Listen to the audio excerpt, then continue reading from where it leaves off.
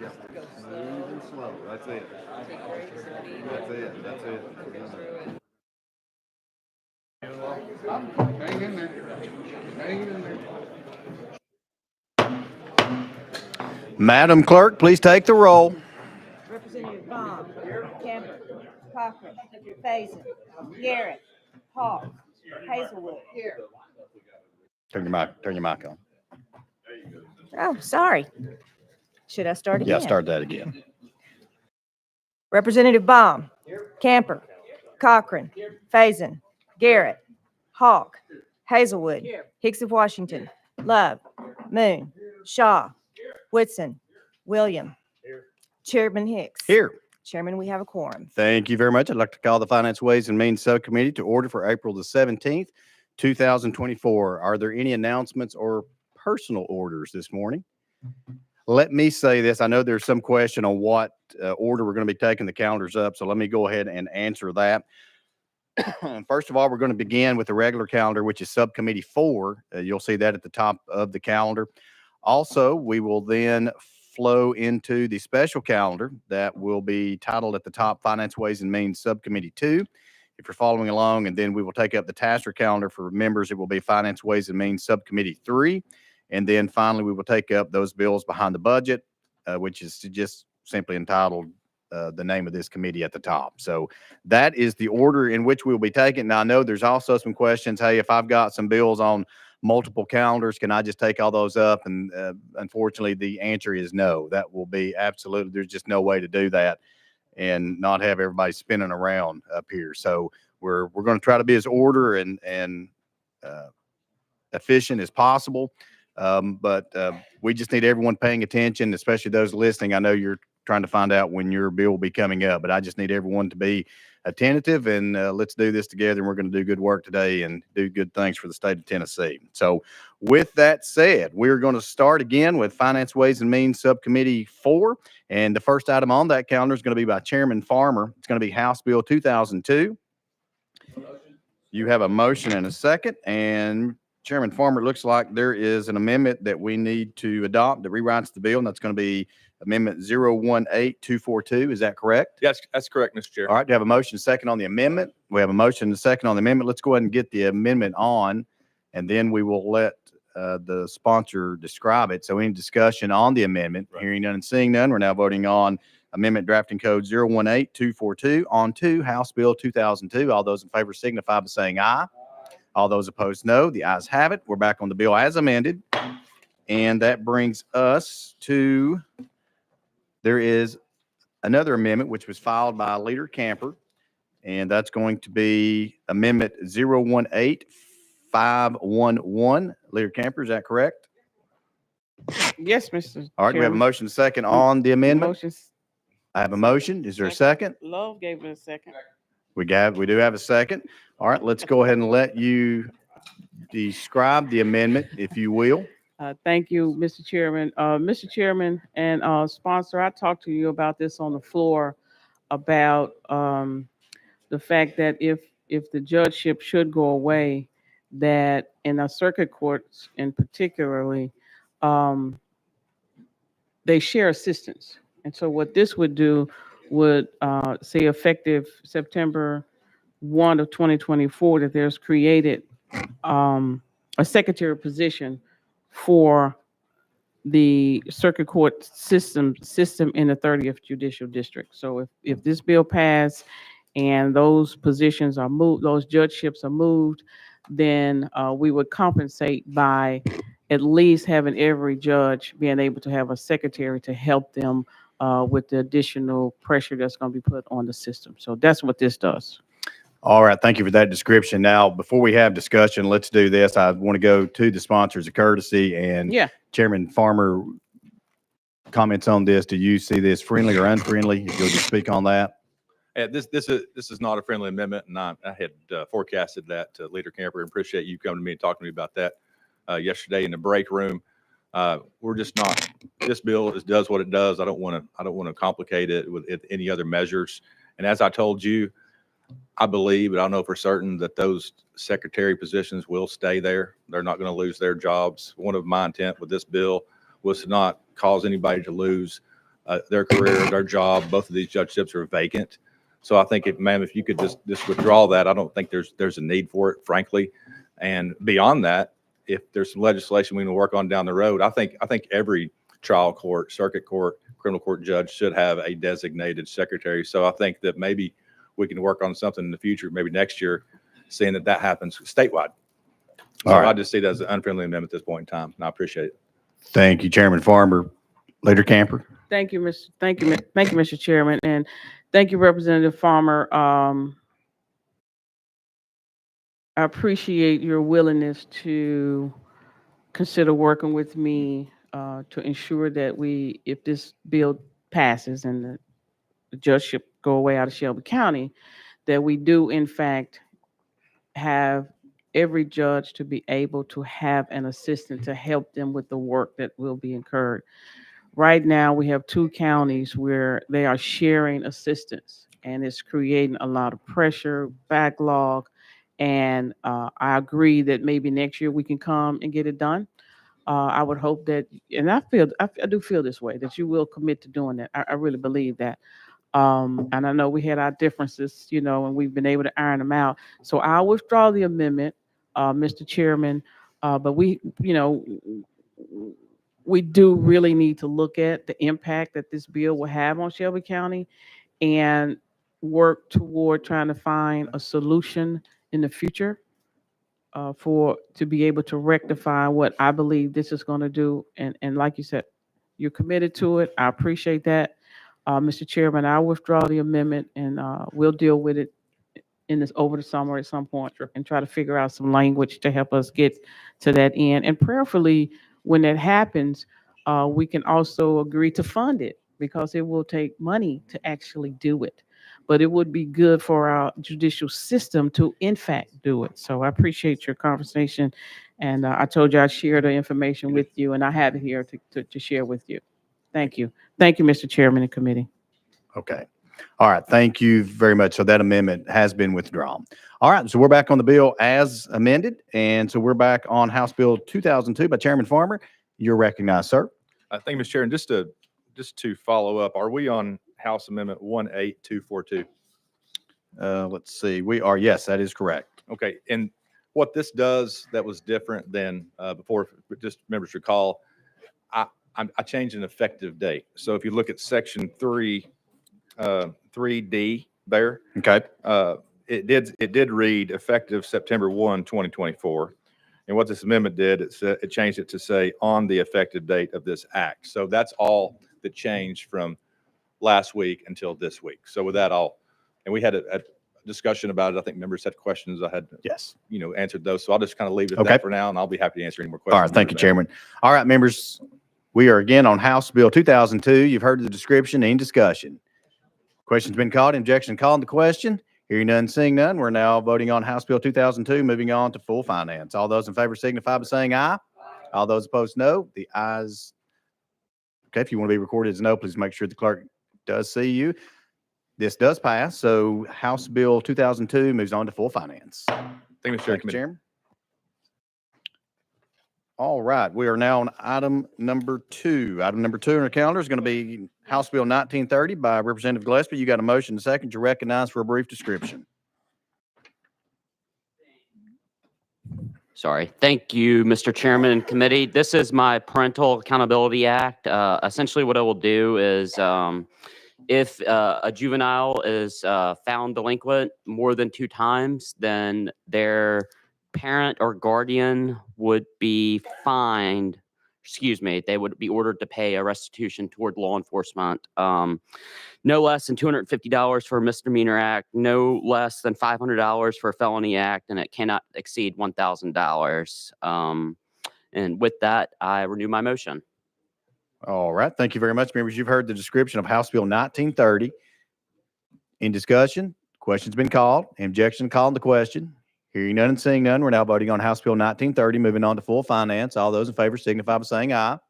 All those opposed, no. The ayes do have it. House Bill 1930 moves to full finance. Brings us to item number 3. Item number 3 is going to be House Bill 2283 by Chairman Haston. You have a motion to second. Sir, you're recognized for a brief description. Thank you, Mr. Chairman. This bill outlines some needed guidelines for digitizing the school mapping process. Three of the key things it does, it requires the mapping to be viewable by the software already in use by first responders, then distributed to first responders free of charge, be oriented true north, contains site-specific labeling that matches the structure of school buildings and surroundings. We'll say that this bill is permissive. It is not saying a school or LEA has to do this, just that if it does choose the digital mapping route, that these guidelines needed to be implemented. And with that, I'll be glad to answer any questions. All right, thank you, Chairman Hasty. Members, you've heard the description of House Bill 2283. Any discussion? Hearing none and seeing none, we're now voting on House Bill 2283, moving on to full finance. All those in favor signify by saying aye. All those opposed, no. The ayes do have it. House Bill 2283 moves to full finance. Thank you, Chair and Committee. 1 second.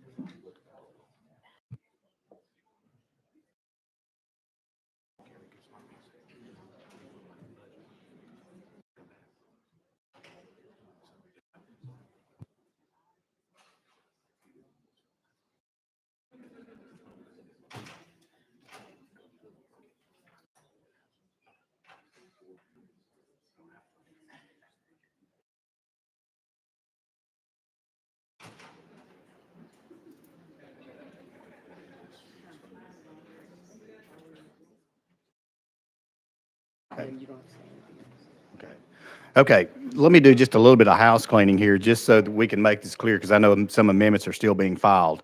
So once we gavel in, we will not be accepting any more amendments. We have accepted amendments up until the point that we gavelled. So now we will not take any other amendments except for the ones that were already filed before we gavelled in. So I want to make sure that's clear.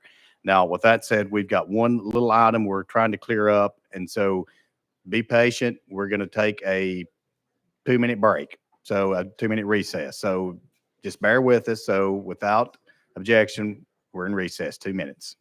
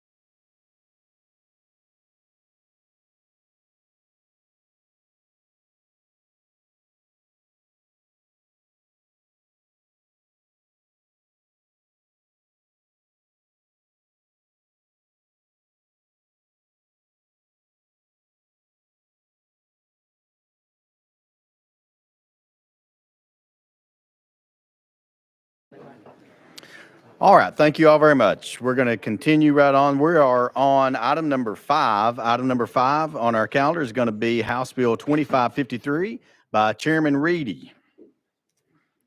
Do we have a motion and a second? We have a motion and a second. And Chairman, as you make your way, it looks like we need to draft an amendment, and we'll make sure that we do have that amendment correct.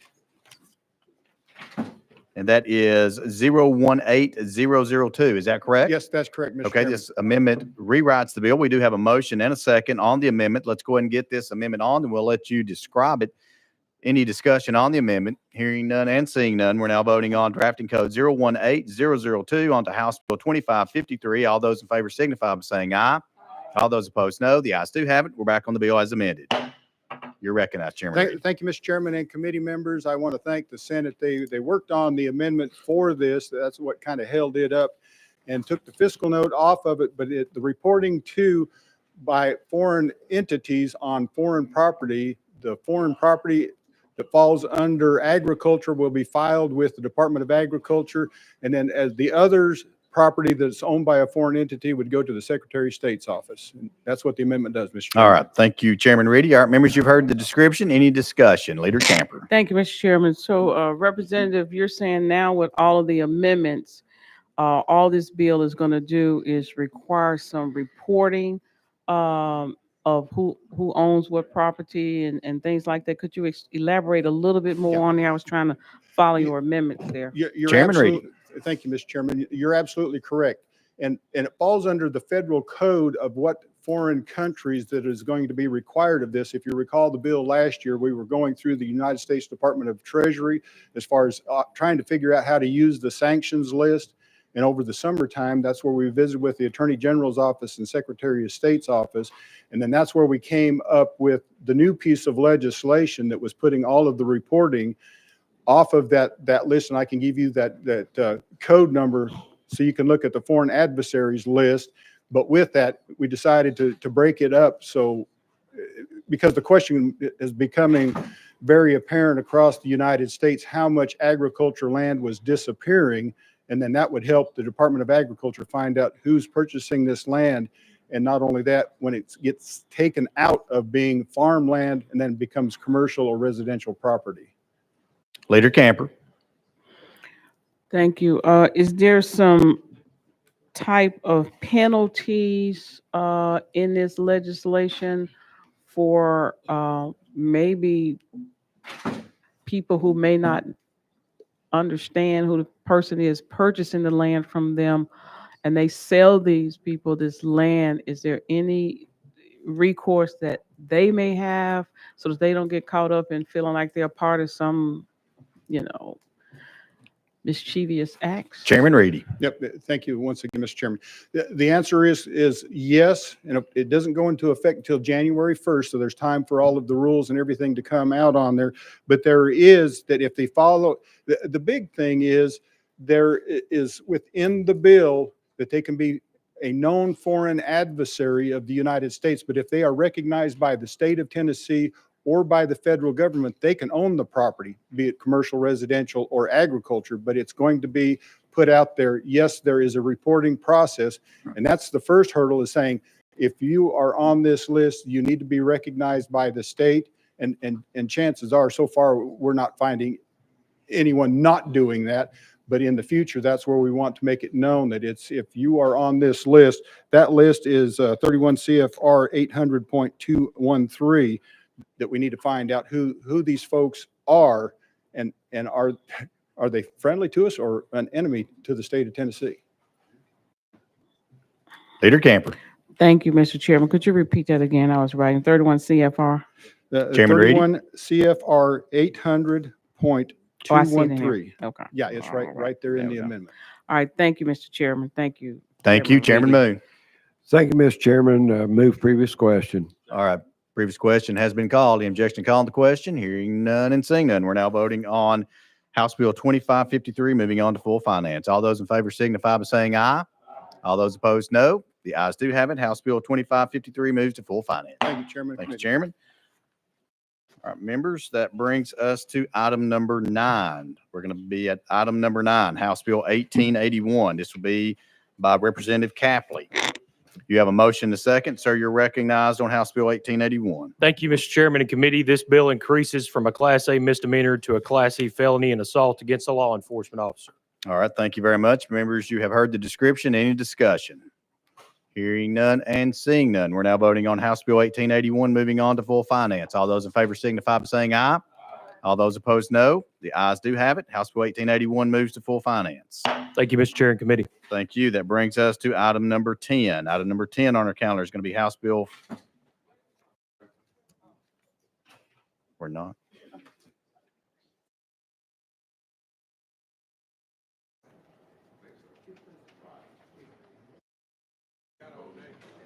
Sorry, correction, item number 12. We are on item number 12, House Bill 351 by Representative Hardaway.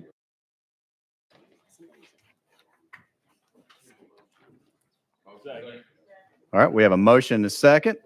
Again, we're on House Bill 351. Representative Hardaway, you are recognized, sir. Thank you, Chairman, and thank you, committee. The item number 351 has an amendment.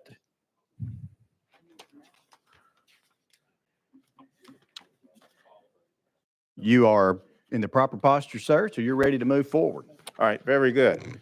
The Industrial Development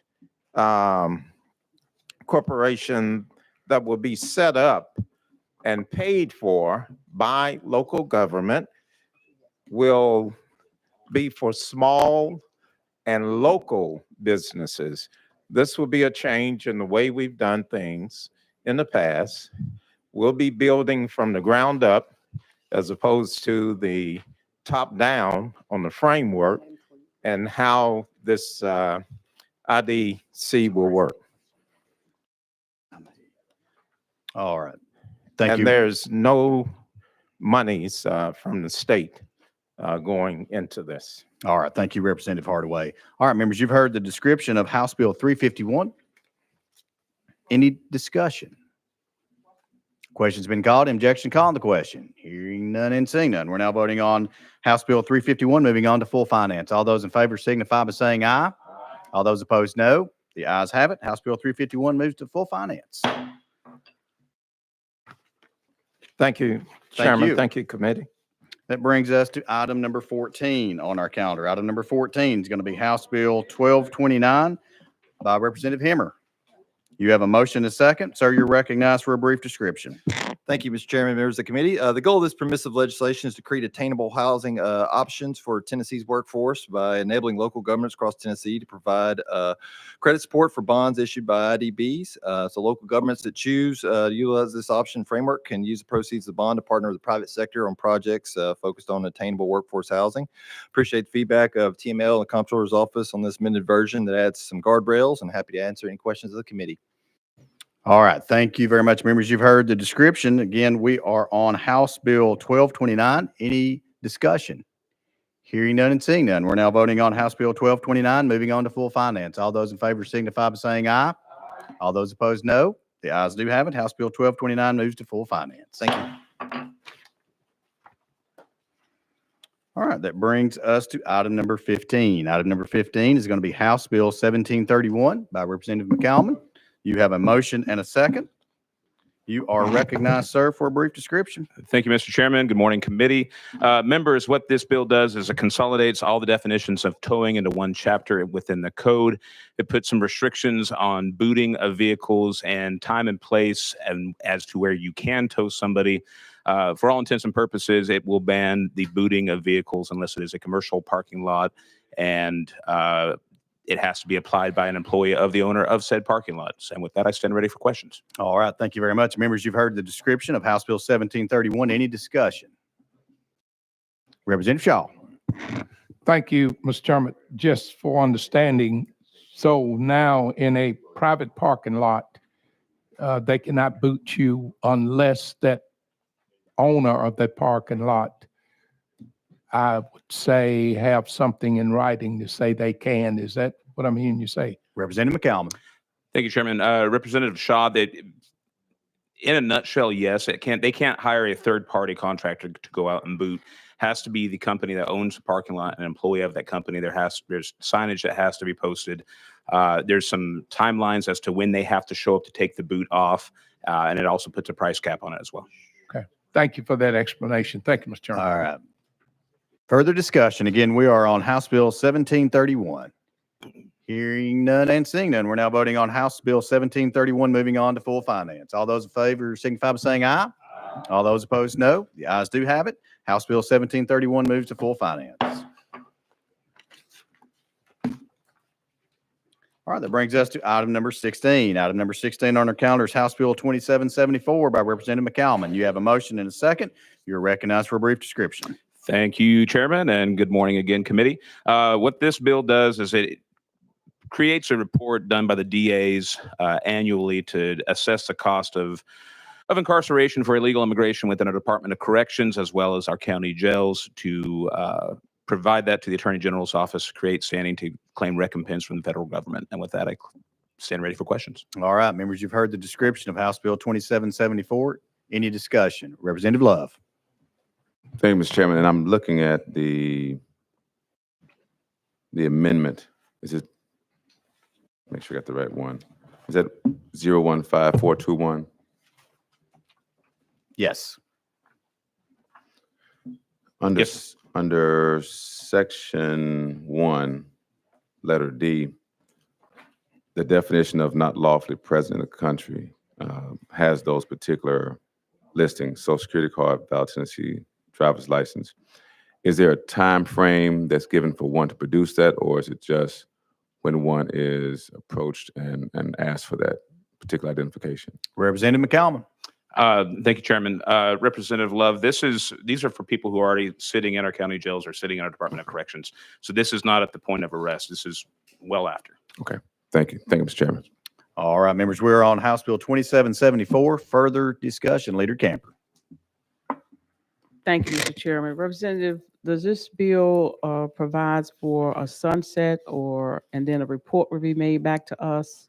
Or how much data are we trying to collect to make sure that we get a report back and send to the federal government to? Representative McCalman. Thank you, Speaker. Leader Camper, I do believe this will sunset on July 1st of 2032. That's what I'm saying in the amendment. This is just a report to give a quantifiable assessment of how much it's costing this Tennessee taxpayers within the state every year. Leader Camper. Thank you, Mr. Chairman. Thank you, Representative.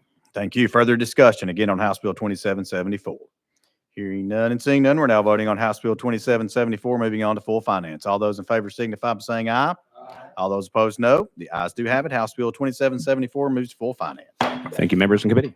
Thank you. That brings us to item number 23. Item number 23 on our calendar is going to be House Bill 2842 by Representative Vital. Do we have a motion and a second? We have a motion and a second. Again, we're on House Bill 2842. Representative Vital, you are recognized, sir, for a brief description. Thank you, Mr. Chairman. Members, House Bill 2842. This bill would clarify the activities covered under the agriculture exemption of the Water Quality Control Act as it relates to rock removal versus rock harvesting. TDEC worked with me on this bill, and with that, Mr. Chairman, happy to answer any questions and ask for a favorable vote. All right. Thank you, Representative. Members, you've heard the description of House Bill 2842. Any discussion? Hearing none and seeing none, we're now voting on House Bill 2842, moving on to full finance. All those in favor signify by saying aye. All those opposed, no. The ayes do have it. House Bill 2842 moves to full finance. Thank you, committee. Thank you. That brings us to item number 25. Item number 25 will be by Chairman Williams. Chairman Williams, you have a motion and a second, and you are recognized. It looks like you do have an amendment here, and that's going to be drafting code 018313. I think is what you have. Is that correct? Yes. Okay. Do we have a motion second on the amendment? We have a motion second on the amendment. You want to describe the amendment, Chairman Williams?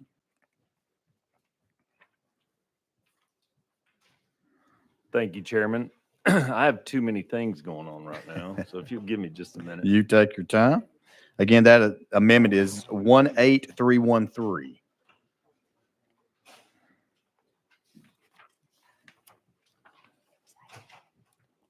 Thank you, Chairman. Yes, this amendment changes the language in the event that a juvenile is, for an example, 17 years old and they committed a crime and it has not been yet adjudicated in the courts, and that juvenile was able to turn 18 before the adjudication was final, and they did get a permit to carry. This would give the Department of Safety the right and ability to take that permit to carry away. That's what this amendment does. Okay, members, you've heard the description of the amendment. Any discussion on the amendment? Question's been called. Objection called on the question. Hearing none and seeing none, we're now voting on Amendment 18313 on to House Bill 1600. All those in favor signify by saying aye. All those opposed, no. The ayes do have it. The amendment goes on the bill. Chairman Williams, you're recognized, sir. Thank you, Chairman, members. This bill is a bill that originally originated with the assistance of my district attorney in Cookeville. There were two young boys who had a plan to shoot up two schools. Their parents found a notebook with the plans in order to do that.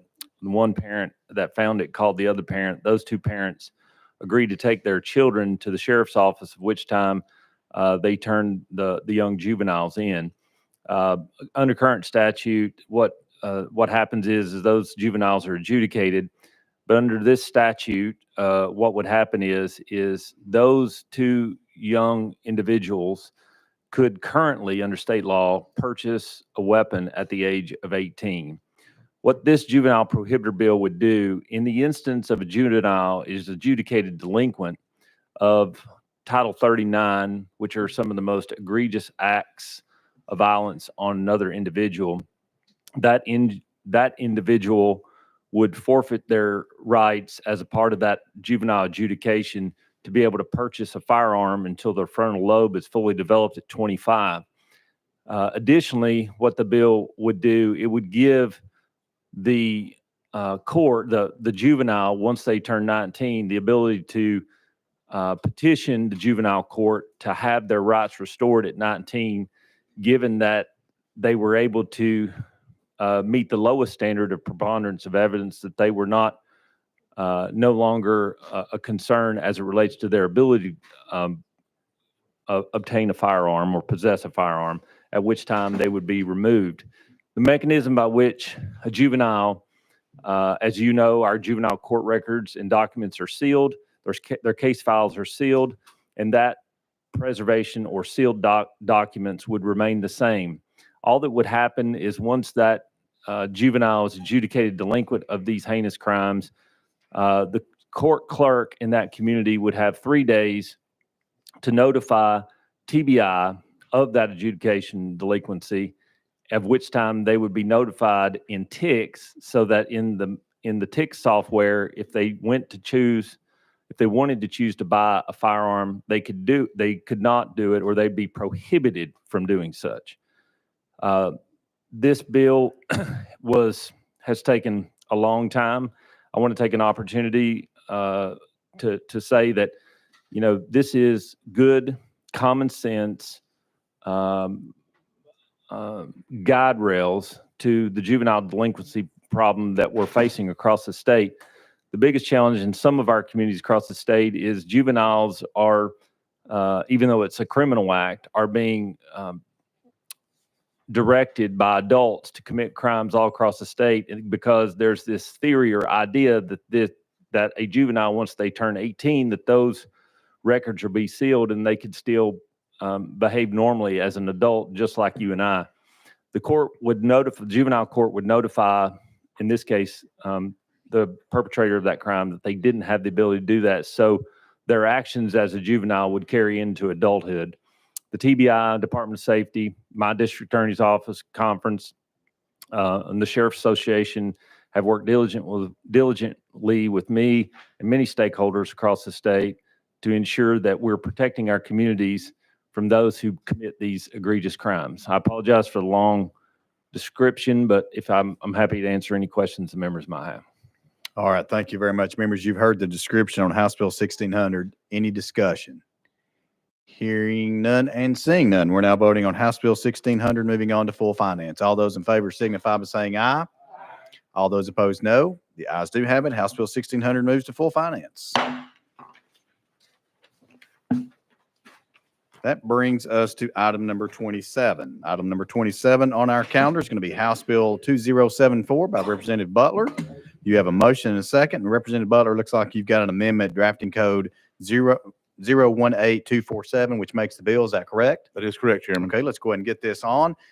Any discussion on the amendment? You have a motion and a second on the amendment. Any discussion? Hearing none and seeing none, we're now voting on Amendment 18247 on to House Bill 2074. All those in favor signify by saying aye. All those opposed, no. The ayes do have it. We're back on the bill as amended. You're recognized for a brief description. Thank you, Mr. Chairman. Unfortunately, we had a tornado come through Sunbright, Tennessee, which is in a rural area of northeastern Morgan County, which is a portion of my district. And this legislation would allow some tax relief for those individuals because we did not trigger the TEMA and FEMA mechanism for federal assistance or state assistance. So this would provide tax relief on the sales tax for appliances and building materials and so forth that they use to rebuild their homes. And so with that, I'll stand for questions and renew my motion. All right. Thank you, Representative Butler. Members, you've heard the description. Any discussion? Representative Shaw. Thank you, Mr. Chairman. I was trying to read the amendment real fast. Is it statewide application or just your county? Representative Butler. Thank you, Mr. Chairman. This just affects just the individuals in that county affected by this tornado. Representative Shaw. Thank you. Representative Love. Thank you, Mr. Chairman and Representative. Thank you for bringing this legislation. Having experienced it myself in my district in 2020, I know how devastating it can be and how difficult it can be for persons trying to rebuild, particularly in your situation where you don't trigger the response, whatever level it is for TEMA and FEMA. I know this is going to help out your people. So thank you for bringing this bill. Thank you. Representative Butler. I renew my motion. Thank you for the kind All right. words. Further discussion. Again, we're on House Bill 2074. Hearing none and seeing none, we're now voting on House Bill 2074, moving on to full finance. All those in favor signify by saying aye. All those opposed, no. The ayes do have it. House Bill 2074 moves to full finance. Thank you, committee. That brings us to item number 28. Item number 28 on our calendar is going to be House Bill 2527 by Representative Parkinson. All right. Without objection, we're going to roll this to the Hill. Without objection, so ordered. That brings us to item number 29. Item number 29 on our calendar is going to be by Representative Hurt. You have a motion and a second. You have a motion second, sir. You're recognized. Thank you, Mr. Chair. And I do have an amendment. Is it traveling with it? That is correct. Thank you, sir. Members, our state's now facing a challenge. We have many adults with intellectual and developmental disabilities who are aging alongside their parents. Due to lack of options, many adults are at home, often isolated with their aging parents or family. Meanwhile, the parents and family members fear where their adult children will go once their parents or families pass on. This bill sets up a pilot project to allow for a very much needed option, an option that is being used and is very successful in a significant number of other states. We will be providing homes for no more than 66 adults in Middle and no more than 24 adults in West Tennessee. Those numbers cannot change unless we as the General Assembly pass a new law. None of the homes built can have more than 8 individuals with intellectual or developmental disabilities living together. These adult homes will be part of a community that also includes neurotypical adults and families. And I want to stress, this is private pay and fully optional. No one is forcing anyone to go to these homes. It is by their choice, in consultation with families and these communities. So with that, Mr. Chairman, I will renew my motion. Thank you, Representative Hurt. Members, you've heard the description of House Bill 2497. Any discussion? Leader Camper. Thank you, Mr. Chairman. Representative Hurt, we have a retirement community in Memphis, Shelby County that I'm curious, would they be able to take advantage of this bill should it pass, where they have plenty of property, They have a need for some people with disabilities. What would it take for them to be able to take advantage of this bill should it pass? Representative Hurt. Thank you, Mr. Chairman. There is one of the projects that's included in this legislation is Gloriana out of Memphis, Shelby County. They are part of it, but this one is structured for 2 facilities because of the dreadful past that our state's had. It's been a long road to get here to take a step past the limit of 4, and this is taking that first step to 8. If another facility would want to be involved, I would think they would have to come forward and try to structure some more legislation and get it passed. This one is just a pilot project for those 2 to show that we can take that step and we can provide those options in Tennessee as we move forward. Leader Camper. Thank you. I was curious because I know a lot of people, like you said, a past history of what has happened to people in these facilities. And because this place is highly integrated with, I just thought it would be a good opportunity to have where people aren't isolated in a way. You know, they're around others, and so they're in the community, they're part of the community. And I was really thinking about it from that perspective. So, but I appreciate, the bill. Representative Hurt. Thank you, Mr. Chairman. Later, that's what we're looking for. This, again, because of our dreadful past, and we've had that line drawn for so long, our options are limited. This is that first step. And to what you're saying, what this has done is sparked more conversations, and I hope it will continue the conversations to show that we can do this in Tennessee and take steps. I think it's 14 other states have taken steps to allow more than 4 individuals that are fully integrated and involved in the community so that they're not just home with their aging parents. So I hope to continue that conversation and include other facilities as we move forward to give more options to these individuals. Leader Camper. Further discussion. We're on House Bill 2497. Hearing none and seeing none, we're now voting on House Bill 2497, moving on to full finance. All those in favor signify by saying aye. All those opposed, no. The ayes do have it. House Bill 2497 moves to full finance. Thank you, Mr. Chair and Committee. Thank you. Brings us to item, we're going to back up, members. I saw Representative Parks. Okay. All right. Let's move on to item number 30. Item number 30 is going to be House Bill 2650 by Representative Helton Haynes. You have a motion and a second. You are recognized for a brief description. Thank you, Mr. Chairman.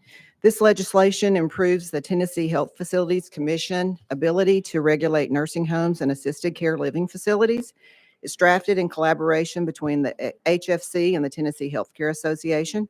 It allows for more regulatory flexibility and swiftness without diminishing quality standards of patient care. Other cleanup changes included in this legislation have been brought to HFC by other stakeholders to address necessary statute changes.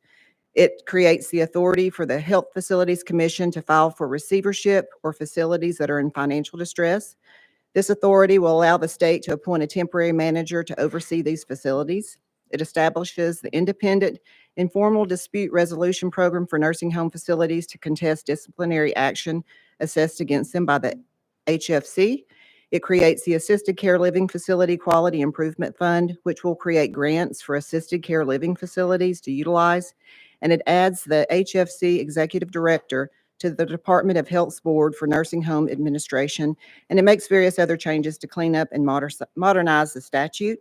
All parties agree to the changes, and it just cleans up the original intent of the bill, which is to get these organizations to work closer together to benefit our state seniors and other patients.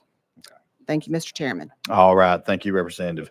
Members, you've heard the description of House Bill 2650. Any discussion? Hearing none and seeing none, we're now voting on House Bill 2650, moving on to full finance. All those in favor signify by saying aye. All those opposed, no. The ayes have it. House Bill 2650 moves to full finance. Thank you, Mr. Chairman and Committee. Members, we are going to look at item number 28. That was House Bill 2527 by Representative Parkinson. We rolled that, but we've got a request here to actually take this off notice. So without objection, House Bill 2527 is off notice. All right. That brings us to item number 31. Item number 31 is going to be House Bill 1046 by Representative Williams. We have a motion and a second. We have a motion and a Second. second. Sir, you are recognized. And it looks like we do have an amendment that does rewrite the bill. That is Amendment Drafting Code 018331. Is that correct? That is correct, sir. We have a motion and a second on the amendment. We have a motion and a second on the amendment. It does rewrite. Let's go ahead and get it on the bill. Any discussion? Hearing none and seeing none, we're now voting on Amendment 018331 onto House Bill 1046. All those in favor signify by saying aye. All those opposed, no. The ayes do have it. We're back on the bill as amended. Chairman Williams, you're recognized. Thank you, Chairman and members. I'm carrying this bill on behalf of Chairman Vaughn and the District of Champions. House Bill 1046, as it's rewritten, allows for to create. Currently, the Tennessee Housing Development Agency administers a low-income housing tax credit program. They have since 1986.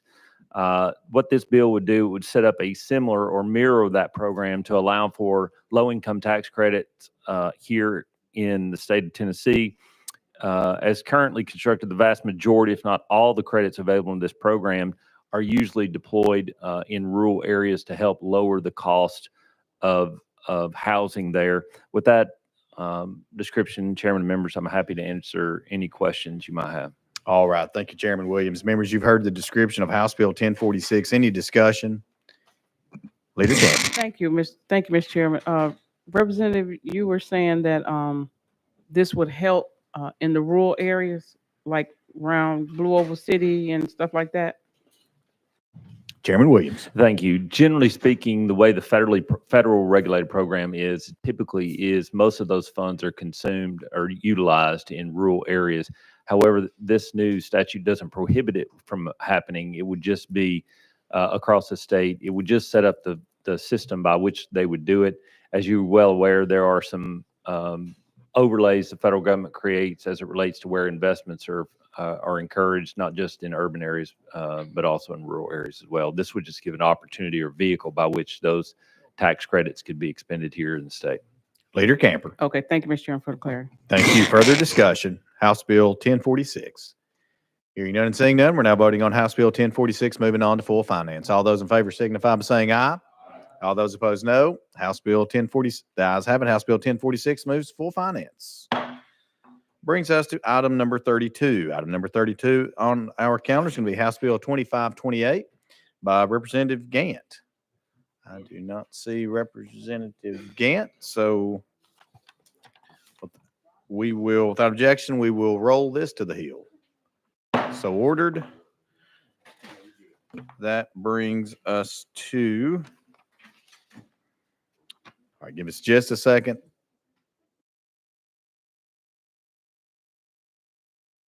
Brings us to item number 34.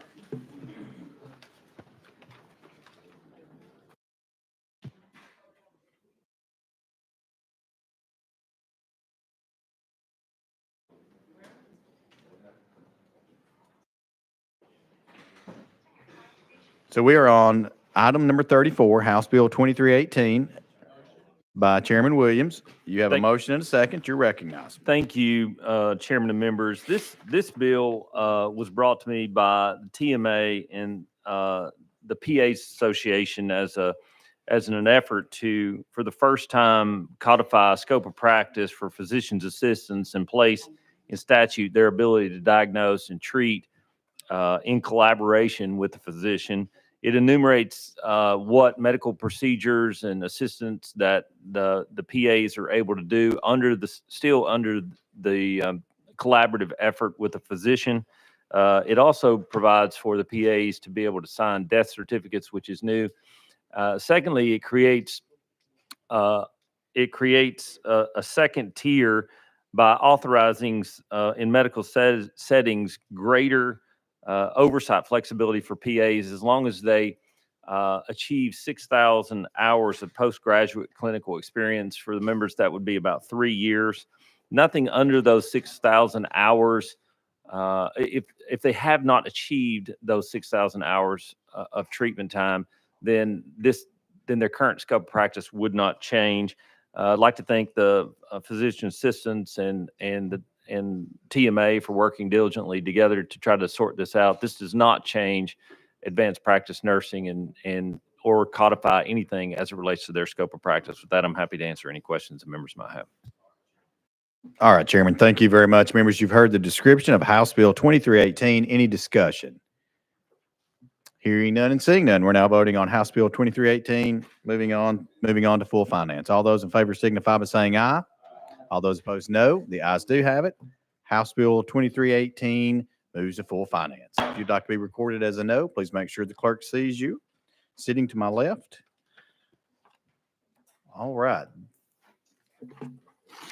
Members, we have one bill left on the calendar, and that is by Representative Gant, and he is making his way down here right now. He should literally be walking in, so.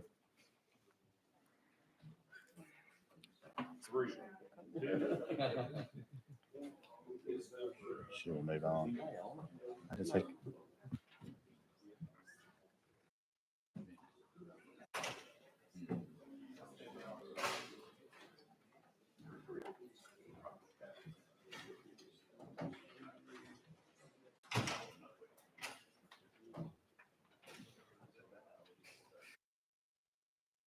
Members, we will be on item number 32, House Bill 2528.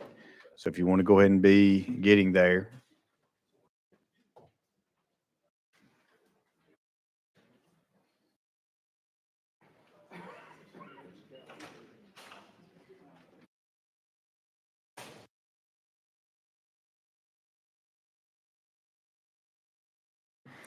All right, members, we are on item number 32, House Bill 2528 by Representative Gant.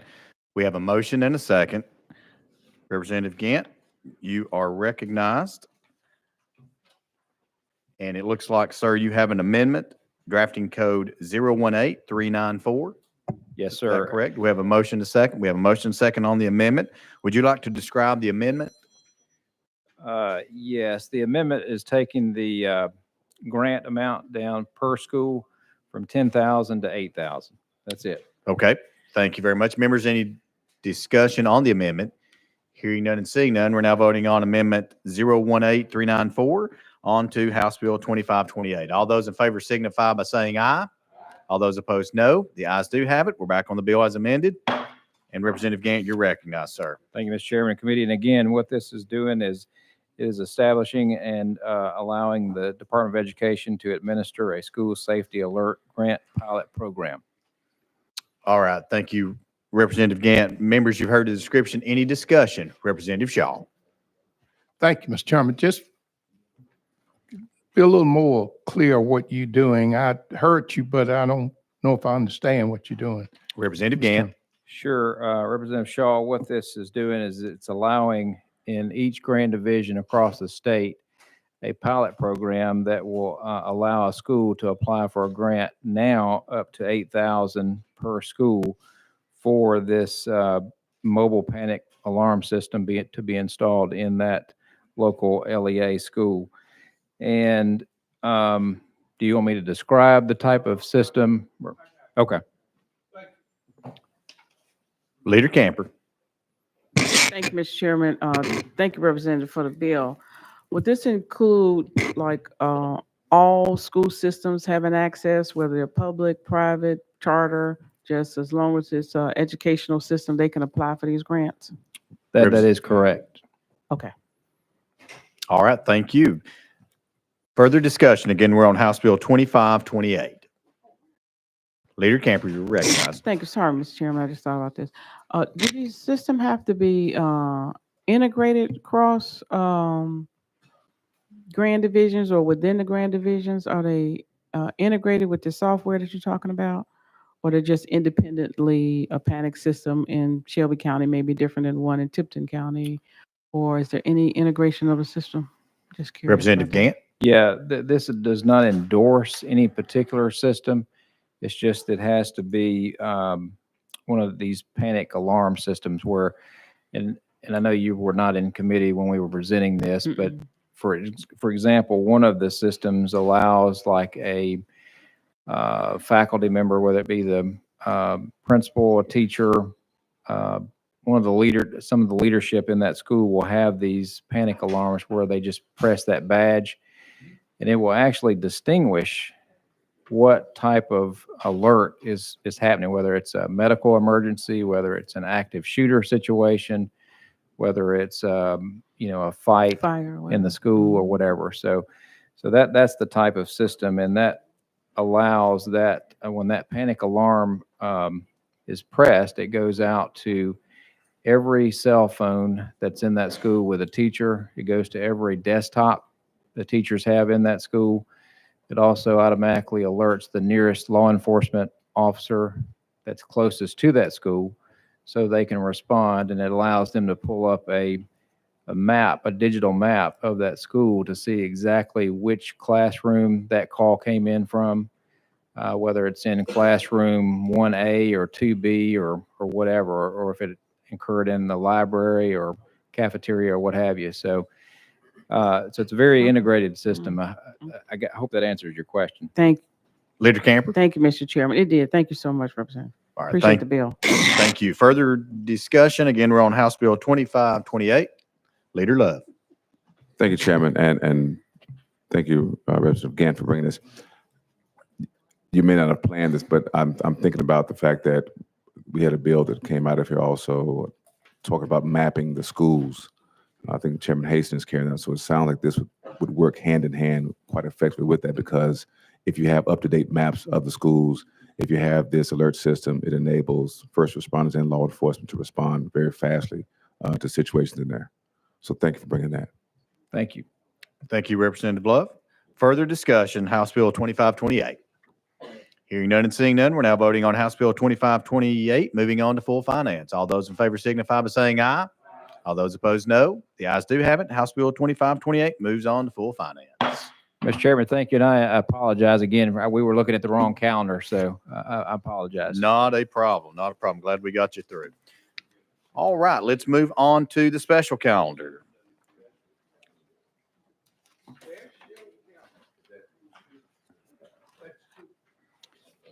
On the special calendar, we'll be beginning with item number 5. Item number 5, it's going to be House Bill 0867 by Chair Lady Littleton. And I saw her earlier, but I'm not sure where she went. So without objection, we will roll 0867 to the Hill. Without objection, so ordered. That brings us to item number 7. Item number 7 on our calendar is going to be House Bill 1248 by Representative Powers. I do not see Representative Powers, so without objection, we will roll House Bill 1248 to the Hill. Without objection, so moved.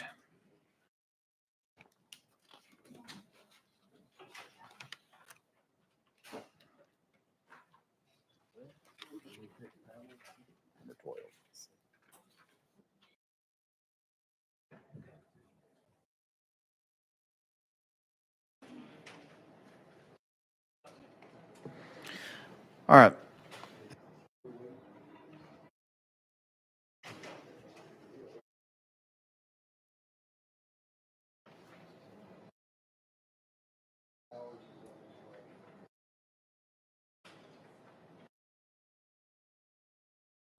All right, we're going to go to item number 12 now. Item number 12 is going to be House Bill 0886. But before we begin, this is a TASER.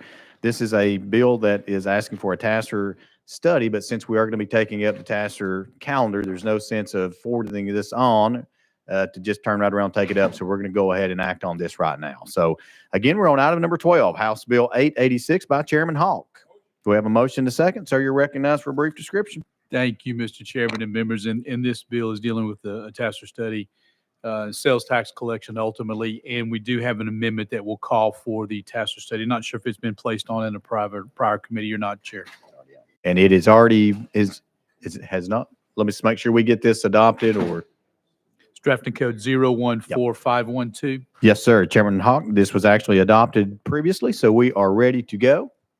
Thank you. It does, as explained, it's a TASER study, just seeing how we're handling, a business itself is handling sales tax collections, and I can go into as much detail as you like, Chairman and members. All right. Thank you, Chairman. All right, Leader Camper, any discussion? Thank you, Mr. Chairman.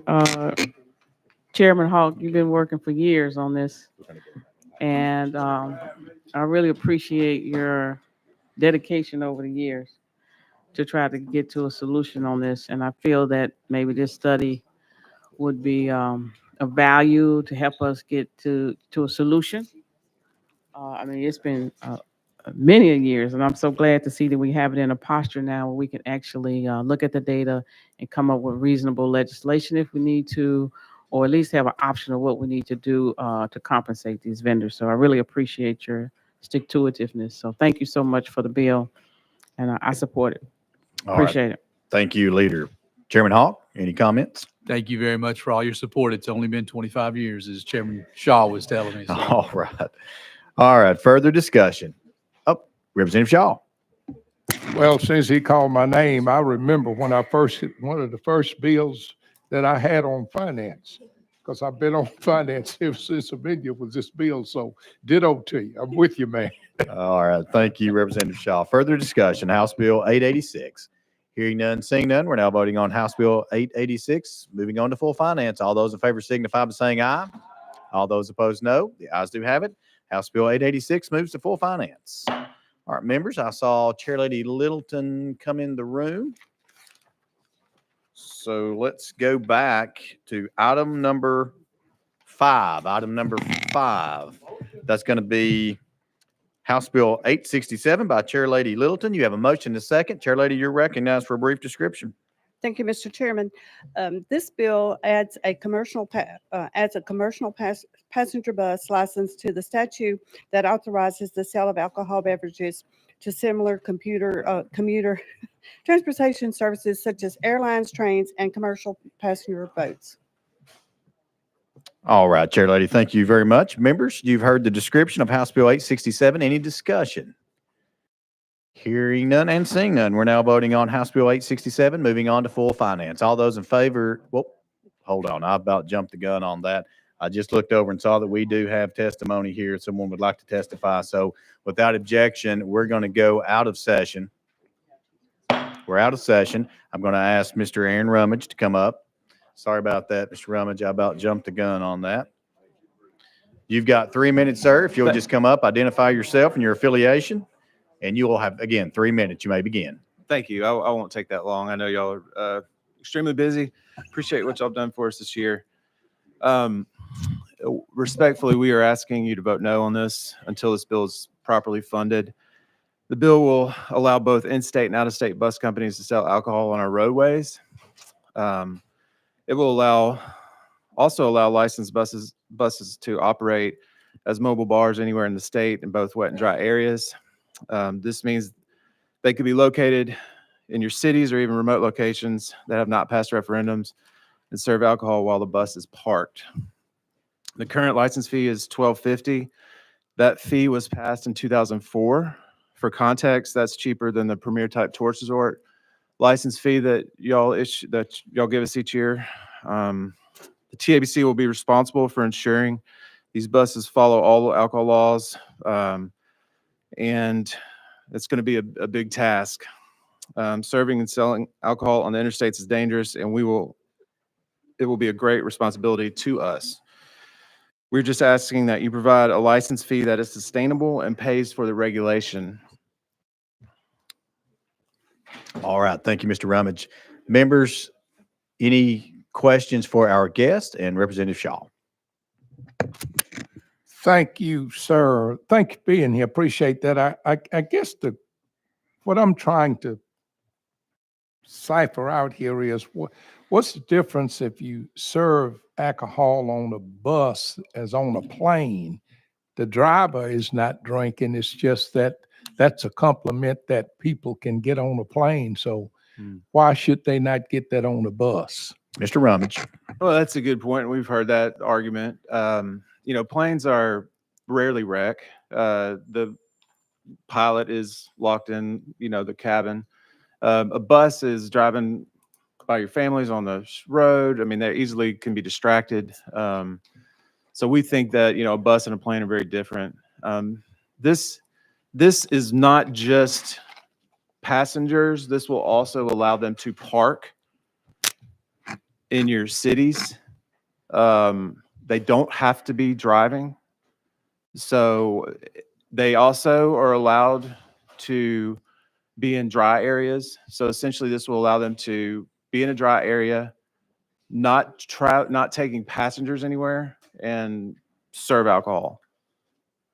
Representative Shaw. Yeah. So they could park in a church zone, something like that, but they are not allowed to get off the bus, or they still have to stay on the bus. Driver not supposed to be drinking, but they just parked. And so, if I may, Mr. Rummage. Chairman, just conceptually, this license, if someone has a 45-foot bus, they have at least 16 seats, a refrigerator, they meet the qualifications, they can get that license from us, then they're able to buy liquor from the wholesaler. They can either take passengers on the road, or they then can just go park it somewhere and serve alcohol.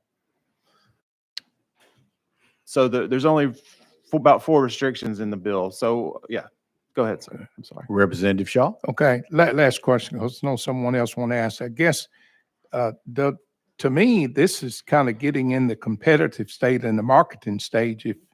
If you can do this on a plane and travel, does the bus company not have the same right to say we can provide the same services for you if you travel on the bus? I'd just like to hear your opinion. So why I'm here today is to tell you that we think that the cost is not in the bill is not going to cover our cost. So we are going to have to dip into what we're using for other things. Whether or not the policy of the state, if y'all want to put liquor sales on buses or planes or whatever, that's up to y'all. We're not arguing that today. What we're saying is the $1,250 was passed in 2004. It was meant for boats. These are buses. We want to make sure that they're safe. They're on the roads with your families. We're going to have to oversee them, and we just want to make sure that people are following the law. Essentially, selling liquor is inherently dangerous. With liquor by the drink, you got to make sure people aren't overserved, and this is going to be complicated for us. So today, if y'all want to pass it, that's fine. But what we're saying is the money's not going to cover it. Representative Shaw. Finished. Leader Camper. Thank you, Mr. Chairman. That was going to be my question. How much are you saying is needed? You said $1,250 is not enough. Are you saying $15? What are you saying or recommending to the sponsor? Well, Mr. Rummage. Thank you, Chairman. We've discussed this. When the original bill came out, we said we're going to need 2 vehicles per district. The original note was around $696,000. It changed later on to 300 and roughly 350,000. Looking forward, we think we need about 2 agents and 2 vehicles per 50 buses, just to cut to the chase, somewhere around just shy of 6,000. Now our bar license is 5,000. So somewhere in that ballpark is what we think is a sustainable amount and a fair amount. Leader Camper. Thank you, Mr. Chairman. So you feel that in order to, if this bill passes, in order to do what you need to do, you're going to have to take on additional staff, cars, et cetera, to enforce the law around these buses. Yes, we do. I mean, the moving us to the interstates is going to require some marked vehicles. We used to be more on the interstate when we were stopping bootleggers. It's been a long, long time since we've done that. If you're having bars on the interstates, we're going to need some additional resources for that. We're also going to be having to regulate. There's going to be people who have a bus and want to go park it somewhere and have basically a bar, and we'll have to regulate them too. So that's that is allowed in the bill. So we anticipate people are going to use that. A lot of these bills, when you pass them, they come to us, the industry comes to us, and they try to thread that needle and do lots of different things with them. And so, we anticipate that they will try to utilize this bill as much as possible. And so we just, want to be prepared for that. Leader Camper. Thank you, Mr. Chairman. Thank you for your answer. Chairman Faison. I've got one more speaker after you. If you will withdraw that, I'd appreciate it. You going to withdraw that? Representative Love. Thank you, Chairman. Thank you, Chairman Faison, for cooperating this morning. So trying to figure out, you need additional vehicles to go to the places where the bus will be parked, or to follow the bus and pull them over? What would they be to do? Well, we'd be doing that. If we put agents on there, we need vehicles to get them off of there. If we have minors on there, we can't just send a minor to, if we're going to do minor compliance, we can't just send them to Memphis and go pick them up. We have to be able to get them off. We normally do 4 to 6 people when we do operations like that. And so we need vehicles to be able to get our agents off of there safely. Now, if I can also, this will allow people to come from like Atlanta, Huntsville, different places. And so they will be coming into the state. And so we anticipate that we'll need that too. So, Representative Love. Thank you. Currently, persons can bring their beverages on the bus and ride without any issue. Is that correct? Without any issues? In the sense of, do they need regulation from you to bring their own beverages on the bus? So you mean like brown bagging or BYOB? Correct. No. If a company wants to allow somebody to brown bag, that's in their purview. Yes, Representative Love. Thank you, Mr. Chairman. And I'm just trying to get my head around, I'm looking at the fiscal note and it says that you'll need cars. So you're saying that you'll need vehicles to, and I'm trying to figure out the logistics of it. So if you get their schedule of when they're driving, would you send a car to trail them for the entire length of the duration and randomly pull them over to see if anyone's on there, conduct themselves in the wrong manner? Or how does that work? It really just depends. I mean, there could be, if we get complaints, we'll do operation for that. Randomly, we probably would do it randomly. That's how we do our normal operations. It's more of a deterrent. We can't be everywhere all the time. So Sure. we have to, the industry needs to think that they could be checked though. So we do random inspections, random operations. So this will, the additional part of this bill is that the buses can, the restrictions are a lot, basically unrestricted when they're just parked. So say they come, somebody wants to use one in downtown Nashville or something like that. We'll also have to regulate that too. Okay. Thank you. Thank you, Mr. Chairman. Thank you. Further questions for our guest? Hearing none and seeing none, without objection, we're going to go back into session. So ordered. We're back in session, and I'm going to go to Chair Lady Littleton for a response on that. Thank you, Mr. Chairman. Let's be clear that it's already, you can bring your own bottle, your own drinks. You can drink all you want. This will regulate it. They will be serving food. It's a travel bus that it picks people up at the airport, takes them to Memphis, and we suggested to them that they put an agent on the bus and let them ride it undercover like they do on the boats that are here in Nashville. So a car wouldn't be needed. But if you're regulating the drinks, then you know how much they have, and you know that they're not going to be overserved. So I think this regulates what they will be drinking. If I think what some of us have laughed and said, if you bring a bottle of wine on, you're going to drink the whole bottle, but if you're going to pay $15 a glass, then you might drink 2. So I'm just saying that as a for instance of bringing your own bottle and buying it. All right. Thank you, Chair Lady. Chairman Faison. Question's been called. The objection calling the question. Hearing none and seeing none, we're now voting on House Bill 0867, moving on to full finance. All those in favor signify by saying aye.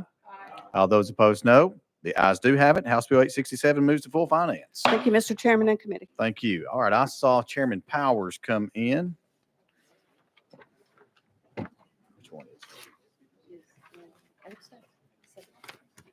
All right, members, we're going to go to item number 7, House Bill 1248, again by Chairman Powers.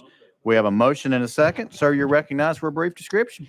Thank you, Mr. Chairman. House Bill 1248 creates the elder abuse financial TBI hotline. We have an estimated $500 million of elderly financial abuse every year reported in Tennessee.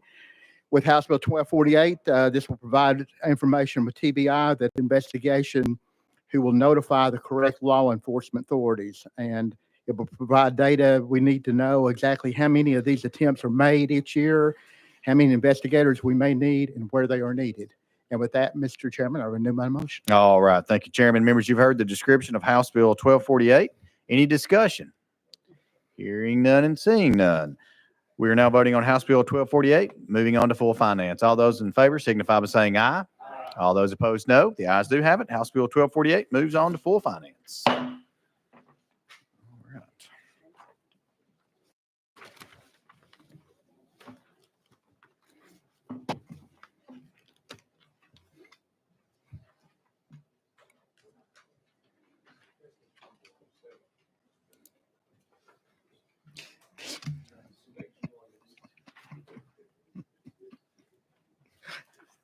I'm ready.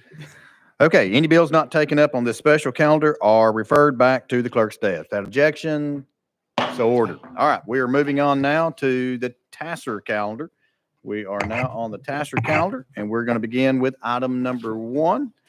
It's going to be House Bill 2433. Do not see the sponsor of the bill, so we will, without objection, we will roll this bill to the hill without objection. So ordered. That brings us to item number 2, House Bill 2317 by Chairman Williams. Do we have a motion and a second? We have a motion and a second. Chairman Williams, you're recognized for a brief description. Thank you, Chairman members. This bill would simply allow for TASSER to study the challenges associated with daycare, the unaffordability of it and access and the lack of access across the state. Look forward to working with Dr. Lippard and his team to see if we can't find solutions in regards to local regulations, state regulations, and still keep our kids and families safe. With that, I'm happy to answer any questions. All right. Thank you, Chairman members. You've heard the description of House Bill 2317. Any discussion? Hearing none and seeing none, we're now voting on House Bill 2317, moving on to full finance. All those in favor signify by saying aye. All those opposed, no. The ayes do have it. House Bill 2317 moves to full finance. That brings us to item number 3. She in the room? Item number 3 is going to be House Bill 2232 by Representative Freeman. I do not see him, so without objection, we will roll this bill to the hill without objection. So ordered. Members, let's jump back to item number 2, or item number 1, I apologize. Item number 1 is going to be House Bill 2433 by Representative Davis. You have a motion and a second. Representative Davis, you're recognized for a brief description. Thank you, Mr. Chairman, and thank you, committee. And so what this bill does is it's a TASSER study to study the effects on vaping and the use of vaping products for people under 21 years old. All right. Thank you very much for this description. Members, any discussion? Question's been called. Any objection to calling the question? Hearing none and seeing none, we're now voting on House Bill 2433, moving on to full finance. All those in favor signify by saying aye. All those opposed, no. The ayes do have it. House Bill 2433 moves to full finance. Thank you, Chair. Thank you, committee.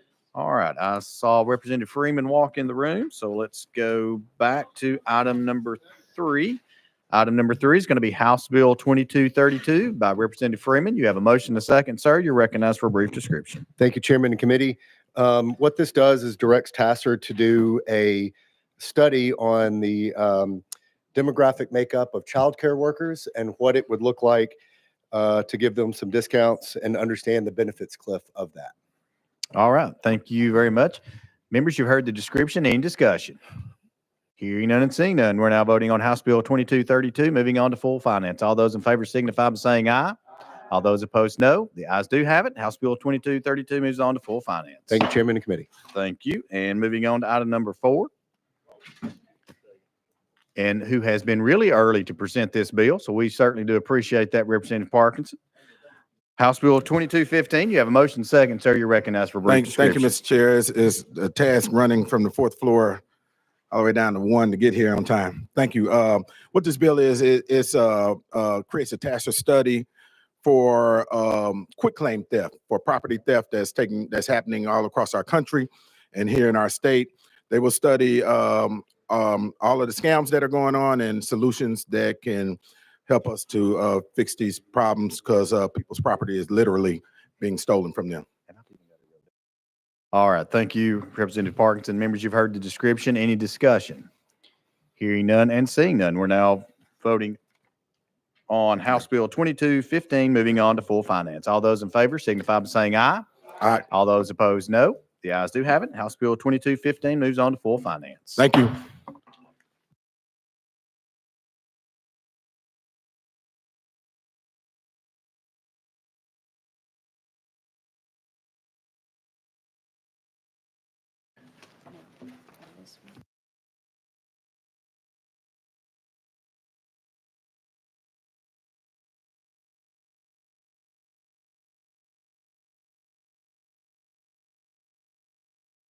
Okay, members, we are now moving on to the calendar that is titled Behind the Budget. We're going to begin with item number 1. Item number 1 on our calendar is going to be House Bill 2921, and that is by Chairman Williams. Thank you, Chairman and members. This bill would allow. We have a motion to second. We have a motion to second. You're recognized. Thank you, Chairman and members. This bill I'm carrying on behalf of Speaker Sexton. What this bill would do, it would bring parity to mental health treatment, and so that those that are covered under TennCare would get the same reimbursement rate as we currently do for mental health and substance abuse treatment. The idea of the speaker was to be able to provide these additional resources so that we would encourage those providers to continue to provide services for mental health services as similarly as they do for substance abuse treatment, so that they would not take a different reimbursement rate, which would impugn their ability to provide these mental health services. I applaud the speaker for this bill. Look forward to the possibility of our private insurers following suit in the future. With that, Chairman and members, I'm happy to answer any questions the members might have. All right. Thank you very much, Chairman. Members, you've heard the description. Any discussion? Hearing none and seeing none, we're now voting on House Bill 2921, moving on to full finance. All those in favor signify by saying aye. All those opposed, no. The ayes do have it. House Bill 2921 moves on to full finance. All right. That brings us to item number 2. Item number 2 on our calendar is going to be House Bill 2922 by Representative Slater. We have a motion and a second. And sir, you're recognized for a brief description. This bill authorizes the formation of opportunity public charter schools. These public schools will serve eligible students who have been historically underserved. All right. Thank you very much for this description. Any discussion? Again, we're on House Bill 2922. Leader Camper. Thank you. Thank you, Mr. Chairman. Representative, there's been a lot of talk around the impact that this could possibly have on children dealing with disabilities and having the ability to have their one-on-ones and just things like that. Can you talk to the impact this would have on, again, looking at how people have, you set up a school, and in this case, it could be a boarding school, and the concerns that parents may have if their children is just a boarding school of children with disabilities, and how this bill would impact their ability to make sure that their children get all the services that they're required to have, the funding supports it and things like that. Representative Slater. Thank you, Mr. Chairman, and thank you for your question. All charter schools have to serve students with disabilities. This bill would change nothing about those services. Those are already in code. In fact, though, that is in TCA 4913-111, which requires schools to, and I'll quote from TCA, to provide education services for students with disabilities, English language learners, and other students with diverse needs in accordance with state and federal law. So this bill would not change any of that, which is already in code in serving students with disabilities. Leader Camper. Thank you. And thank you for your answer. This bill seemed to be targeting students that are at risk. And are we saying then that, could you kind of define what you mean by at risk? And do those students have priority with respect to getting these opportunity options within the charter school system? Representative Slater. Thank you, Mr. Chairman. And there are 8 at-risk categories that opportunity schools will serve. They're listed in section 1 of the bill. I'd be Section 1. happy to go over those 8, but they're listed in section 1 very clearly. I think your question has to do, though, with space for students with disabilities. The bill, and there's the amendment, which is traveling with the bill, states that spots are available to any student who makes application, but the charter school would not have to accept a student if they're full, obviously. So any student would be a student with disability as well. Leader Camper. Actually, Mr. Chairman, thank you for your answer. Actually, I was really, for the record, wanted to know what those at-risk things were. Yes. Because there are people watching, and I think they would have a deep appreciation for what you're trying to get at. So Representative Slater. Thank you, Mr. Chairman. I'll be glad to share those with you. First, students who have dropped out of school. Okay. Secondly, students who have been or are waiting on being adjudicated as juvenile delinquents. Thirdly, students who have previously been in a juvenile detention center. Fourth, students who have repeated 2 or more grades before high school or are a year or more behind in high school. Fifth, students who are chronically absent. 6, students who are pregnant or who are a parent. 7th, students with documented substance abuse. 8th, and finally, students who have experienced circumstances of abuse or neglect. So these are the 8 types of at-risk students that would be served by opportunity schools. In addition, any student could apply to an opportunity school, and that would include students with disabilities. And as we've already stated, as far as the laws regarding students with disability, that is already in code. This bill does not change that code. Leader Camper. Thank you, Mr. Chairman, and thank you for that answer. I think my last question, Mr. Chairman, was, is there some type of lottery system for people to get in these schools? Some type of lottery system for them to get in these schools? Or is it just an open, kind of enrollment? Representative Slater. Yes, thank you, Mr. Chairman, and thank you for your question. No, there's not a lottery system in place. This is a school of choice, so there is an application process. And as long as there are spaces available, slots available, then any student can apply to go to an opportunity school. Leader Camper. Thank you, Mr. Chairman. Thank you for your answers. Representative Love. Thank you, Chairman and Sponsor. I'm looking at section 5 of the amendment.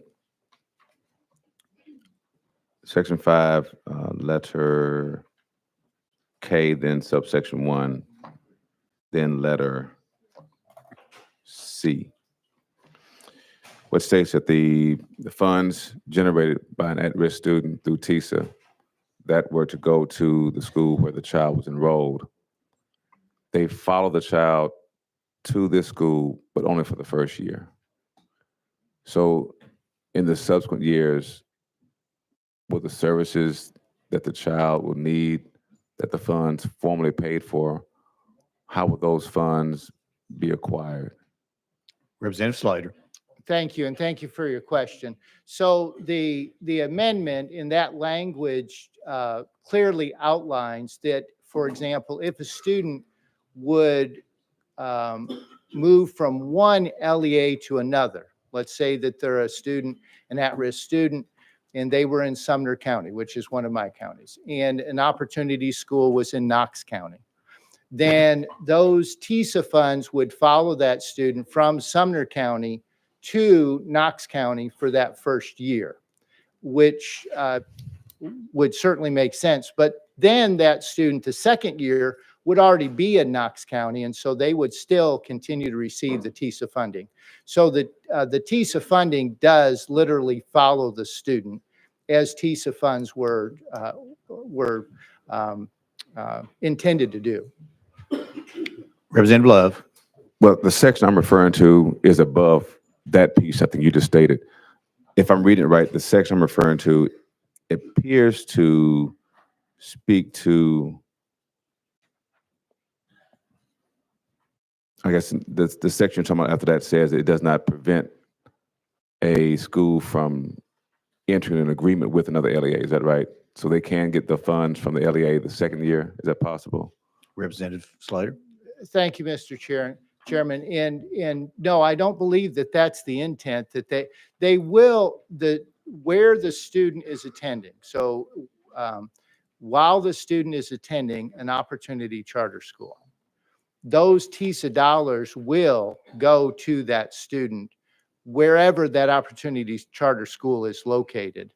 And I may be misunderstanding your question, but Yeah, it's up under the subsection says this subsection K1C does not preclude an LEA from entering into an agreement with another LEA whereby additional funds may be transferred from the sending LEA to the receiving LEA for the purpose of educating the child. Representative Slater. yes, thank you, Mr. Chairman. I appreciate it. Now it's a little bit more clear. So you'll also see in the amendment that the receiving, we'll call it the receiving LEA, cannot charge tuition. But there can be an agreement that between the two LEAs that funds would follow. So yes, that is there. Yes, but Representative that Love. would be by agreement. Right. So if I read this right, TISA allows for different weights, right? If a child is deemed to be in poverty or in concentrated poverty or has other or sparse or district, then the amount of dollars generated by that child goes from the base up to a certain amount.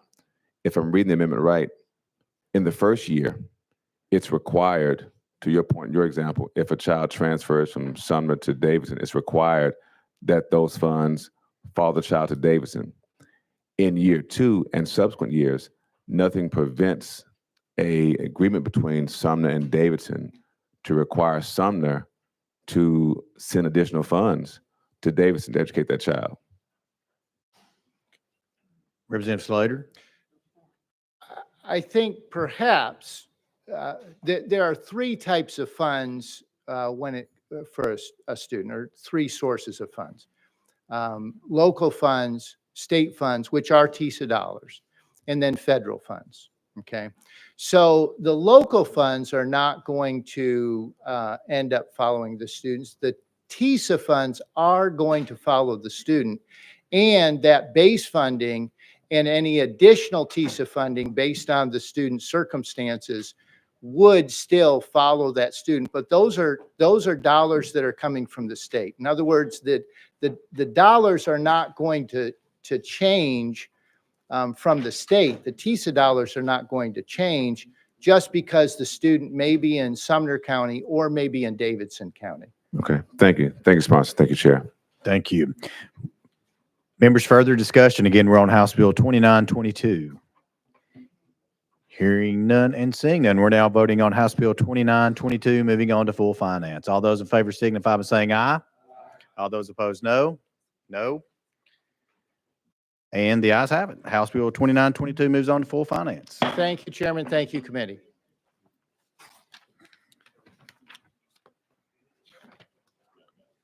All right, that brings us to item number 3. Item number 3 on our calendar is going to be House Bill 2930 by Representative Garrett. We have a motion second. We have a motion second. Sir, you're recognized for a brief description. Thank you, Mr. Chairman. Mr. Chairman, 2930 is our piece of legislation for the Administrative Office of the Courts to implement. Last session, we appropriated $75 million to the Administrative Office of the Courts to unify our court system. Currently, we have over 350 systems that barely all of them speak to each other. And so for better case management, for document analysis, et cetera, and for all of our clerks to be able on one system, this just says the AOC needs to come up with a plan to implement the system, and so do the clerks, so they can unify the court system across the state of Tennessee. So with that, Mr. Chairman, I'll be happy to take any questions. All right, Representative Garrett, thank you very much. Members, you've heard the description. Any discussion? Representative Hall. Thank you, Mr. Chairman, and Leader Garrett, thank you very much for doing this. We've been working in this space for years as well. Is there pushback from any one particular area, or do we seem to be on the same page going forward? Representative Garrett. Thank you, Mr. Chairman. I think some of the heartburn for our clerks is just they have systems that they're used to, right? And I don't blame them for being used to having to learn new things, but there's no one that I've heard from any particular area that's just absolutely against it. It's just the fact that they're going to have to learn something new once the new system is implemented. But I think the overall heartburn that may feel once they have proper training, et cetera, with the assistance of the Administrative Office of the Courts, they're going to like, I believe, the new system. So that is our goal, at least. All right. Thank you, Chairman Hawk. Further discussion? Again, let's go to Representative Shaw first. Thank you, Mr. Chairman. I just want to say to sponsor, thank you for this. And if you can get this done, I promise you that me and Mr. Leader is not going to talk about you anymore. Chair Lady Hazelwood. Thank you, Mr. Chairman. I would say that my juvenile court clerk has expressed some concerns to me. Again, they spend a lot of money and a lot of time developing their system. And I think one of the things that I would ask of the AOC as they move forward with that is that they make sure that some of the representatives on this committee that's looking at this are our more experienced clerks. I believe they have a number of relatively new clerks on that committee. And so I would ask them to perhaps reconsider or add some folks who have been in the job a bit longer that might bring a different perspective. Thank you. Thank you, Chair Lady. Comments, Representative Garrett? Leader Camper. Thank you, Mr. Chairman. I think the chair lady just expressed some of the concerns that I had for Shelby County and the amount of money we've spent on our current system and the challenges of moving from that system to this new system. And I get having a system that they're all tied together, because I know in previous studies and task force, that was a big issue, that the system across the state weren't talking to each other. But I would hope that, like the chairman said, we have people with this experience on this committee so that those voices can be heard as the decisions are being made with respect to this new system. All right. Thank you, Leader Camper. Representative Garrett. Thank you, Mr. Chairman. Leader Camper, thank you for your comments, and hopefully to relieve some of those issues with your clerks and even some of the clerks in Chattanooga. That's exactly why we appropriated the $75 million for this. This is a huge project. It's going to cause probably some short-term headaches just merging the two systems, but we surely want to be sure that we have the resources, and that we believe we will, that systems hopefully can be integrated. And I know the AOC is listening, so they'll make every effort to make sure that we don't double efforts to where we're wasteful in a way of what systems we have in place, that we can integrate those two. That's the goal of this, but it's paramount that we have some case studies, et cetera, so we can see how these cases are, because we have no tracking ability right now, simply because 350 systems don't talk to each other. And hopefully in the next year or two, we can certainly do that. But I appreciate your comments on that, Leader. Thank you. Thank you, Representative Garrett. All right, further discussion. Again, we're on House Bill 2930. Hearing none and seeing none, we're now voting on House Bill 2930, moving on to full finance. All those in favor signify by saying aye. All those opposed, no. The ayes do have it. House Bill 2930 moves to full finance. Brings us to item number 4. Item number 4 on our calendar is going to be House Bill 375 by Speaker Marsh. You have a motion and a second. Sir, you're recognized for a brief description. Thank you, Mr. Chairman. This legislation concerns the Tennessee Duck River Development Agency. The agency was created in 1965 for the purpose of developing, effectuating plans and programs for comprehensive development, including the control and development of the water resources of the portions of the Upper Duck River watershed. The goal of this proposed legislation is to restructure DRA so a reliable long-term revenue stream is available that will support the DRA's mission, which is developing, protecting, and sustaining a clean and dependable water resource for the citizens of the Duck River region. The DRA has operated for 50-plus years on a volunteer agreement with the Duck River Basin Water Systems, which expire June 30th of this year. This legislation secures DRA's future by requiring a membership fee from water utilities with a Tennessee Aquatic Resource Alteration Permit issued by the Department of Conservation based on the amount of treated water delivered to the water system. It reorganizes existing DRA board by adding a member from each water system that pays a membership fee. With that, I'll answer any questions. All right. Thank you, Speaker Marsh. Members, you've heard the description of House Bill 375. Any discussion? Hearing none. Leader Camper. Thank you, Mr. Chairman. Thank you, Speaker, for the bill. I see in here, it says that the board shall evaluate the fee every 5 years. I think that's a good idea because sometimes we'll set a fee at what we feel we need to be self-sufficient, and then we'll learn that we end up with a healthy reserve and people are paying more. So I'm curious, in this review, there's an opportunity for them to increase or reduce the fee. Is that correct? Speaker Marsh. That is correct. And these folks have been working on this for 2 or 3 years. A whole lot of work's gone into this with a whole lot of people, all these different water systems. And I think this is exactly what you're talking about them doing, being able to adjust. Leader Camper. Thank you. I appreciate that because that's been a concern here with some of the other boards. You know, the fees are high and it's difficult to for us to come in and say you need to reduce your fee. But it seems like what you want to do is to put in there that option so that they can self-manage, they can, decide what's best for the group and allow them to, run appropriately to what this group have been working on for years. So I appreciate it. Thank you, Mr. Speaker. Thank you. Speaker Marsh, any comments? Thank you for your comments. All right. Further discussion, House Bill 375. Hearing none and seeing none, we're now voting on House Bill 375, moving on to full finance. All those in favor signify by saying aye. All those opposed, no. The ayes do have it. House Bill 375 moves to full finance. Brings us to item number 5, House Bill 2019 by Speaker Marsh. You have a motion and a second. Sir, you're recognized for a brief description. Thank you, Mr. Chairman. This legislation concerns our county mayors. The intent of the proposed legislation change is twofold. It promotes equality through ensuring the same budget protections afforded to other full-time elected officials, as well as strengthening the county mayor's ability to execute the duties of their office.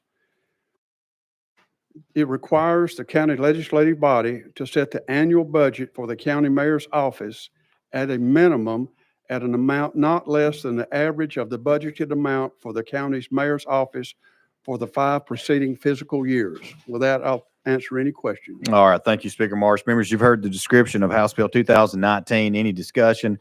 Chairman Moon. Thank you, Mr. Chairman. And thank you, Speaker Marsh. Just for the record, it is the average of the previous 5 years is still in the bill. The amendment didn't take that out. Speaker Marsh. Correct. Thank you, Chairman Mr. Moon. Speaker. Thank you. Representative Hawk. Thank you, Mr. Chairman. And we could talk about this later if not, but does that recalculate every year, or is there, does the 5-year average recalculate every year? Speaker Marsh. Chairman Hawk, I'm really not sure when that recalculates. I don't know that. I Chairman, can find out. Chairman Hawk. And thank you. I'm not going to impede the bill. We'll talk about that later on. Thank you very much. Thank you, Chairman. Thank you. All right. Thank you. Further discussion, House Bill 2019. Hearing none and seeing none, we're now voting on House Bill 2019, moving on to full finance. All those in favor signify by saying aye. All those opposed, no. The ayes have it. House Bill 2019 moves on to full finance. Thank you, Mr. Chairman. Thank and you, members. sir. All right, that brings us to item number 7. Item number 7 on our calendar is going to be House Bill 1641 by Leader. Is it Leader Lambert? Yep, by Leader Lambert. There he is. We have a motion to second. Sir, you're recognized for a brief description. Thank you, Mr. Chairman, very straightforward bill, just makes it an A misdemeanor to violate the conditions of bond. All right, thank you very much. Members, you've heard the description. Any discussion? Hearing none and seeing none, we're now voting on House Bill 1641, moving on to full finance. All those in favor signify by saying aye. All those opposed, no. The ayes have it. House Bill 1641 moves to full finance. That brings us to item number 8. Item number 8 on our calendar is going to be House Bill 1663 by Leader Lambert. We have a motion and a second. And Leader Lambert, we've already adopted the House Finance and Ways and Means Subcommittee Amendment number 13184. You have another amendment here. Can you state which amendment you want to file? Both amendments we would need, both the one that has been adopted previously, and then this amendment amends that amendment actually, and because there was a clerical error. So it's 018241. It deletes 12 years or age and substitutes 12 years of age. Okay, we have a motion and a second on the amendment. We have a motion and a second. You've heard the description. Any discussion? Hearing none and seeing none, we're now voting on amendment 018241 on to House Bill 1663. All those in favor signify by saying aye. All those opposed, no. The ayes have it. We're back on the bill as amended. And Leader Lambert, you're recognized. Thank you, Mr. Chairman and members of the committee. This is probably one of the gravest types of bills that we will deal with this year. If someone commits the offense of rape of a child and that child is under the age of 12, then the jury would have the option to give that person the death penalty if there are other aggravating factors that are associated with it. It's one of the most horrible crimes I think any of us could even imagine.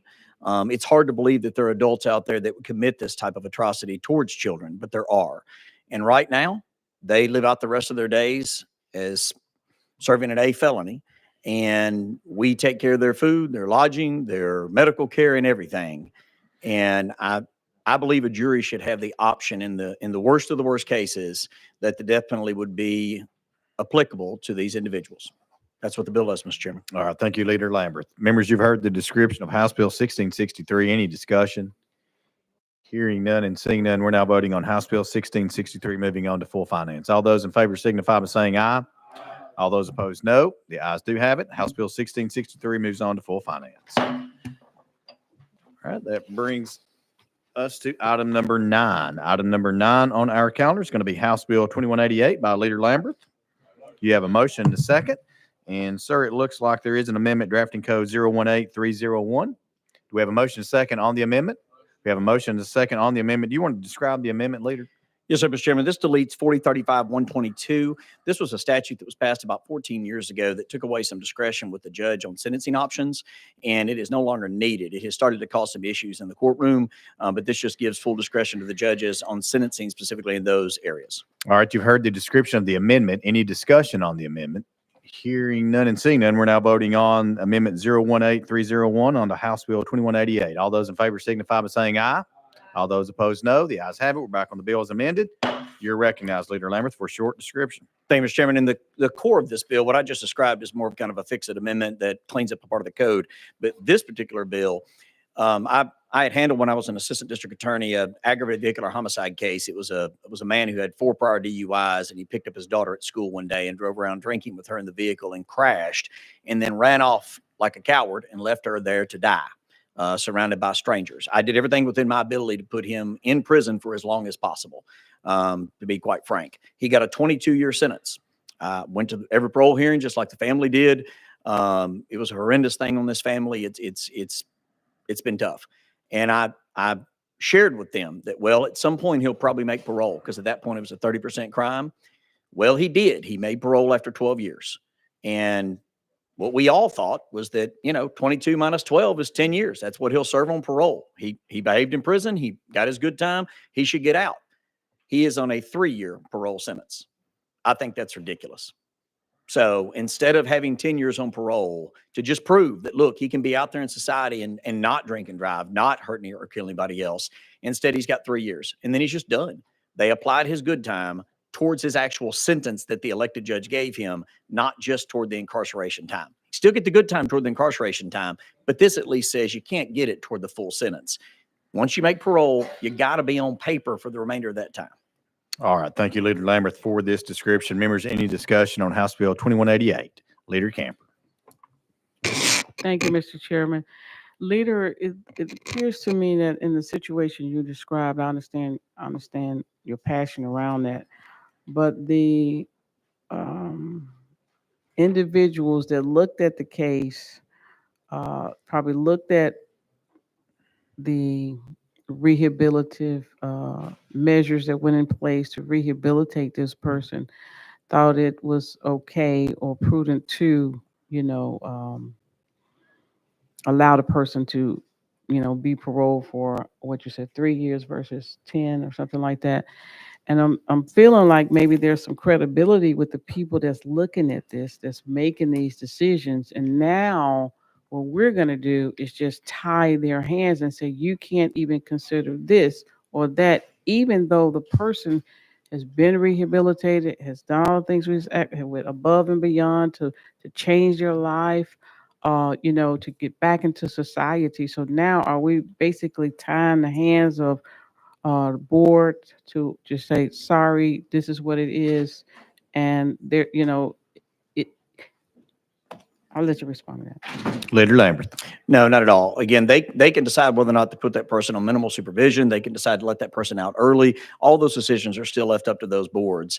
All we're saying is the original sentence that somebody received, that's their sentence. An elected judge decided that based on their crime, based on their history, based on everything else, they can reenter society. Again, the good time applies to how early they can get out of prison. It just doesn't change the judgment that was entered against them.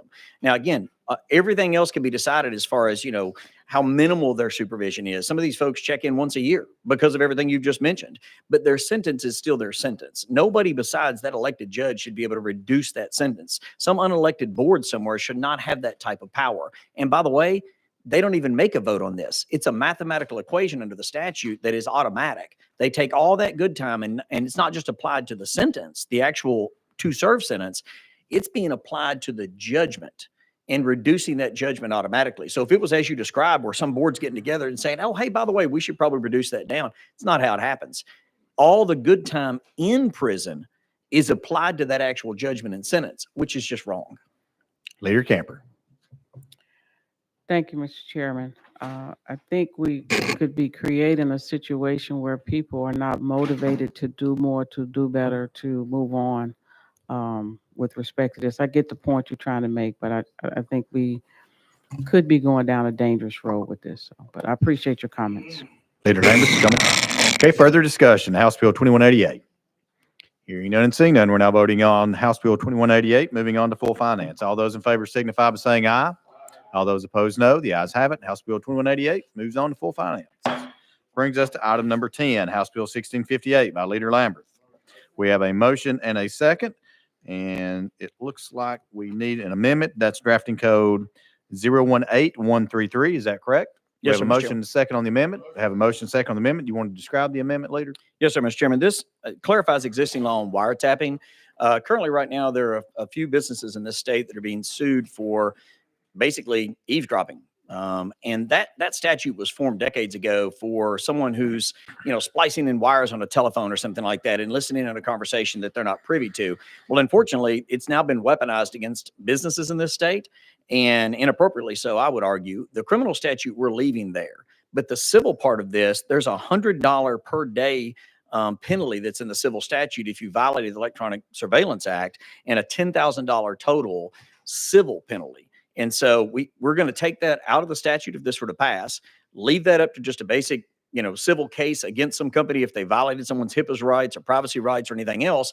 They can recover actual damages. They can even potentially get attorney's fees. But this $100 a day, $10,000 max, it was never envisioned to be weaponized in this fashion. All right, members, you've heard the description of the amendment. Any discussion on the amendment? Hearing none and seeing none, we're now voting on drafting code 018133 onto House Bill 1658. All those in favor signify by saying aye. All those opposed, no. The ayes have it. We are back on the bill as amended. And Leader Lambert, you are recognized. Thank you, Mr. Chairman. And again, I apparently had a couple of captions that were out there late enough that unfortunately I had things that were asked to be grafted onto my bills. What I just described is the amendment. The bill itself is a very simple bill that just says if you attack somebody in a courtroom, it's going to be a felony. That actually happened to a friend of mine who was an attorney in a courtroom. He was appointed a case he didn't want, or who I shouldn't say he didn't want. He was happy to take it, but the defendant didn't want him. They just didn't get along. So the defendant during the trial stood up and punched my friend right in the face and was pretty tickled when he left the room. And the bailiff asked him, he said, "What are you so happy about? You're about to be charged with assault." He said, "Yeah, man, but it's just a misdemeanor. I'm facing way worse than that, but I'll get a new lawyer."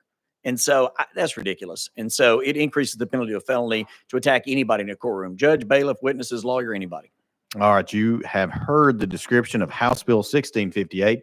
Any discussion? Representative Gary. Thank you, Mr. Chairman. And I probably should have asked this on the amendment that you added. So I apologize for being somewhat off of that procedure. But I wanted to ask the businesses under the civil penalties that you removed from the statute.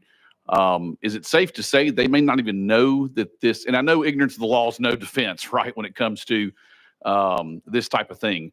But with the statute, and Representative Lambert and I actually pulled the books over here, which is hardly done, to pull the statute of when it was created. It was created with 25 years ago, which we didn't have cookies and things like that.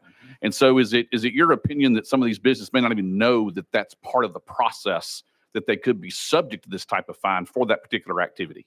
Leader Lambert. Absolutely. I mean, they design a website, they pay someone to do that. They have apps, they have telehealth. All of this stuff has grown up over the last several years. And quite frankly, our laws have not kept up with that. All of those have cookies, they have pixels. I mean, if you are going through something like that, you are going through a third-party provider that is listening in technologically, from a technological standpoint, on those conversations. It was never envisioned in this criminal penalty that type of technology would even exist. But it does now. And the first time most of these businesses find out that they might be violating the statute is when they get a demand letter from an attorney saying, "Hey, guess what? You owe us $10,000 per." Representative Garrett. Thank you. And thank you, Leader Lambert, for catching that. But it sounds like there could be some future possibility of some legislation to take care of this coming up. So I appreciate you taking care of this, at least for the interim. Thank you very much for that. Thank you. Further discussion. Again, we're on House Bill 1658. Leader Camper. Thank you. Sorry, I think I was reading the wrong amendment earlier. There's a portion in here that talks about, and maybe this is what Garrett was getting to, wiretapping. Can you explain, give us some clarity to what you're trying to do there? It looked like it's deleting some stuff. Leader Lambert.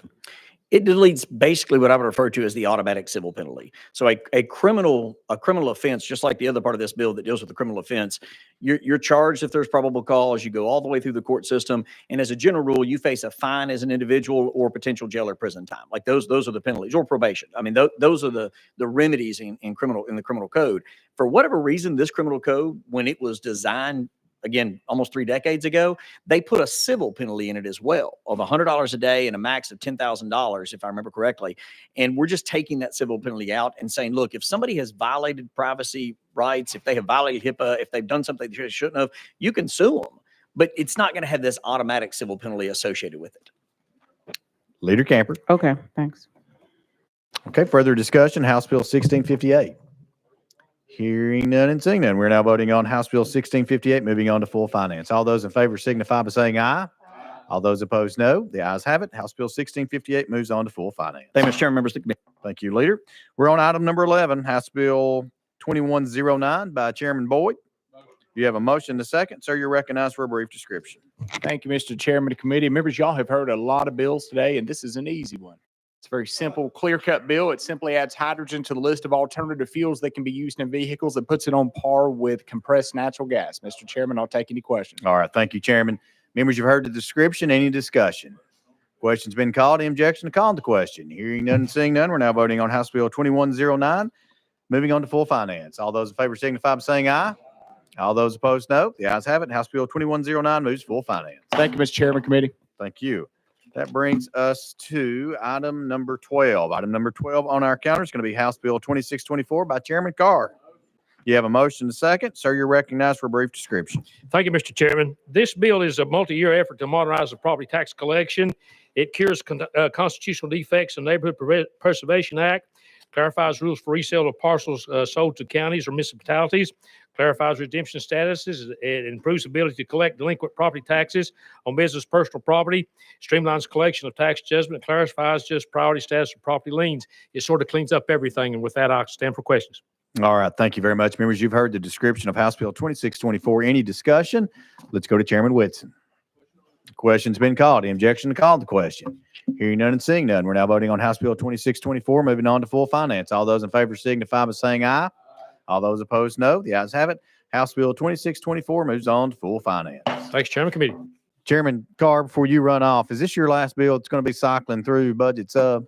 It will be, sir. Well, it's my opportunity to say that I'm going to hate to see you go. And of course, we've worked together for the last 9 years. And I want to say it's been an honor, and we're certainly going to miss you, but I wish you well in your soon to be retirement, sir. Thank you, sir. It's been an honor for me too. Pleasure. Absolutely. Thank you.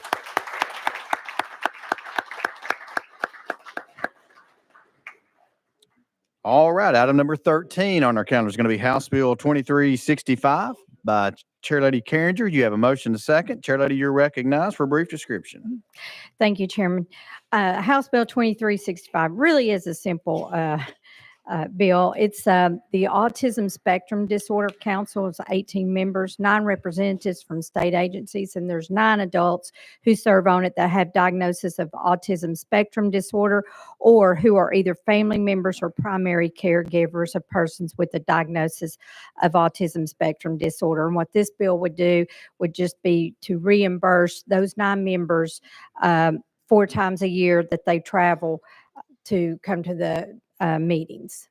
Okay. Thank you, Chair Lady. Members, you've heard the description of House Bill 2365. Any discussion? Chairman Whitson. Question's been called. Any objection? Calling the question. Hearing none and seeing none. We're now voting on House Bill 2365. Moving on to full finance. All those in favor signify by saying aye. All those opposed, no. The ayes have it. House Bill 2365 moves on to full finance. Thank you, Chairman and Committee. Thank you. Members, that brings us to item number 14. Item number 14 on our calendar is going to be House Bill 1074 by Chairman Spicky. You have a motion to second. Chairman, it looks like you have an amendment drafting code 018234, which rewrites the bill. Do we have a motion to second? We have a motion to second. Let's go ahead and get the amendment on, and then we'll turn it over to Chairman Spicky to give us a description. So any discussion on the amendment? Hearing none and seeing none, we're now voting on the amendment 018234 on to House Bill 1074. All those in favor signify by saying aye. All those opposed, no. The ayes have it. We're back on the bill as amended. Chairman Spicky, you're recognized, sir. Thank you, Mr. Chairman. This bill updates 1981 law to prevent discrimination by health insurers against chiropractic physicians. This bill addresses the issue of paying chiropractic physicians a flat fee for any and all services provided per visit, regardless of the patient's individual needs, unlike all other providers who are reimbursed via the traditional current procedural terminology or CPT codes. They are the only discipline paid this way, therefore discriminatory to chiropractic as a profession. This bill, as amended, would direct that the chiropractic physicians be paid for the individual services they provide each visit instead of the global bundle or flat rate. That's all I have, Mr. Okay. Chairman. Thank you, Chairman. Members, you've heard the description of House Bill 1074. Any discussion? Hearing none and seeing none, we're now voting on House Bill 1074, moving on to full finance. All those in favor signify by saying aye. All those opposed, no. The ayes have it. House Bill 1074 moves on to full finance. Okay, that brings us to item number 15 on our calendar. Item number 15 is going to be House Bill 1628, also by Chairman Sapicki. You have a motion to second, sir. You're recognized for a brief description. Thank you very much, Mr. Chairman. On July 11th, 2023, Tennessee's medical community tragically lost the life of beloved orthopedic surgeon Dr. Benjamin Malk in a senseless act of violence in Collierville. According to the U.S. Census Bureau of Labor Statistics, healthcare workers are 5 times more likely to experience workplace violence than employees in all other industries. What this bill does is it updates the definition of assaultive offenses to include actions taken in a healthcare facility, including a physician's office. It also increases the penalty for assaults committed under these circumstances to a Class A misdemeanor for assault and a Class C felony for aggravated assault. This bill is to protect our healthcare workers in their facilities, Mr. Chairman. That's what the bill does. All right. Thank you, Chairman Spicky. Members, you've heard the description of House Bill 1628. Any discussion? Hearing none and seeing none, we're now voting on House Bill 1628, moving on to full finance. All those in favor signify by saying aye. All those opposed, no. The ayes have it. House Bill 1628 moves on to full finance. Chairman, that brings us to item number 18 on our calendar. Item number 18 is going to be House Bill 1928 by Chairman Subcommittee. We have a motion to second. Sir, you're recognized for a brief description. Thank you, Mr. Chairman. Currently, Tennessee state law is more restrictive than federal regulations when someone needs a CDL to transport school children. It requires smaller buses or anything used to transport children to obtain a CDL. This is cumbersome for those schools, and with the need for school bus drivers, relaxing Tennessee requirements will allow for more drivers more quickly to help curb the current shortage. However, to accomplish this goal, this bill changes certain definitions of a commercial motor vehicle relative to what a school means, to mean vehicles designated to transport 16 or more passengers, including the driver, rather than the current law of 15 passengers. This bill is compliant with federal law and will not risk any federal funding, so I ask the committee to adopt. Okay, thank you, Chairman. Members, you've heard the description of House Bill 1928. Any discussion? Hearing none and seeing none. We're now voting on House Bill 1928. We're moving it on to full finance. All those in favor signify by saying aye. All those opposed, no. The ayes have it. House Bill 1928 moves on to full finance. Thank you, Madam Thank you, Chairman. sir. That brings us to item number 19. Item number 19 is going to be House Bill 2692 by Chairman Doggett. Do we have a motion and a second? We have a motion and a second. And Chairman, it looks like that you have an amendment drafting code 016967. Is that correct? Yes, sir, that is correct. Okay, do we have a motion second on the amendment? We have a motion second on the amendment. You want to describe the amendment? Yes, sir. The amendment does make the bill. Okay, let's go ahead and get that on then, if that's okay. what that does. Members, any questions on the amendment? Hearing none and seeing none, we're now voting on the amendment 016967. We're going to put that on House Bill 2692. So all those in favor signify by saying aye. All those opposed, no. The ayes do have it. We're back on the bill as amended. Chairman, you're recognized for a brief description. Thank you, Mr. Chairman. Committee, the bill as amended enacts the Debbie and Marie Domestic Violence Protection Act. What this bill does is it helps victims of domestic violence know when their perpetrator is nearby in cases involving the most serious forms of domestic violence, and streamlines the process to get victims the quickest help when a violation occurs. And this bill focuses on the pretrial time frame, in which case that's really the most vulnerable time and potentially most deadliest time in a victim's life. And with that, I'm prepared for any questions. All right, Chairman, thank you very much. Members, you've heard the description of House Bill 2692. Any discussion? Hearing none and seeing none, we're now voting on House Bill 2692, moving on to full finance. All those in favor signify by saying aye. All those opposed, no. The ayes have it. House Bill 2692 moves on to full finance. Thank you. Thank you, Chairman. That brings us to item number 21 on our calendar. Item number 21 is House Bill 430, and that will be by Chairman White, I do believe. Oh, that's Chairman Farmer. I apologize for that. And I know he is on his way down here. So we will have item number 21, Chairman Farmer. I know he's getting ready to walk in here in a second, but let's roll that. We'll roll it to the hill, but we'll take it up when he comes in. So without objection, we'll roll item number 21, House Bill 430 to the hill. So moved.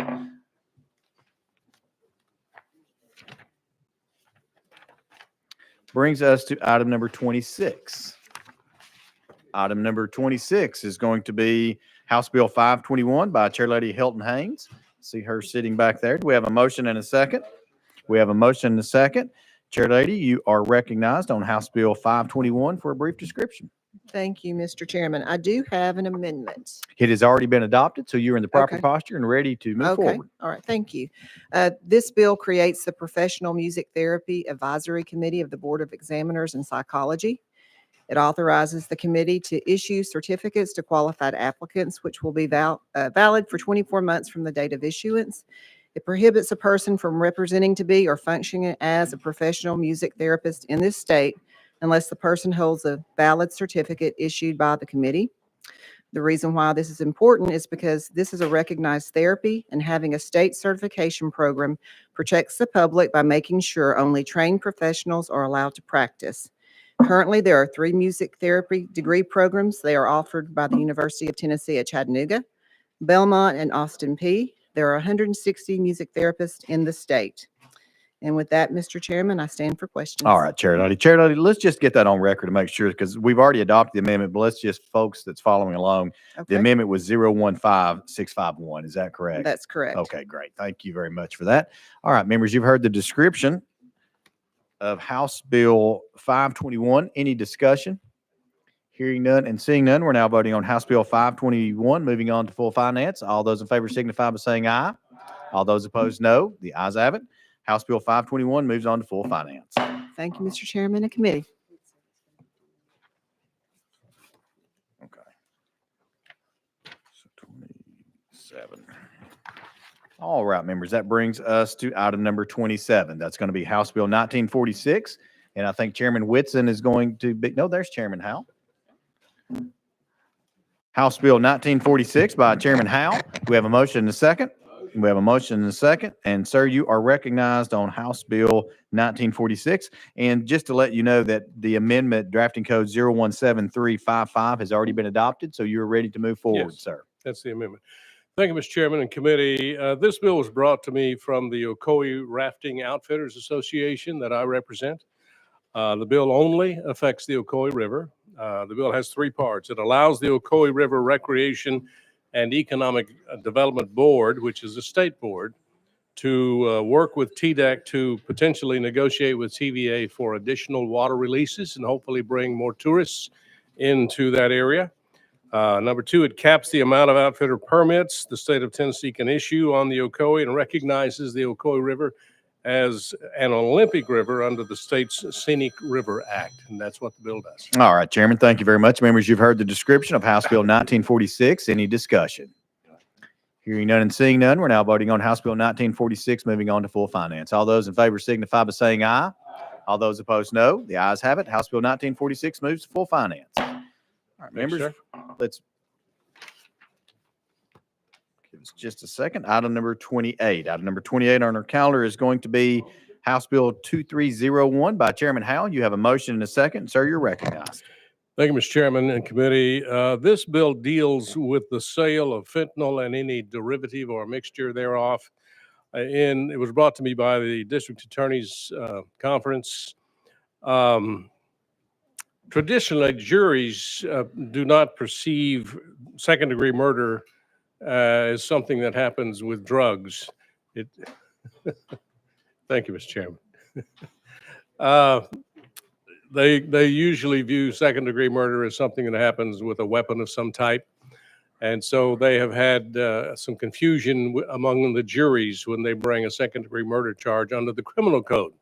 So what we've done in this bill is simply, you copied and pasted before on your computer, I'm sure. We basically copied and pasted the criminal code and put it under the drug code section 3917-417, which addresses the selling of drugs.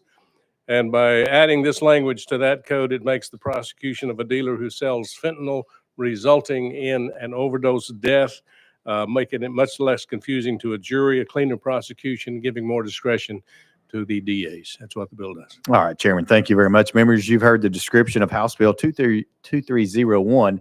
Any discussion? Question's been called. Any objection? Calling the question. Hearing none and seeing none, we're now voting on House Bill 2301. Moving on to full finance. All those in favor signify by saying aye. All those opposed, no. The ayes have it. House Bill 2301 moves to full finance. Thank you, Mr. Chairman. Committee. Thank you.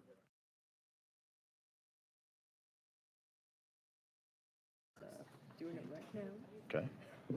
All right, let's move on to item number 29. Item number 29 on our calendar is going to be House Bill 2808 by Chairman Hulsey. You have a motion and a second. And sir, you have an amendment which has already been adopted. I just want to make sure we get that on record, but that amendment is 016012. Is that correct? That's correct, sir. Okay, that amendment has already been adopted, so you're in the proper posture to move forward. You're recognized for a brief description. Thank you so much. Thank you, committee. This bill deals with the fact that local jails, county jails, expend a great deal of money and it's hurting their budgets on prisoners that they're holding that have been on HIV medicine. And what this bill says, the habit is if a state or TennCare has been paying this, that as soon as they go into the jail, they quit paying. And it's $3,000+ a month for this medication. What this bill says is if the state's been paying it all along, and then somebody gets arrested, goes to county jail, they'll keep on paying it. Okay, Chairman, thank you very much. Members, again, we're on House Bill 2808. Any discussion? Hearing none and seeing none, we're now voting on House Bill 2808, moving on to full finance. All those in favor signify by saying aye. All those opposed, no. The ayes do have it. House Bill 2808 moves to full finance. Okay, that brings us to item number 30. Item number 30 is going to be House Bill 2797 by Chairman Hulsey. You have a motion to second. You're recognized, sir, for a brief description. Thank you, sir. This involves workforce or housing development in places that employ more than 1,000 people or create jobs that are going to employ more than 1,000 people. It actually started out with the Blue Oval that we're looking at. And I had given some wrong information before. This doesn't really, the state can loan money, but not for the housing. It's actually loaning money or granting money to ECDs that are in that area to develop infrastructure and to put all the infrastructure in. And that's what the bill does. Okay, Chairman, thank you very much. Members, you've heard the description of House Bill 2797. Any discussion? Representative Love, Representative Shaw. Thank you, Mr. Chairman. So the amendment you are using is this 015086. Repeat that again, Representative Shaw. It's the 015086. Is that the, which amendment is he using for this? Or is it the one up that's 017340? Give us just a second. We will update that one. Looks like both of them. Okay. I'm showing 017340. Yeah, I've got two amendments that's traveling with the bill. I've got 015086 and I have 017340. That's correct. Okay. Okay. Does that satisfy that, Representative Shaw? Yes, I'm just trying to figure out what has changed in this from the time you started with it. So could you explain that to me, sir? Chairman Hulsey. I think it just worked out some details of grant versus loans. It doesn't get as specific dealing with interest rates. Those will be developed by the comptroller and the treasurer.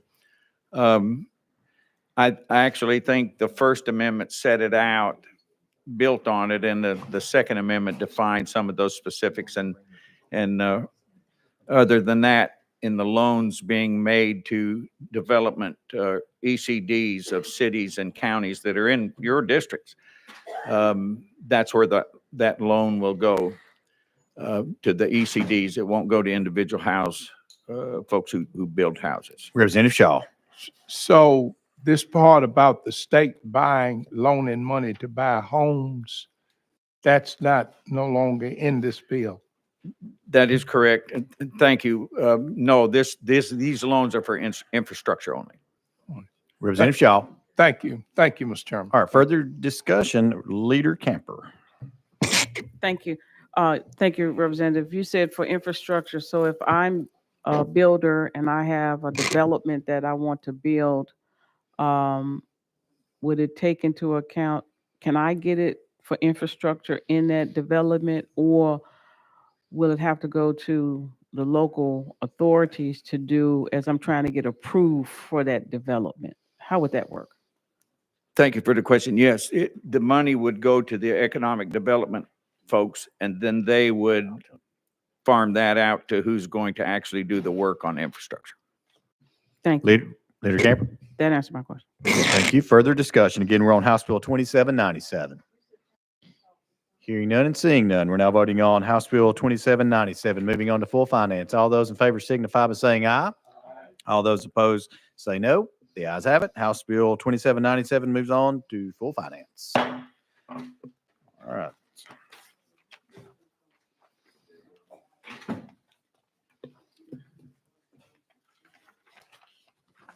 That brings us to item number 35. Item number 35 on our calendar is going to be House Bill 2393 by Representative Chairman Lafferty.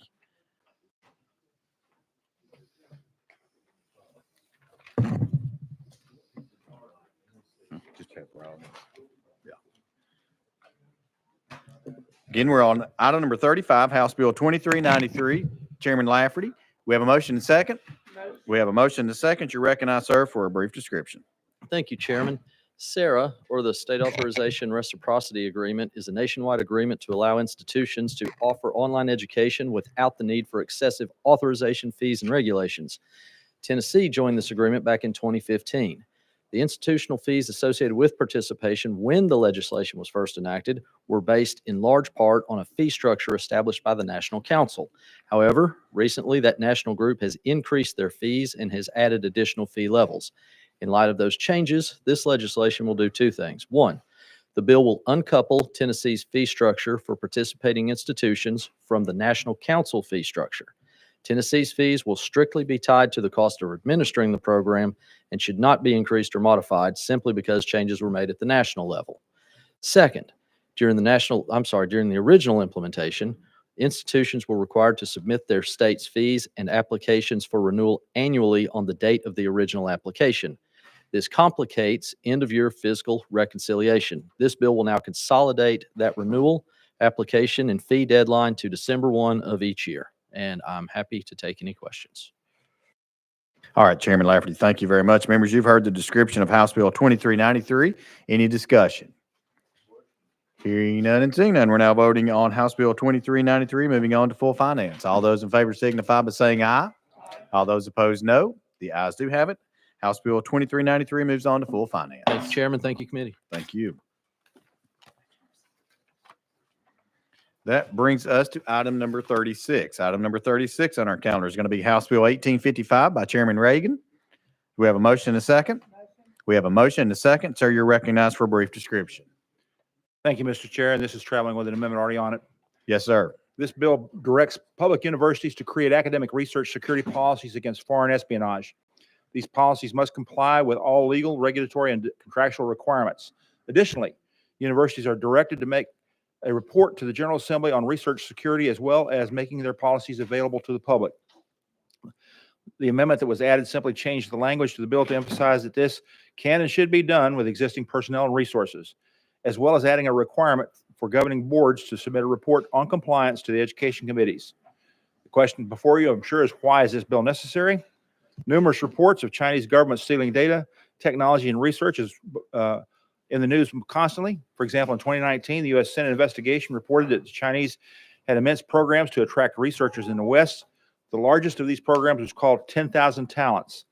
The FBI website program indicates incentives to its members, meaning the Chinese communists, to steal foreign technologies needed to advance China's goals. It targets researchers with existing jobs at research institutions, signs contracts to forbid sharing breakthroughs with anyone except China without prior approval. Furthermore, in 2019, the Department of Justice reported 80% of all economic espionage cases involved China. We have a duty to our national security to secure our researchers and our children's future, which is guaranteed by American technological excellence. With that explanation, sir, I stand ready to answer questions. All right. Thank you, Chairman Reagan. Members, you've heard the description of House Bill 1855. Any discussion? Leader Camper. Thank you, Mr. Chairman. Representative Reagan, you're saying that there will be, in the amendment, the institution would have to do a report, and you said the report would be made available to both the House and Senate Education Committees? Chairman Reagan. You're correct. Leader Camper. And in that case, it becomes a public document. Yes, ma'am. Leader Camper. And thank you, Mr. Chair. Which means maybe the people that we're talking about going after would then have access to this same report because it'll be public in the for transparency purposes. Anybody could get this document, even the people that you're talking about targeting or trying to find out information on or reporting about. Is that a possibility with respect to the language in the bill? Chairman Reagan. No, ma'am. This is a preventative measure. It requires them to put policies in place to prevent this and submit a report on the policies they have put in place. What you're talking about is the effectiveness of it, and that's not included in the report. Okay, that's fine. Leader Camper. And thank you, Mr. Chairman. It takes THEC from the list who received this report. Can you explain that portion of why we're taking THEC out of the loop Chairman Reagan? on this? And the machinations that I went through to try to get the physical notes taken care of this, Oh. I think that might have been one of the things we removed for that reason. I understand. All right. Thank you, Mr. Chairman. Thank you. Further discussion on House Bill 1855? Hearing none and seeing none, we're now voting on House Bill 1855, moving on to full finance. All those in favor signify by saying aye. Those opposed, no. The ayes do have it. House Bill 1855 moves on to full finance. Thank you, Mr. Chair and committee. Thank you. That brings us to item number 38. Item number 38 on our calendars, House Bill 393 by Chairman Reedy. We have a motion and a second. Sir, you're recognized for a brief description. Thank you, Mr. Chairman and committee. This is a codification bill, and what I mean by that, a mobile butcher, if you've got a slaughterhouse and they provide a mobile service to go out and pick up your farm animal from the farm and take it back for complete processing back at the butcher shop, this is just putting into code that they are allowed to do that, which they've been doing for years. Okay, thank you very much, Chairman. Members, you've heard the description. Any discussion? Hearing none and seeing none, we're now voting on House Bill 393, moving on to full finance. All those in favor signify by saying aye. All those opposed, no. The ayes do have it. House Bill 393 moves on to full finance. Thank you, Mr. Chairman and committee. Thank you.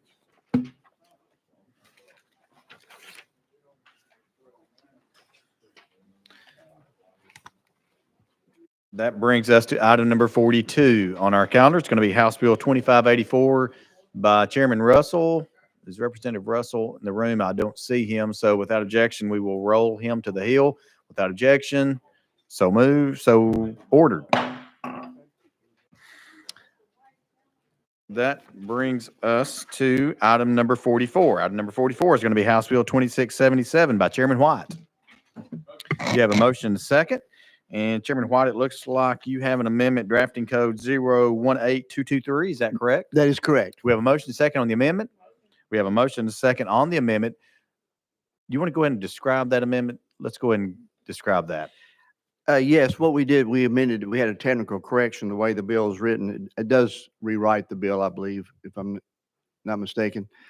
We had to put it back in. What it does is requiring our county commissioners, once they are elected, that they go through proper training within 120 days we require by law that the UT IPS or CTAS provide training for our county commissioners, and only about 1 in 3 do it. And we have as Tennessee is growing, I've had a lot of requests that our county commissioners need to have this proper training. So this will require them to have that training after they are elected to office. Okay, thank you very much. Members, you've heard the description of the amendment. Any discussion? Leader Camper.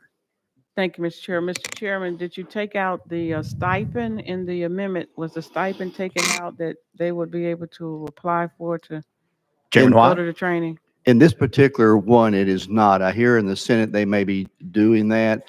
We may have to line these up, but they may, I don't know if they had an issue over here. Obviously, it did not, correct me if I'm wrong, Chairman, put this behind the budget because it is a local expenditure. Is that correct? Yes. Yeah. Okay. So we would like to keep that in there, but I had to work with the Senate should this bill move forward. Leader Camper. Thank you, Mr. Chairman. I appreciate you putting that in there because sometimes that's part of maybe why people don't go when they're trying to figure out priorities. Okay. Chairman White. And we have had absolutely no objections to the counties paying for that. Everyone's been very supportive of this. Thank you. Okay, further discussion. Again, we're on the amendment. We're on Amendment 018223. Further discussion. Question has been called on the amendment. Any objection to calling the question? Hearing none, seeing none. We're now voting on the Amendment 018223 on the House Bill 2677. All those in favor signify by saying aye. All those opposed, no. The ayes do have it. We're back on the bill as amended. And I think, Chairman, you have described the bill. Any discussion on the bill? Hearing none and seeing none, we're now voting on House Bill 2677, moving on to full finance. All those in favor signify by saying aye. All those opposed, no. The ayes have it. House Bill 2677 moves to full finance. All right, let's move back to item number 21. Item number Oh, I'm sorry. Let's go ahead and finish up Chairman White. I'm sorry. I jumped the What- gun on that one. Chairman, I would defer, item number 21 is being carried by Chairman Farmer, and Okay. he is here. I will defer to him since you've already got that, if you would like to go ahead and do that. Well, okay, we'll do that. Let's go ahead, since we're moving our way toward item 21, let's go ahead and just take that up. Thank you, Chairman White. Thank you, Mr. All Chair. right, we're on item number 21, House Bill 430, again by Chairman Farmer. We have a motion and second. We have a motion and a second. And you are recognized, sir. Yeah, and thank you, Mr. Chair. And just to reiterate for the chairman and the members back here for the second time, we went through a lengthy debate on this. This is Speaker Sexton's blended sentencing bill. And just very broadly, what it does, it would allow for the juvenile court's jurisdiction to reach past a juvenile defendant's 19th birthday and would reach on to their 25th birthday. The point of this legislation is allow for our youth that end up with charged and adjudicated with certain A and B felonies to have an opportunity to be supervised and given the resources they need so they won't end up in our state penitentiaries as career offenders and for 30 and 40 years of their lives, to give them the opportunity to have a family and be productive members of society and have some accountability, something that a lot of our youth and all over the state wasn't afforded the opportunity to have growing up. So members of that, I know this is kind of a broad touch on it, but be happy to answer any questions about this. And Mr. Chair. All right, Chairman Farmer, thank you very much. And members, we're going to see if anyone has any direct questions for the sponsor first. Then we do have testimony, so we'll do testimony, then we'll come back. So does anybody have any questions right now for the sponsor? Okay, so without objection, we do have some testimonies. Without objection, we're going to go out of session. Without objection, so ordered. And I'm going to ask Ms. Jasmine Miller, Mr. Preston Shipp, and Mrs. Joey Jamel to come up if you would. And you each have 3 minutes. And I would ask you all to please try to focus on the fiscal impact of this legislation. And please state your name and your affiliation when you begin. 3 minutes. Hi, my name is Jasmine Miller, and I'm a staff attorney at the Youth Law Center.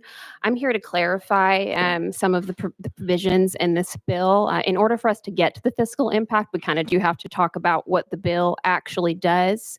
I'll focus on the transfer component of the bill, but if folks would like to ask me questions about blended, I would be happy to answer those. One of the things that I will note is that while there has been some discussion of the possibility of additional rehabilitation for young people due to this bill, there's no funding in the bill to do any new rehabilitative services. And so that is a concern for us. So I do want to talk about transfer. Currently in the state of Tennessee, we do have a mechanism to transfer certain youth out of the juvenile court into the adult court for trial and sentencing. And in order to make that decision, judges hold a hearing in which they consider 7 factors, which include things like the nature of the offense, prior delinquency history, and possibility of rehabilitation. Importantly, we do consider whether or not the child has a history of trauma or abuse, including whether or not the child is a victim of human trafficking. Now, this process ensures that there is an individualized consideration of every young person and the seriousness of the offense before youth are transferred into adult court, where they could be housed in adult jails pending trial, are subject to adult court sentencing and sentencing to adult prison. I do want to be clear that right now, as confirmed in the fiscal note, juvenile courts do transfer youth charged with murder to adult court because it is such a serious crime. So if there is a concern that there is a need for this bill because juvenile court judges are not treating murder as a serious crime, that is simply unfounded. What this bill does, however, is remove the ability of the juvenile court to consider the impact of human trafficking in making transfer determinations for youth 16 and up who are charged with first and second degree murder or attempts. Many of you are likely familiar with the case of Centoya Brown, who was a 16-year-old charged with murder for killing a man who was trafficking her. She was transferred to adult court and sentenced to life, and later had her sentence commuted by Governor Haslam. Cases like these, where teenage girls are transferred to adult court and receive very long or life sentences because of an act of violence committed in an attempt to escape an abuser, are not every case, but they're not uncommon. It's also not uncommon for a trafficker or abuser to involve a youth in committing another crime, such as inducing them to be a lookout for a robbery or something like that. There is sadly a really big overlap between youth who are victimized by commercial sexual exploitation and youth who are in the juvenile justice system. And that is why Shared Hope International, which is a leading national organization that compacts child sex trafficking states to ensure the provision of a developmentally appropriate response, all minors under 18 should be afforded the child-centered and rehabilitative focused services that are connected to the juvenile justice system. This policy would further protect exploited minors who have disproportionately higher rates of juvenile justice involvement for offenses related to their victimization. So again, this bill means that all of the services that we and Ms. Miller, screening. your time is up, but I'm going to let you finish your thought. Okay. All of the services and screenings that we have recently passed to ensure that children who have been sexually exploited are served in the juvenile justice system. If we transfer young people into the adult system, they aren't able to take advantage of any of those things. And that really bucks the trend that Tennessee and other states have been on to make it less likely that children who have survived sex trafficking are imprisoned for offenses that result from their victimization. All right. Thank you very much. And we'll hear from both of you all, and then we'll ask questions if that's okay. So you may go ahead and begin. Okay, I'm Zoe Jamail with Disability Rights Tennessee. Regarding the fiscal note, the bulk of the cost is $3.9 million to cover housing of youth during the juvenile portion of their blended sentence. This is based on a daily rate of $400 per youth and an assumption that 30 youth would receive a blended sentence and have to remain in DCS custody for an additional year. However, placement at the DCS-run hardware secure facility is over $1,600 per youth per day. And the fiscal note support form assumes that 301 youth would receive a blended sentence under the bill. If instead of a $400 daily housing rate, we're looking at $1,600, that would increase the fiscal note to over $17.5 million. And if the number of youth is 301 instead of 30, the fiscal note would be over $175 million. Further confusing the fiscal issue is that a daily rate of $586, not $400, was used for the special session version of this bill. This bill will take significant resources to implement, likely more than what is reflected in the fiscal note, when the state could instead be investing in evidence-based services that are proven to help with rehabilitation and avoid reoffending. In addition to a lack of funding for services that would help youth stay on track, there's no funding in the bill for programming that would prepare a young adult for successful reentry into the community following completion of an adult sentence. Our greatest concern with the bill is that it removes discretion or a juvenile court judge's ability to consider extenuating circumstances and fully assess the youth before them in both the mandatory transfer and the blended sentencing portions of the bill. A juvenile court judge will no longer have a choice when it comes to transferring certain youth to the adult system or imposing a blended sentence, which is a weighty decision that changes the trajectory of a young person's life.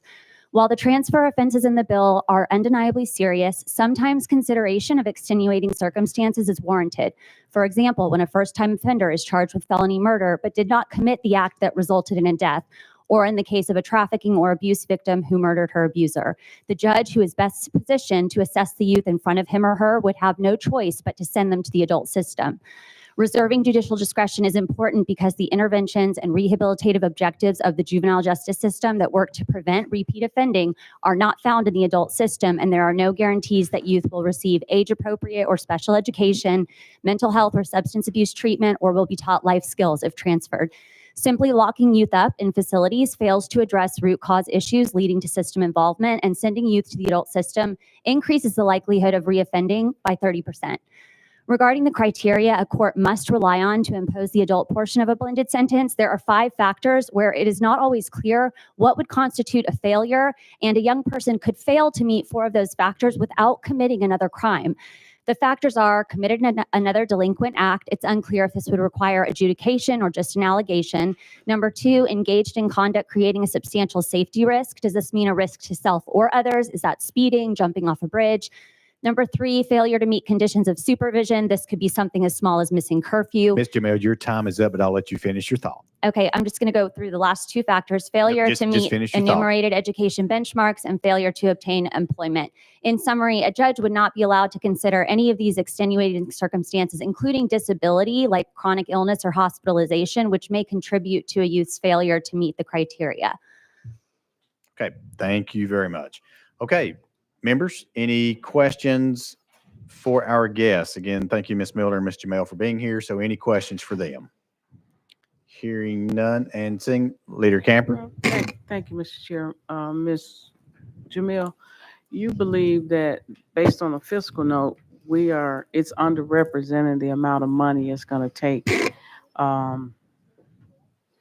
in this bill, if you will, if children are transported from the juvenile system to the adult system.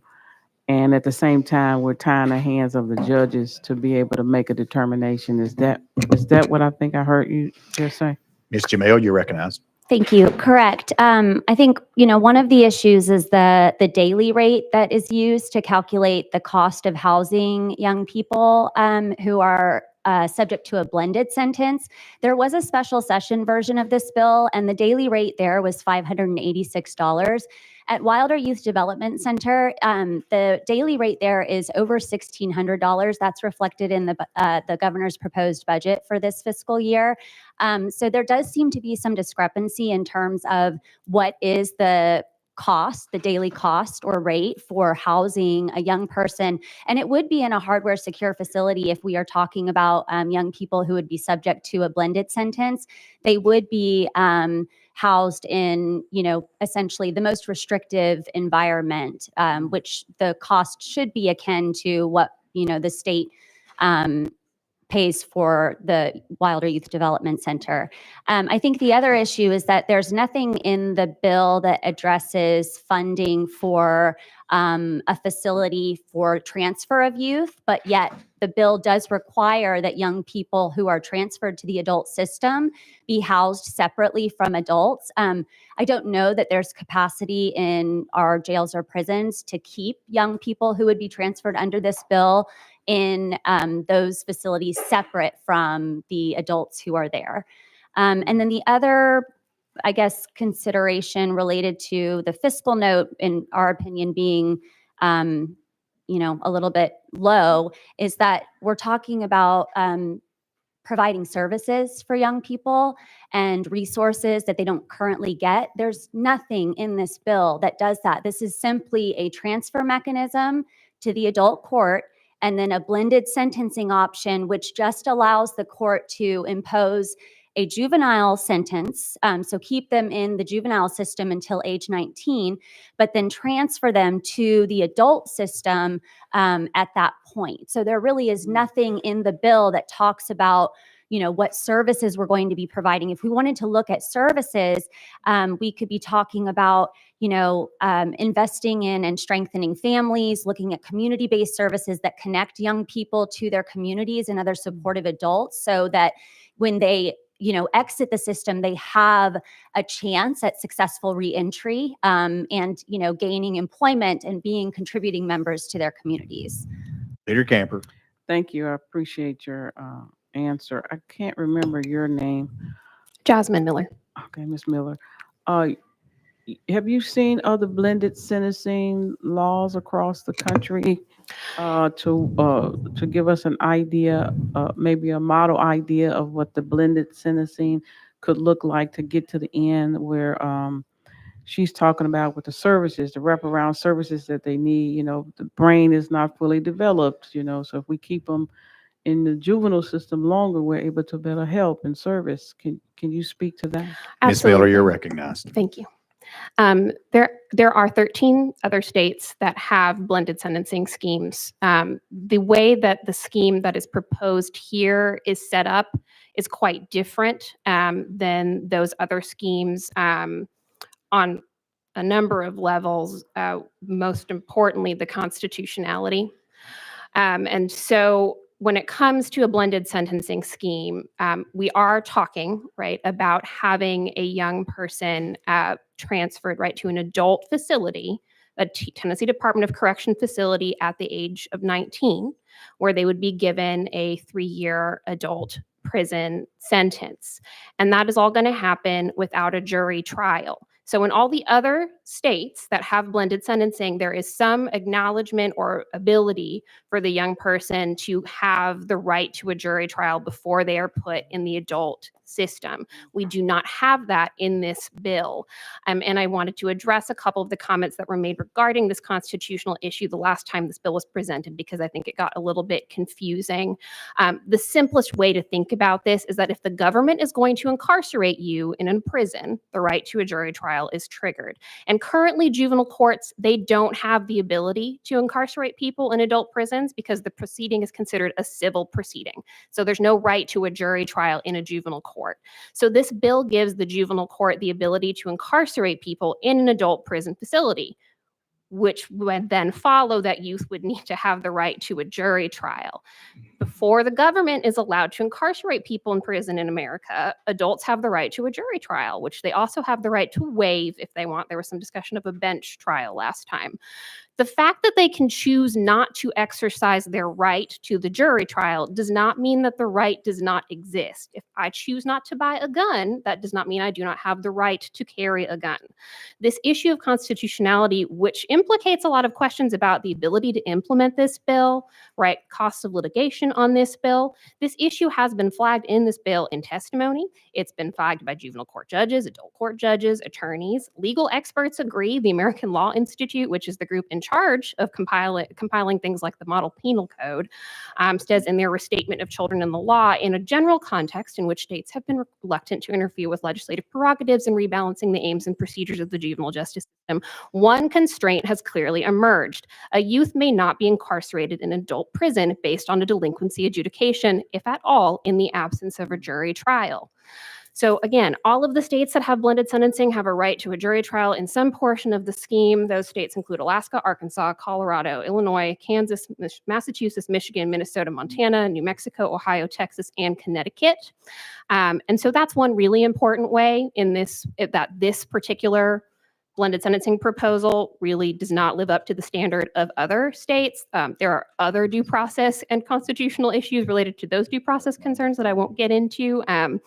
But that is something that really concerns us because we really want to make sure that if this scheme is implemented, the hope, right, is that it's constitutional, that it can be implemented, and that it really promotes rehabilitation, because I think we all agree with the idea that we want to have an ability for some older youth who commit more serious offenses to be able to get that second chance and access rehabilitative services. Unfortunately, this bill just doesn't do that. Leader Camper. Thank you. Appreciate your testimony. Representative Love. Thank you, Mr. Chairman, and thank you for explaining in more detail one of the questions I asked last time we heard the bill, which is about the bench trial versus jury trial. In light of that, are there going to be more need for expert witnesses, expert testimonies, and more lawyers to represent these young people? Neither one of you can answer that question. Yes. Ms. Miller, you're Oh, recognized. sorry. Yes, thank you. And the cost with that, I'm sorry. So yeah, there are a number of fiscal issues that are related to that portion as well. So when we think, let's talk first about legal representation. So these cases would potentially last as long as 10 years, right? Because it applies to 14-year-olds who come into the system, and they are potentially, they're under the jurisdiction of the court until age 24. And so an attorney that's appointed to that case, hypothetically, or realistically, they're going to have to be on that case for 10 years. Somebody, right, has to be on that case for that period of time. And during that period of time, that means that that attorney is conflicted out, right, of other cases that might involve that young person's relatives, a co-defendant, a victim, whatever. That person is conflicted out for as much as 10 years. So that starts to have a really big impact, right, on the ability of our public defenders and our appointed counsel to effectively represent youth. And that's something that was not in the fiscal review file. There was nothing in there about costs of representation. And I know that that is something that has been raised by the criminal defense lawyers with regard to trying to make sure that we are adequately funding criminal defense for all of our young people. So that's one piece of it. Another piece of it, you brought up the expert witnesses. So Again, juvenile court is different than criminal court. It's a civil proceeding. Youth do not have the right to expert witnesses the way that adults do. I think we would argue that they should, but currently under our rules, they do not. And so if you think about, if you're an adult in the adult prison system, adult criminal justice system, and you are on trial for something like robbery, you would have the ability to ask for expert witness testimony on things like, I don't know, fingerprint analysis. Maybe there's some sort of, electronic tracing that showed that you were there or you weren't there, all of that sort of thing. So you have the ability, right, to fully present a defense before you are incarcerated. A young person does not have a right to expert witness testimony. Okay. And so when we are talking about having them face prison sentences, a minimum 3 up to 5-year prison sentence at the Tennessee Department of Corrections, without that expert witness testimony, that really raises some concerns. I think we would have, different concerns if what we were talking about was not an adult sentence, because I think some places, for example, allow young people to stay in juvenile facilities until they're 25. That's a different situation because it's not an adult facility. We're not talking about community supervision, unfortunately. I know that there has been some talk in presenting this bill that maybe this bill allows for probation or community supervision after the age of 19 under the terms of this bill, which restricts juvenile courts to the same powers as the trial court. A trial court cannot give probation or community supervision for the offenses that are in this blended sentencing statute. Therefore, these young people are not eligible for probation or community release or anything like that. The only option is that 3 to 5 years in Tennessee Department of Corrections custody. So again, really some concerns there around expert witnesses, around how we're figuring out the costs, all of that. All right. Representative Love? Thank you for your response and for your testimony. That's all for me, Mr. Chairman. Thank you. Representative Shaw? Thank you, Mr. Chairman. I retain my questions for the sponsored bill. Okay. Thank you very much. Any other questions? Representative Garrett? I move we go back into session. All right. It's a proper motion. Any objection? Hearing none and seeing none. We thank you, ladies, for being here. Without objection, we go back into session. We're back in session. I'm going to first go to Chairman Farmer for any comments he'd like to make, and then we'll come back to you, Representative Shaw. Okay. And thank you, Mr. Chair and committee. Now, a couple things that I heard there, I just was taken aback. I think to the point to where there's some sort of idea that a youth or maybe a youth attorney couldn't produce expert witnesses in their defense. I mean, that's as far as I'm aware of, that's untrue. I don't know where that came from, and I can talk to the folks from those couple of special interest groups after committee. Be happy to do that. And certainly another thing too, I think is important is that when our youth hit 19 and they have the opportunity to go down this blended sentencing route, okay, what's required by law and what's constitutional, as stated in 17 other states, well, they're still operating. They've not been sued. They've not been held unconstitutional. So whatever they're doing is either A, constitutional, or B, somebody's just decided not to file a lawsuit. So I'm going to err on the side that the courts have found what's happening in other states are constitutional. What's required by law is at that 19 age that these youth come in front of an independent arbiter, and that arbiter is a judge to hear these factual determinations and produce their defenses. This judge, if he or she chooses to do so, he can hold that juvenile court jurisdiction open up until their 25th birthday. So another thing that was taken out of context is that we're sending youth. Think about this for a second. They said that we're sending our youth to adult prison without a jury trial. We're not sending our youth. We're sending adults, transferring them to the adult prison if that judge chooses to do so under the purview of the juvenile court's jurisdiction. And what's going to happen is the judges are going to try to keep these adult youth, the adults that are under the purview of the juvenile court's jurisdiction. They don't want to go and put them into custody. The idea is that they stay on probation under the purview of juvenile court, which would allow them for the services that would come with that jurisdiction, the juvenile court jurisdiction instead of adult court. So this is a couple things I wanted to say, a couple points I wanted to hit. Members, I'm happy to answer any questions you all may have, but that's what I got for now. Okay, Chairman Farmer, thank you very much. Representative Shaw. Thank you, Mr. Chairman. So you kind of answered my question, Mr. Chairman. So you feel certain that the way this bill is crafted, where you've got it crafted, that we are not going to fall under any lawsuits or anything based upon the way the bill is crafted now. We've heard testimony from both sides, but and you also feel that it's not going to overrun the adult prison system if we leave the bill in the fashion that you've got it in and pass it like it is. Chairman Farmer. And thank you, Mr. Chair, and Representative Shaw, and thank you.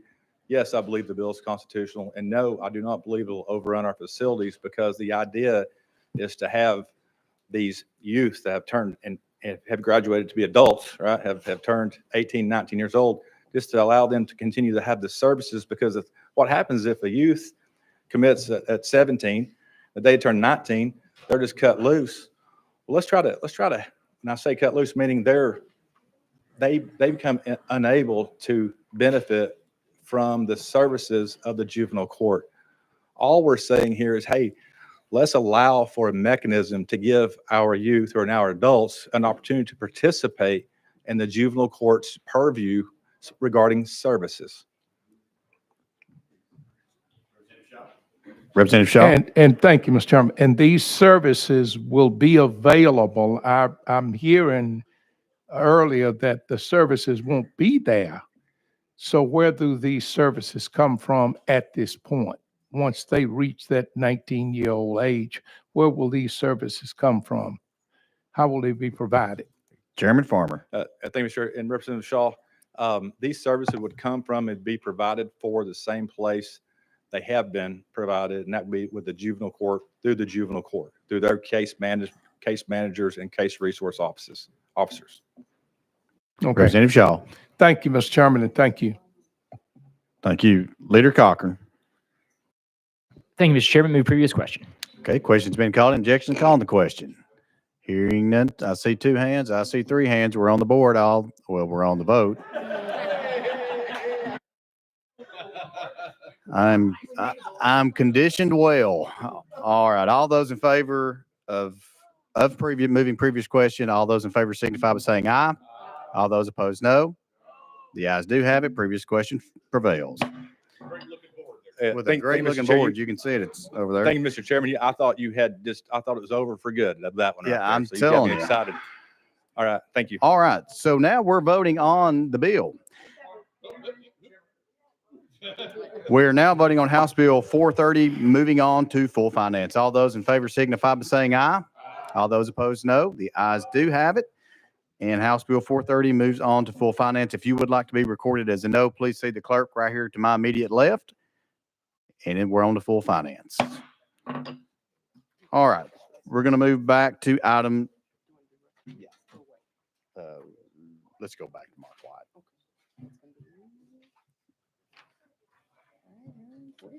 Okay, members, we're moving to item 47 now. We're going to come back to Chairman White.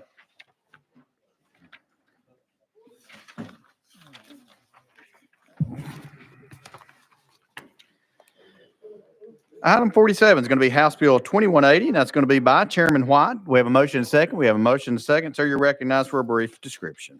Thank you very much, Chairman of the committee. I appreciate you doing that for Chairman Farmer. He's been kind to carry that for me through the committees.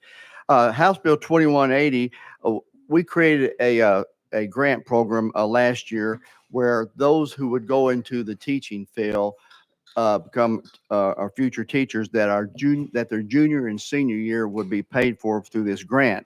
It's been in operation for 1 year, and it also asks that when you graduate, in order not to have to pay this back, that you teach in a at-risk or distressed county, which is a lot of our rural counties. And so what we want to do with this particular bill, WGU, Western Governors University, came to us, and they do a lot of the teacher training through their own line, especially in rural communities. And we want to let them take advantage of this 4 years left of this grant program to see if we can get some more teachers, which we have a shortage of teachers, especially in the rural communities. See if we can get them into this scholarship program. And with that, that's the explanation. All right, Chairman Watt, thank you very much. Members, we're on House Bill 2180. You've heard the description. Any discussion? Hearing none and seeing none, we're now voting on House Bill 2180, moving on to full finance. All those in favor signify by saying aye. All those opposed, no. The ayes do have it. House Bill 2180 moves on to full finance.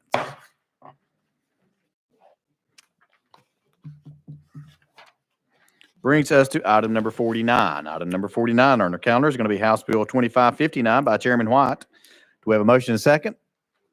We have a motion and a second. Sir, you're recognized for a brief description. Thank you, Chairman. House Bill 2559. This is, we have in Memphis, the Excel Center, which this is actually where adults can go back and get their high school diploma, not a high set or any other type. They go back and they pick up high school where they left off. Reason this is important in my community of Memphis, we estimate we have over 100,000 adults who do not have a high school degree. It's estimated over 500,000 Tennesseans statewide do not have a high school degree, and it's hard to get them into the workforce and even take advantage of things like Tennessee Reconnect and other things without the high school diploma.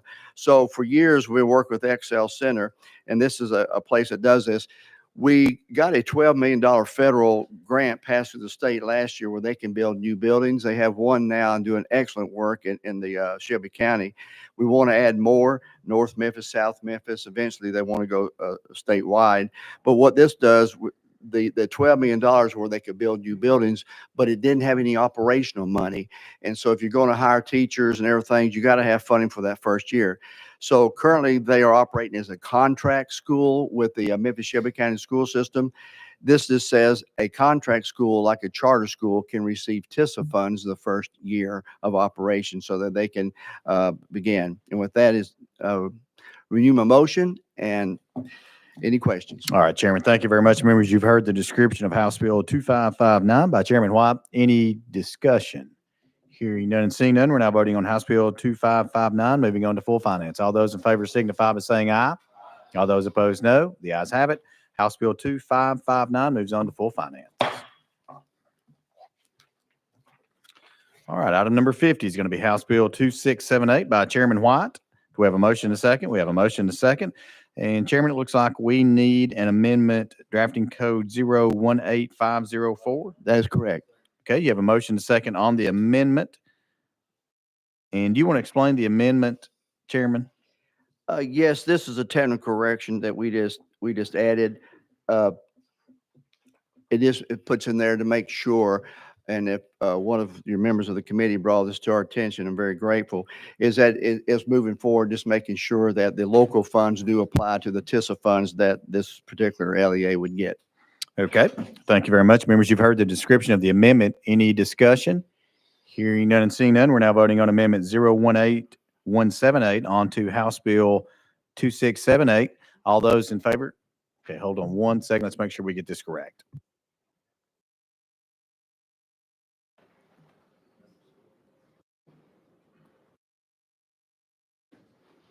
Let me get that amendment correct. I said it right the first time. Let me get it right the second time. That is Amendment 18504. So that's the amendment that we're moving. So we have a motion and a second. You've heard the description. Any discussion? Hearing and seeing none. Now we're voting on the amendment 018504 on to House Bill 2678. All those in favor signify by saying aye. All those opposed, no. The ayes have it. We are back on the bill as amended. And Chairman White, you're recognized, sir. Thank you very much, Chairman. Members, this particular bill been working on for 3 years. 3 years ago, I went out. We have a school system in Memphis called the University Schools. They operate under the University of Memphis. They've been around since 1912, so 112 years in operation. And when I was talking to them during the years of COVID, found out they had 87% reading proficiency. And so these schools serve a diverse population of students from every zip code in Shelby County. And the University Campus Schools are the highest performing school system in the state of Tennessee. In 22-23, the University Schools have the highest pass rate across all subjects of any school system in the state of Tennessee. English, science, reading, and social studies, and a close second in mathematics. And all three schools earned an A letter grade in the recent TDOE grading system. So what we started talking about, I said, can y'all duplicate this model? And they said, absolutely. So what this bill is asking for, we are going to create the University of Memphis Innovative School District, where they will be their own LEA within our county, and that where they can duplicate this model that is serving currently children well. Right now, they are in a contract status, or they operate through a contract status with the Memphis Shelby County School System, and they're only limited to 1,000 students. And so we want to be able to expand what they do. And so we started working on this a number of years ago. And with that explanation, I will answer any questions. All right. Thank you, Chairman White. Members, you've heard the description. Any discussion? Representative Shaw. All right, thank you, Mr. Chairman. I just want to ask you, have you had any interaction with the new school director? I know they just brought one in, Memphis City Schools, about this. I'm not against your legislation. I'm just wondering what kind of interactions are you having with them right now? Chairman White. Sure. I had the new superintendent up here a few weeks ago, and I sat down and talked with her in Memphis, and I explained this to him. Their position is, of course, some are for, some are not so much for, but from what the information they gave me, they understand what we're trying to do, and they are not pushing back. Representative Shaw. Well, I thank you for the legislation. I think it can certainly spill over even to our area out in where I live. I just wondered if there was good harmony working together on this project. Thank you for your answer. Appreciate it. Thank you. Chairman Hawk. Thank you, Mr. Chairman. Can you remind me, I think we asked this previously, capacity in educational professionals. Can you remind me, you said 1,000 students now, can we double? Is that something that you're looking at? Chairman White. Right now they have 3 schools, the elementary, the middle, and the high school. 25, 26 are going to go past the 10th grade, complete to the 12th grade. Right now, they're limited to 1,050 students. They have 1,500 on the waiting list. And so they want to be able to eventually bring them in. And in the years to come, the first year will be a non-growth year. They keep doing what they're doing and put a lot of logistics and things in place, and then possibly expand out from there. Chairman Hawk. Leader Camper. Thank you, Mr. Chair. Thank you, Mr. Chairman. Thank you, Representative, for the bill. You're right with respect to the university school. They're doing outstanding. It's a jewel in Memphis. I'm curious as to whether or not in the expansion to get at their waiting list and any additional expansions within the LEA, would they have to stay on the university campus with respect to this bill? Are we authorizing them to move off campus and go into the community surrounding the university? How would that work? Chairman White. Right. The way this is written, we also, another amendment we added, they would stay within the geographic boundaries of Memphis, or wherever they have their campus, which is Memphis right now, the University of Memphis Schools. They would eventually it's going to be an innovative school district. They want to look at where they can best serve the community of Memphis through specific schools and things like that throughout the community. Like there's one they're working with, I believe, the Porter Leith pre-K in Orange Mound. They want to be able to eventually expand. That will be years to come, but they will be able to move off campus within the city. Leader Camper. Thank you, Mr. Chairman. There was a time a few years back when, after the series of things that's happened in Shelby County, the merger, demerger, lifting of the cap on charter schools, that we eventually had to close several, probably about 25 traditional public schools.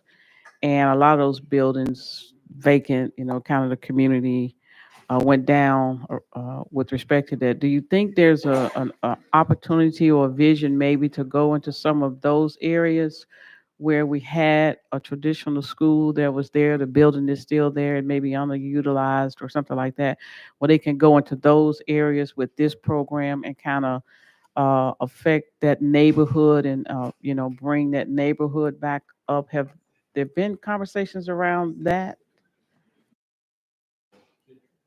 Chairman White.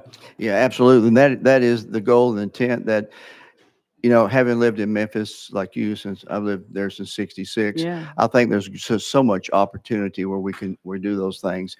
And when I discovered that they have this great model and that they are doing great work, I said, let's duplicate that. Let's don't keep them squished down to a, you know, limited 1,000 students. Let's let them move out into the community to support our current Memphis Shelby County system also. I think the more we have people that work together, the better we do. But yes, to answer your question, yes. Thank you. Thank you, Mr. Chairman. Thank you, Leader Camper. Representative Garrett. Thank you, Mr. Chairman. I move previous question. Okay, previous question's been called. Any objection to calling the question? Hearing none and seeing none, we're now voting on House Bill 2678, moving on to full finance. All those in favor signify by saying aye. All those opposed, no. The ayes do have it. House Bill 2678 moves on to full finance. Thank you, Chairman White. Thank That you. brings us to item number 42 on our calendar. Item number 42 is going to be by Chairman Russell. And that's going to be House Bill 2584 by Chairman Russell. You've got a motion and a second. Sir, you're recognized for a brief description. Thank you, Mr. Chairman and committee. This is a simple bill. House Bill 2586 suspends the professional privilege tax for any year in which the amount of state general fund tax revenue over collections during the prior fiscal year exceeds $500 million. Simply Chairman, put, hold on one second. Let's make sure that we're on the right.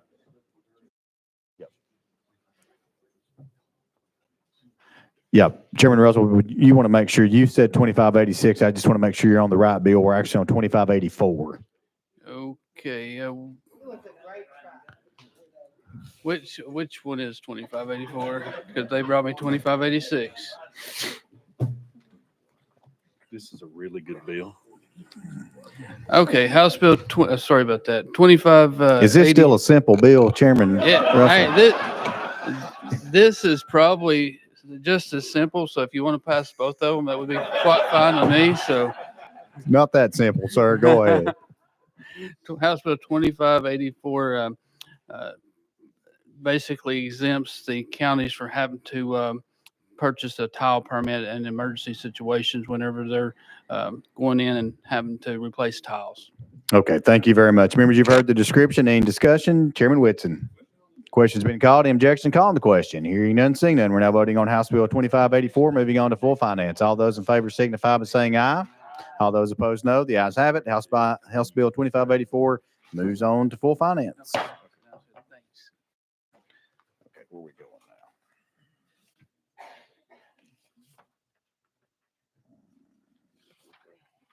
now? Let's see. Nope, we're just going back in order. So we're back on 53. Okay, item number 53. That's going to be House Bill 1895 by Chairman Zachary. We have a motion and a second. Thank you, Mr. Chairman, committee. And Chairman, I know there's an amendment that's been filed here. Let's see here. So 17545, is that what you have, sir? That's correct. Yes, sir. All right, we have a motion and a second on the amendment. We have a motion and a second. It does rewrite the bill, so let's go ahead and get this one on. Any discussion on the amendment? Hearing none and seeing none, we're now voting on Amendment 017545 on to House Bill 1895. All those in favor signify by saying aye. All those opposed, no. The ayes have it. We're back when the bill is amended. There's a second amendment that we need to go to Chair Lady Hazelwood with. That's going to be Amendment 018376. Is that correct? Yes, sir, that's correct. Would you like to describe the amendment, please? We have a motion and a second on the amendment. We have a motion and a second. Would you please describe? This is just a clarifying amendment to make sure that we're not having some unintended consequences with this bill. Okay, thank you, Chair Lady. Any discussion on the amendment? Hearing none and seeing none. We're now voting on. Chairman, let's go to you right quick, just making sure. Is this amendment friendly, unfriendly? Would you like to comment? Mr. Chairman, this may be the most friendly amendment I've ever had on a bill. That's what we like to hear. All right. Members, any discussion? Hearing none and seeing none, we're now voting on Amendment 018376 on to House Bill 1895. All those in favor signify by saying aye. Aye. All those opposed, no. The ayes have it. We're back when the bill is amended.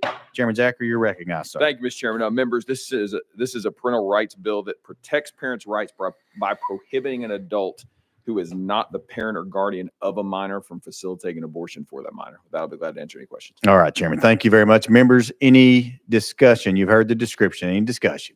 Hearing none. Leader Camper. Okay, thank you. This wouldn't preclude a parent who may be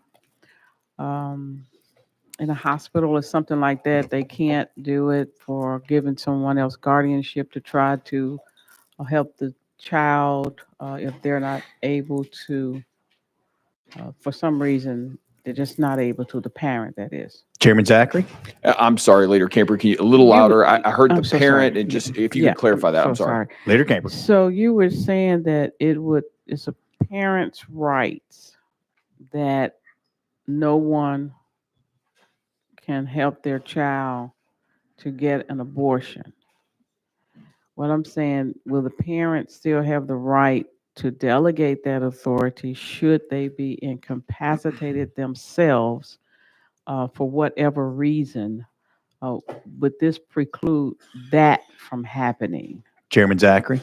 No, ma'am. Thank you, Mr. Chairman. No, it's within the bill. The parent or the guardian can pass that right on, but it has to come from them. It has to be written consent from them. Leader Camper. Okay. All right. Thank you. Yes, ma'am. Thank you. Further discussion on House Bill 1895. Hearing none and seeing none, we're now voting on House Bill 1895, moving on to full finance. All those in favor signify by saying aye. All those opposed, no. The ayes have it. House Bill 1895 moves to full finance. Thank you, Mr. Chairman. Committee. Thank you, Chairman. That brings us to item number 54. Item number 54 is going to be by Representative Alexander, House Bill 1812. We have a motion and a second. You are recognized for a brief description.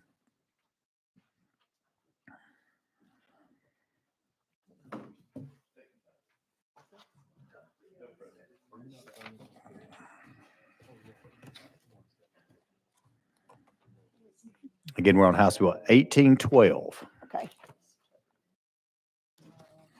House Bill 1812, and thank you, Chairman, thank you, committee, is a bill that would just say that for someone who is other than a teacher, because teachers we covered last year in House Bill 1357, but if an employee of the school system gets hurt due to an act of violence, then this covers their time off, their pay, and it just makes sure that they get their salary like they normally have been given. All right. So it's like aides and stuff, because we use a lot of aides in special needs classrooms. And so if they get hurt by a child or something, that's what this is for. Okay, thank you, Representative Alexander. Members, you've heard the description of House Bill 1812. Question's been called. Objection to calling the question. Hearing none and seeing none, we're now voting on House Bill 1812, moving on to full finance. All those in favor signify by saying aye. All those opposed, no. The ayes have it. House Bill 1812 moves to full finance. Brings us to item number 55. Item number 55 is going to be House Bill 2173 by Representative Alexander. You have a motion and a second. Looks like we have an amendment drafting code 014461 that we need to put onto this bill. That is correct, sir. Okay. We have a motion and a second on the amendment. We have a motion and a second on the amendment. You are recognized for a description on the amendment. Okay, and the amendment only says that if a customer comes to a funeral home to purchase more than one pre-need at a time, say like their mother and their father, they would only have to pay the $10 one time. Okay, you've heard the description of the amendment. Any discussion on the amendment? Hearing question's been called on the amendment. Objection to calling the question. Hearing none, seeing none. We're now voting on amendment 014461 on to House Bill 2173. All those in favor signify by saying aye. All those opposed, no. The ayes have it. We're back on the bill as amended. And you are recognized, Representative Alexander, for a brief explanation. Okay, so it changes the account name to a pre-need funeral state administrative fund, and it goes from $20 to $10 that we collect at the time that someone does a guaranteed pre-need with a family member. We have 2.5 million in that fund, and we've reached its threshold. So that's why we're moving it to 20 to 10. Okay, thank you very much for this description. Members, you've heard the description. Is there any discussion? Hearing none and seeing none, we're now voting on House Bill 2173, moving on to full finance. All those in favor signify by saying aye. All those opposed, no. The ayes have it. House Bill 2173 moves to full finance.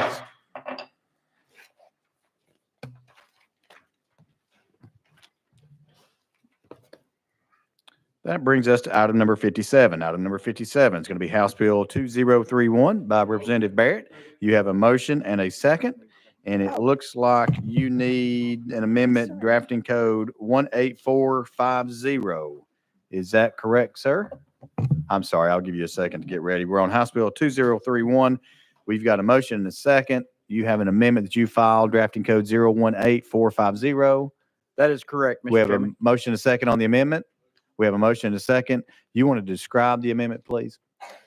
Yes, the amendment removes the criminal portion. The bill originally as drafted would change the offense from a Class A misdemeanor, increase that to a Class D felony. So we're removing that portion of the bill and leaving just the private right of action.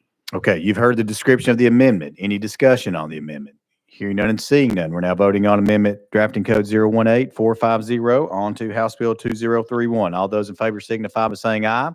All those opposed, no. The ayes have it. We're back on the bill as amended, and you're recognized. Thank you, Chairman. Again, as amended, this bill will create a private right of action for any citizen who is damaged as a result of an intentional blocking of a highway, passageway, bridge, or other right of way. All right, thank you very much. Members, you've heard the description. Any discussion on House Bill 2031? Leader Camper.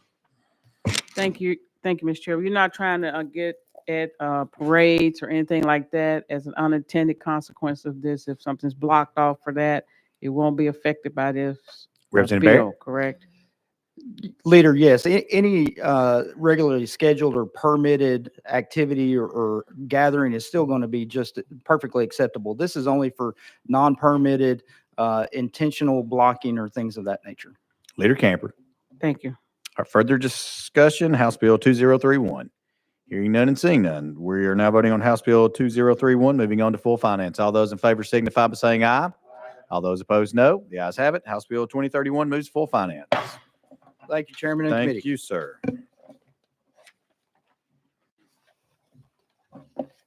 That brings us to item number 62. Item number 62 is going to be House Bill 1908 by Representative Bolso. Do we have a motion and a second? We have a motion and a second. And Representative Bolso, you are recognized, sir, on House Bill 1908. And you're recognized for a brief description, sir. Thank you, Mr. Chairman. Good afternoon, members of the committee. This is a bill that initiates a pilot program for therapy dogs. It passed through the floor of the Senate unanimously on Monday night. We've had very good success in Williamson County through the use of a therapy dog named Bolo, who's assigned to one of our deputy sheriffs, Deputy Jacob Morley. And the bill effectively would provide for 5 therapy dogs across 5 public schools across the 3 grand divisions in Tennessee. I'm ready for questions. Thank you very much for this description. Members, any discussion? Question's been called. Objection called on the question. Hearing none and seeing none, we're now voting on House Bill 1908, moving on to full finance. All those in favor signify by saying aye. All those opposed, no. The ayes have it. House Bill 1908 moves on to full finance. Thank you, Mr. Chairman. sir. Thank you, committee. That brings us to item number 65. Item number 65 on our calendar is going to be House Bill 1807 by Representative Butler. You have a motion and a second. And it looks like, sir, we have an amendment drafting code 018315 that needs to be placed on the bill. Is that correct? That is correct, Mr. You have a Chairman. motion and a second on the amendment, and it looks like it rewrites. So we will go ahead and get this amendment onto the bill, then you can describe it. So any discussion on the amendment? Hearing none and seeing none, we're now voting on amendment drafting code 018315 on the House Bill 1807. All those in favor signify by saying aye. All those opposed, no. The ayes have it. We're back on the bill as amended. Sir, you're recognized. Thank you, Mr. Chairman. This amendment simply moves the requirements out to 10 days for all the inspections to be done by any government department inspecting building, newer renovated building construction. All right. Thank you, Representative Butler. Members, you've heard the description. Any discussion? Hearing none and seeing none, we're now voting on House Bill 1807, moving on to full finance. All those in favor signify by saying aye. All those opposed, no. The ayes have it. House Bill 1807 moves to full finance. Thank you, committee. That brings us to item number 67, House Bill 1805. You have a motion and a second. And let's see, Representative Butler, it looks like we need amendment 017871. That is correct, Mr. Chairman. Okay, do we have a motion and second on the amendment? Have a motion and second. You want to describe that rewrites the bill? Let's go ahead and get it put on if that's okay with the committee. Hearing no objection. All those in favor of putting on amendment drafting code 017871 on to House Bill 1805 signify by saying aye. All those opposed, no. The ayes have it. We're back on the bill as amended. Sir, you're recognized. This would just rename this bill the Ethan Wade Walls Act, which was the reason in the genesis for this piece of legislation. He was killed in an accident in a dump truck. And so this legislation provides a refund on a prorated refund on the commercial license plate tags for owner operators of 3 vehicles or less. And so this is named after him. Okay. All right. Thank you very much. Members, you've heard the description of the bill. Any discussion? Questions been called? Any objection calling the question? Hearing none and seeing none, we're now voting on House Bill 1805, moving on to full finance. All those in favor signify by saying aye. All those opposed, no. The ayes have it. House Bill 1805 moves to full finance. And that brings us to item number 68. Item number 68 is going to be House Bill 1924 by Representative Butler. We have a motion and a second. You're recognized, sir, for a brief description. Thank you, Mr. Chairman. This legislation holds those accountable that have been convicted through due process for indecent exposure inside any of our state facilities. And with that, I'll stand for questions and renew my motion. Thank you, Representative Butler. Members, you've heard the description. Any discussion?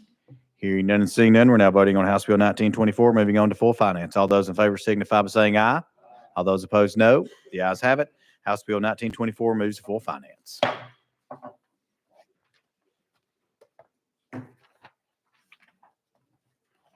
That brings us to item number 73. Item number 73 on the calendar is going to be House Bill 2054 by Representative Eldridge. There's Representative Eldridge. You have a motion and a second. Sir, you're recognized for a brief. Representative Shaw, you want to be recognized? On the bill. Okay. We have a motion and a second. You have a motion and a second, sir. You are recognized on the bill. Thank you, Chairman and Committee.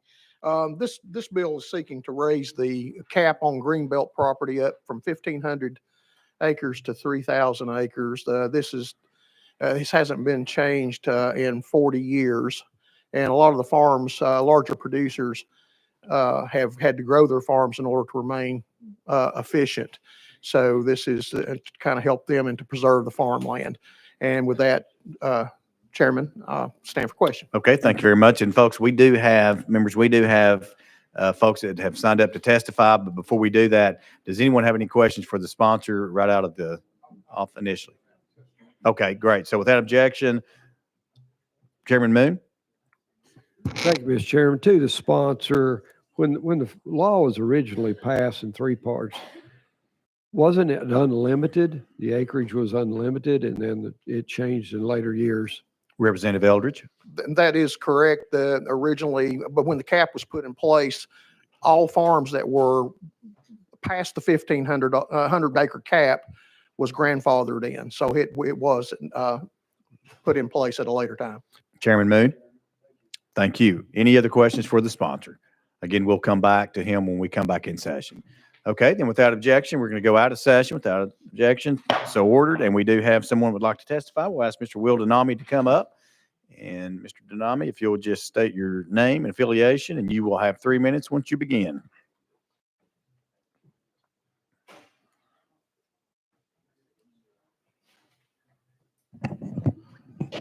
Thank you. Thank you, Mr. Chairman and members of the committee. My name is Will Denami, and I'm here on behalf of assessors of property who oppose this bill. And I want to thank the sponsor, who's a friend of mine in Farm Bureau, who we work with on a regular basis. But the assessors of property do not think this bill is ready. The 1976 Greenbelt Act was followed up 8 years later with a cap. And I want to point out Tennessee Code 67-5-1002 says that the findings of subdivision 1 through 4, these were the legislative findings. This is the reason, this is the rationale for putting in Greenbelt in the first place, must be tempered by the fact that in rural counties, an overabundance of land held by a single landowner that is classified on the tax rolls by this part could have an adverse effect upon the ad valorem tax base of the county.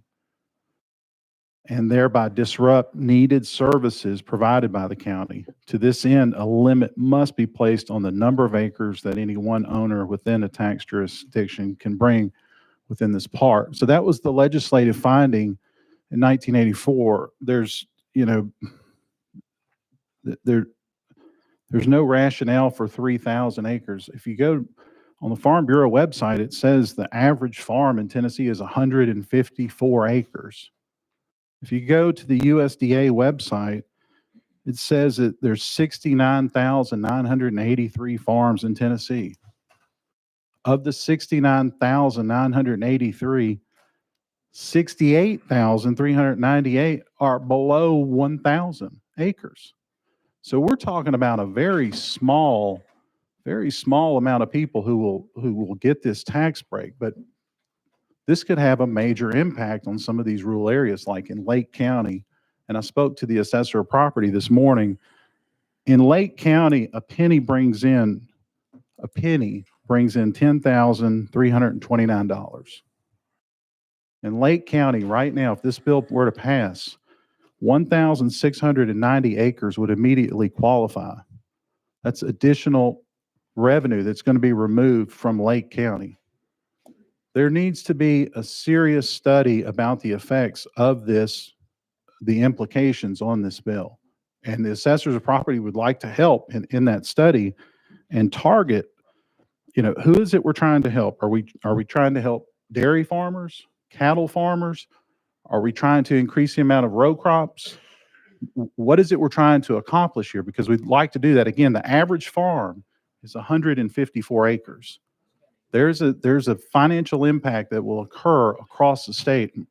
We'd urge you to consider that, and let's have a study, and let's really dive into what the target is. What are we trying to accomplish here? There's other unintended consequences. How is this going to affect? We have a migration that's occurring into Tennessee. People are moving into rural areas and able to purchase land. How does this affect 1031 exchanges, corporations, and so forth? Thank you, Mr. Chairman, for your indulgence. All right, thank you very much. Members, any questions for our guest? Leader Camper. Thank you, Mr. Chairman. Could you explain the terminology you're using, green belt, what that means? So Mr. Denami, you're recognized. Thank you, Mr. Chairman. Thank you, Leader, for your question. Greenbelt is it's an act that was passed in 1976 following Question 3, which is the modern property tax system the public put in place.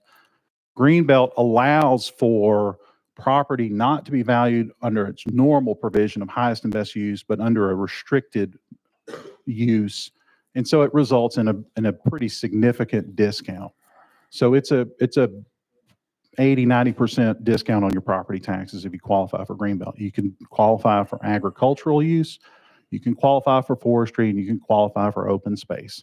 So it's a discount, a major discount that you get on your property taxes. Leader Camper. Thank you. And so if we were to increase it, as this bill is doing, and an investor purchase it and get that discount and then lease it back to the farmer, what impact do you think that would have on the local farmers? Mr. Denami. Thank you, Mr. Chairman. Thank you for the question. So this would increase the landowner's ability to have more land. You don't have to have 3,000 all in one spot. You can have 500 here, 500 there, and you could go back to you can just start acquiring property anytime you can get a chance to, and it's 3,000 per person. So depending on how the corporation is structured, you can have multiple corporations. You only have to buy them in 10-acre chunks, and it's 3,000 per county. Leader Camper. Thank you for the explanation. Thank you, Mr. Chairman. Okay, further questions for our guest? Hearing none and seeing none, without objection, thank you, Mr. Denami, for your testimony. Without objection, we will go back into session. Without objection, so ordered. And Representative Shaw.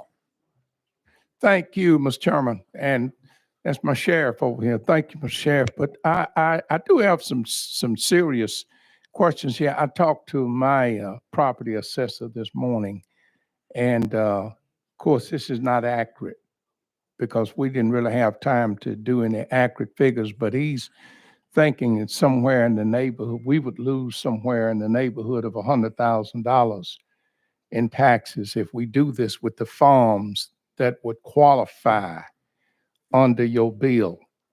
Now, if we lose that $100,000 in taxes from them, we got to make it up somewhere. And so taxpayers like me and other citizens gonna have to pay that. So I do have some concerns. And basically what he was saying was the money is just gonna be shifted to someone else to pay. The farmer's gonna get a break. And I'm all in favor of giving farmers all the breaks I can. I love farming. But I do think that this is going to be a situation that's going to create a lot of local small counties.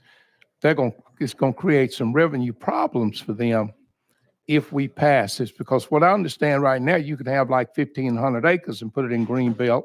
I could, then my wife could put it in Greenbelt herself. So can you explain to me how we're going to avoid damage in these small counties like the ones I represent? And then I know Haywood has got more land to offer and than even Hardeman. So can you explain that to me, please? Representative Eldridge. Thank you, Mr. Chairman. Yes, and I totally understand where, so there's some concern there. In 2005, Tasser found that every dollar paid in taxes, the local government's only spent 26 cents on services on farmland. There's a greatly reduced amount of service that goes to a large tract of land like that. One example that I would go with, we're experiencing a lot of growth, people moving here from other areas. There is a property that's on my road at home that is about a 100-acre tract of land. It's probably been on Greenbelt for 30 or 35 years. It was recently sold, and the developer in the first tract of houses that he intends to build, this is just the first tract, is 99 homes with values of over $300,000 apiece. The loss of revenue, I don't think, to my way of thinking, is not going to be significant, especially if you're in an area that is experiencing growth and you're building these houses. I think that it's more than going to be offset what you're going to lose with that property on Greenbelt by people that are coming here and buying and building new homes. So, and also, I think that another point, and I think Chairman Ryan's brought this up, and Ryan Williams did, and in the last meeting that we were in, about if you had 1,550 acres and you're farming that 1,500 acres, and you're farming the 50 acres the same way, then you're going to be paying a lot higher taxes on that 50 acres, even though the use is the same. And again, a lot of these farms have grown to the point where these are some of our largest producers here. They're the ones that are putting the food in the grocery stores for us. So I would say that with the growth that the state is having, I think it can be offset by new development. And I think just about every county across the state is experiencing that. Representative Shaw. And I appreciate your words. I guess, have you done a TASA study? Have anybody done a study on this based upon, and I heard you talk about how long it's been since we changed the formal and all of that, and I do get that, but has there been a study done as to, because in some areas that will be growth, but in other areas that won't be. And I know we're trying to preserve all the farmland we possibly can, which we need to.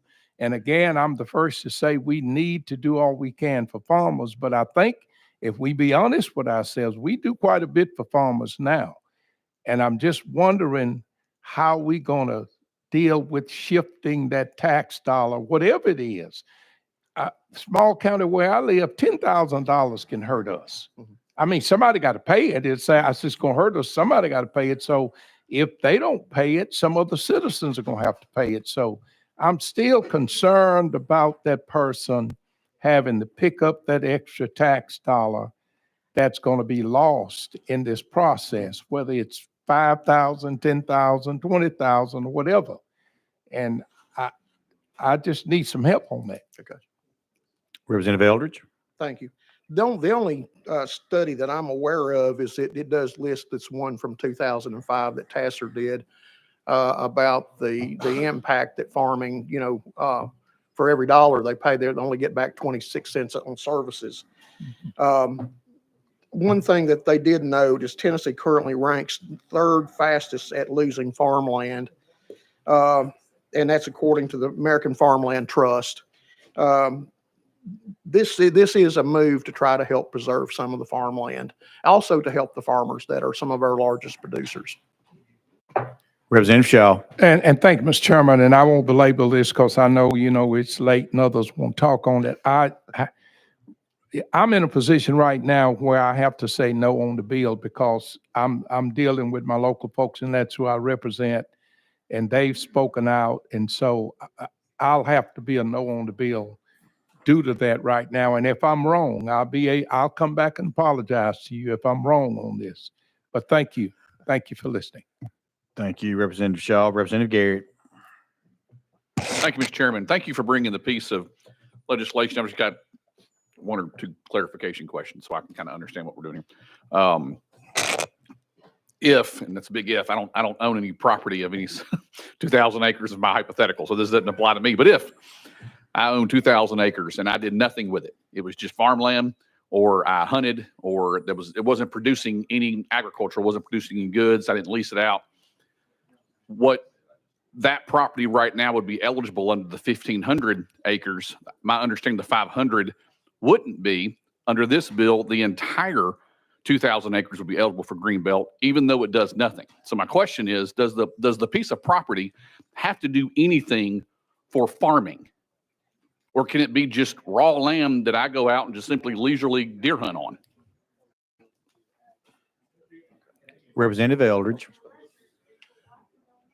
According to what I was just told here, it would have to qualify for either agricultural or forestry in order to qualify for Greenbelt. Representative Garrett. Thank you for that. So there is some sort of use that the land produces in order to, one, qualify for Greenbelt.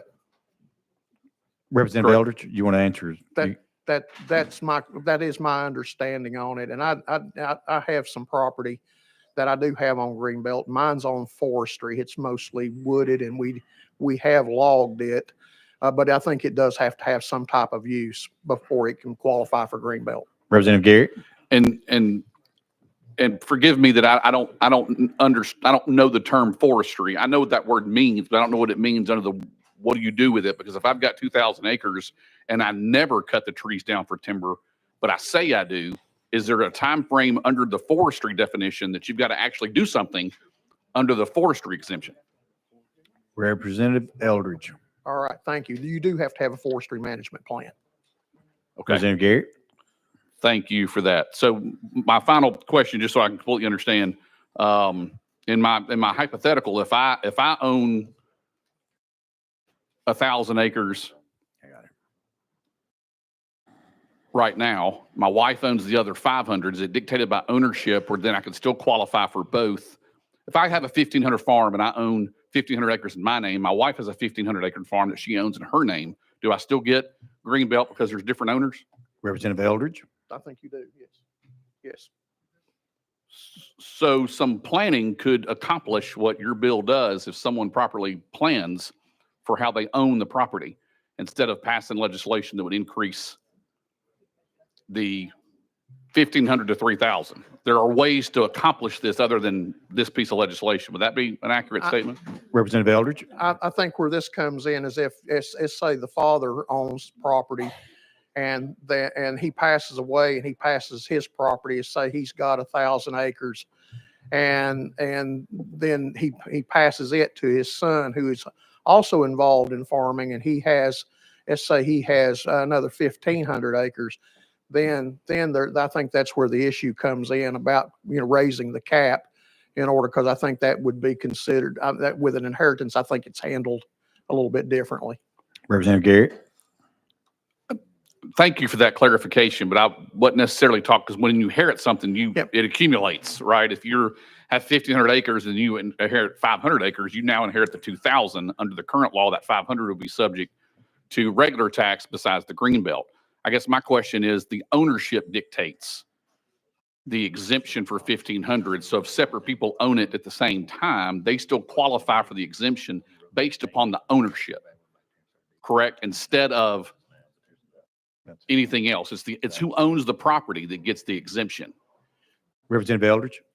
So I want to make sure I'm understanding exactly what you're saying. You're saying that the property owner could deed out a tract of property and put it in his wife's name only in order to get more property into Greenbelt? Is that my understanding? Representative Garrett. If I had a client that came to me in part of their estate planning that had 3,000 acres under the current law and they owned it together, I would advise either they put it into a trust or they put it separately, because they would qualify for 1,500 for the acres in one tract of land and then 1,500 for the other, and they would both get the Greenbelt exemption under that scenario, which would equal 3,000 acres, that they both would get this exemption because they have separate owners rather than owning it together. So I guess my question is that still possible for people to do if they own this much land based upon the ownership of the real property? Representative Eldridge.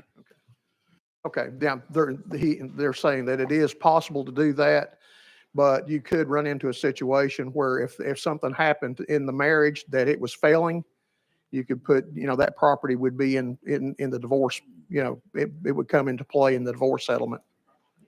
Representative Garrett. I'm going to leave that one there. Okay. That's a totally different road that we're going down. But thank you for that. All right. Chairman Faison. Thank you, Mr. Chair. Committee, I just want to speak to what's going on here. First of all, we have to recognize in Tennessee that we are losing dozens of acres a day of farmland, agriculture land. It's happening every day in Tennessee. Add on top of that, Midwest farmers just north of us that have 15, 20, 30,000 acre farms. How can we compete in this state if we're going to keep taxing people for working? I would encourage this committee to think this through. We want to be competitive. We believe in agriculture. Our land is very precious. There are some farmers who have been fortunate, who've been able to purchase additional land, additional farmland, put pieces together so they can do some mass production. In our state, we are taxing people for producing. We're a better state than that. If we want to be competitive, if we want to stand with our farmers who are trying to be competitive with people who have 20,000 acres and farms in contiguous states, the least we could do is allow them to do this and not have to continue to pay such an exorbitant price as they expand their farm. We give tax incentives to all sorts of people in this state who come here and tell us they're going to produce. This is just a small portion that we can help our farmers who are producing. I want to encourage this committee to support this. Love the fact that Farm Bureau is all about it. Those of us who have any sort of agricultural background know this is important, and this is the right step. Thank you, Mr. Sponsor. Representative Eldridge, comment? Thank you. Leader Camper. Thank you, Mr. Chairman. Appreciate your passion, Chairman Faison. I agree with you about agriculture and what it means to our state. I think the governor had money in the budget, in his proposed budget, to try to do something to help to that end, but we reappropriated those funds to something else. My question is around the impact it's going to have on local government. And looking at this fiscal note, it's going to cost, in the amended version, $2 million on a recurring basis.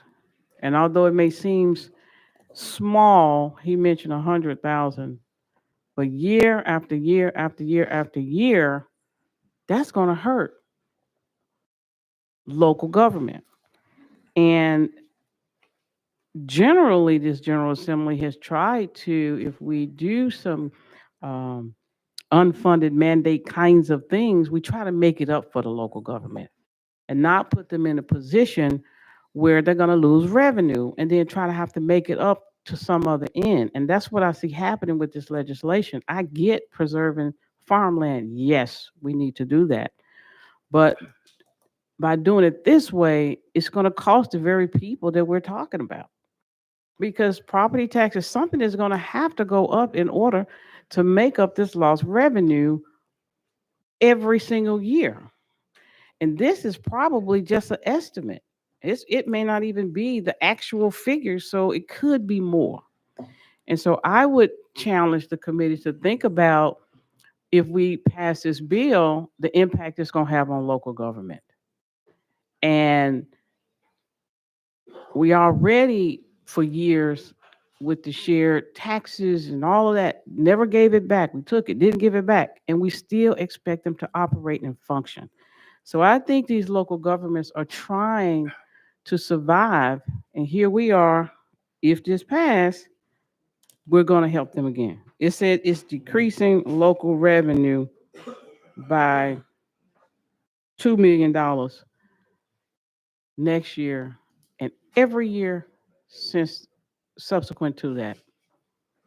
And it's the same thing. Like, so we're only going to take 5 from here, but 5, 10, 15, 20, year after year after year, something is going to have to happen for them to make it up, as cost of everything else go up for governments.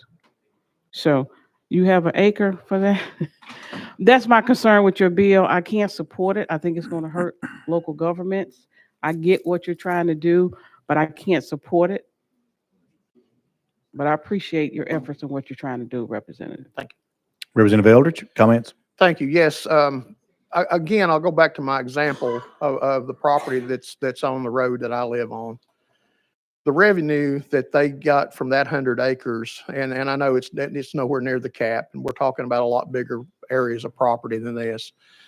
But a lot of our areas, and even over in more rural areas like, and I'll use Granger County as an example as well.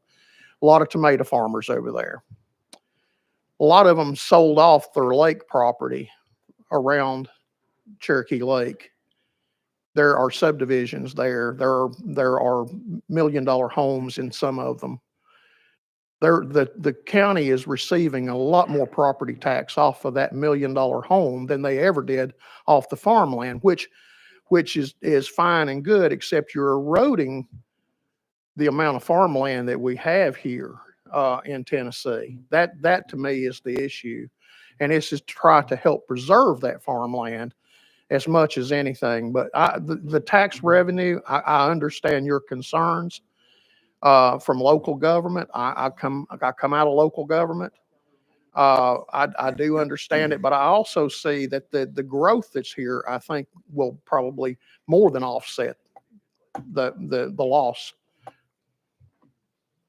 Chairman Whitson.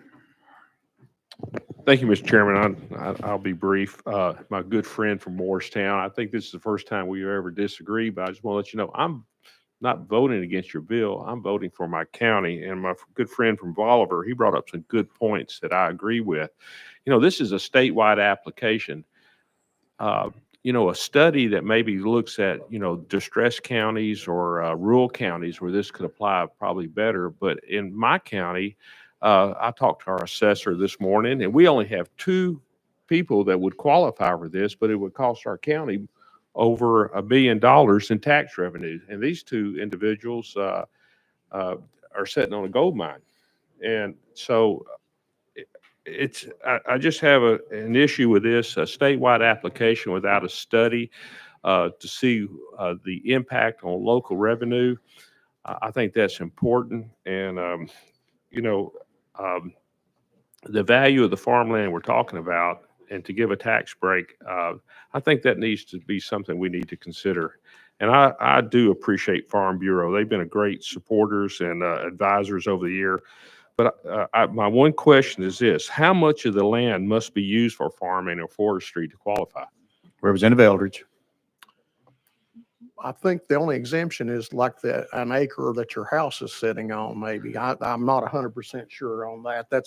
Most of the farmland has to be either in forestry or in agriculture. Representative Whitson. So somebody could have 3,000 acres and get a tax break, but maybe farm or maybe 300 acres out of that? I don't think that unless they have it in forestry or something like that, they would have to they'd have to either be producing either some type of a crop or something like that off that property, or it would have to be under a forestry plan. Well, Chairman Whitson. and that's my question. I mean, do we set parameters? How much of that 3,000 acres have to be producing something to qualify for this tax exemption? Representative Eldridge. I think the parameters are there. I mean, I think, and after looking at the Farm Bureau website, they have to have it in some type of use. There has to have. Yeah. Yes, I understand that. That's where I think a study would be very productive for us to see how much of that has to be producing something to qualify. And that's all the questions I have. Thank you, Chairman. Representative Shaw. Representative Shaw, hold up. Let me do this. You've been on the list, so let me make sure I've got another speaker who wants to speak, and then we'll come back to you. Representative Hicks of Washington. Thank you, Mr. Chairman. Thank you, Representative, for the bill. In working with growth here for the last few years, it seems like all over the state, it's in 2023, 90 of 95 counties showed growth last year, and quite a bit of growth all the way across the state. As that growth expands, this is a bill right here that will help keep farms together and just really help with the farmers and help them to be able to grow some. You know, when a family has to put a piece of their farm in their wife's name and their son's name and their daughter's name, to me, that is not only ridiculous, that is dangerous, I believe. I truly believe that.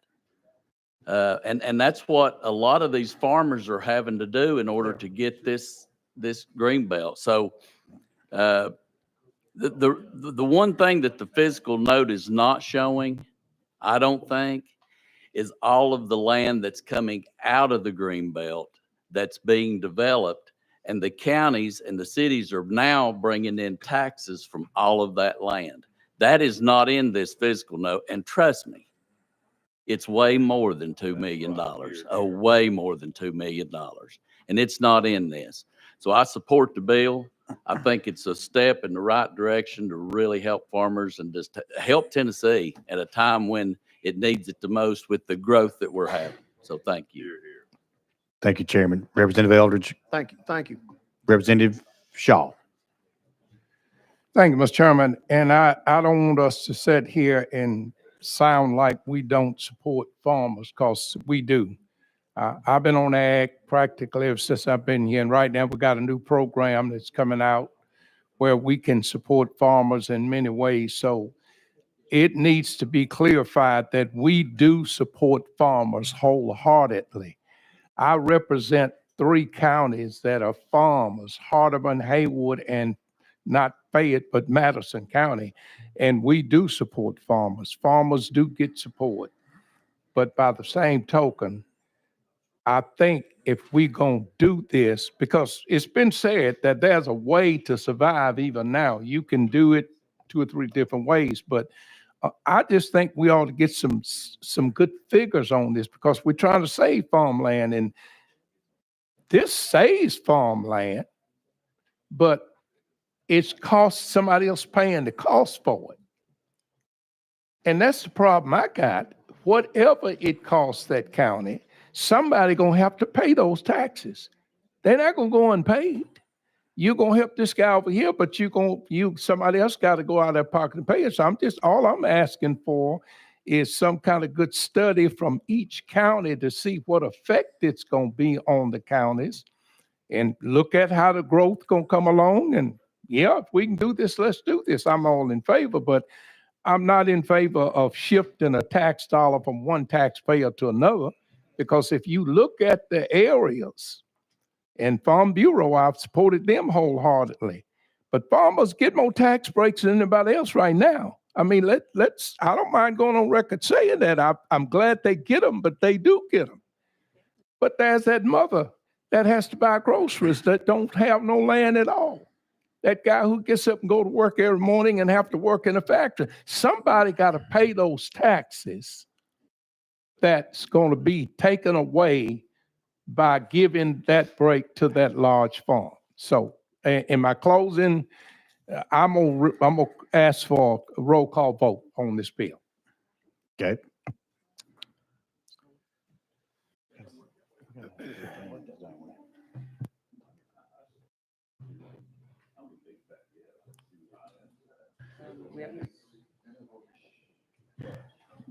Yep.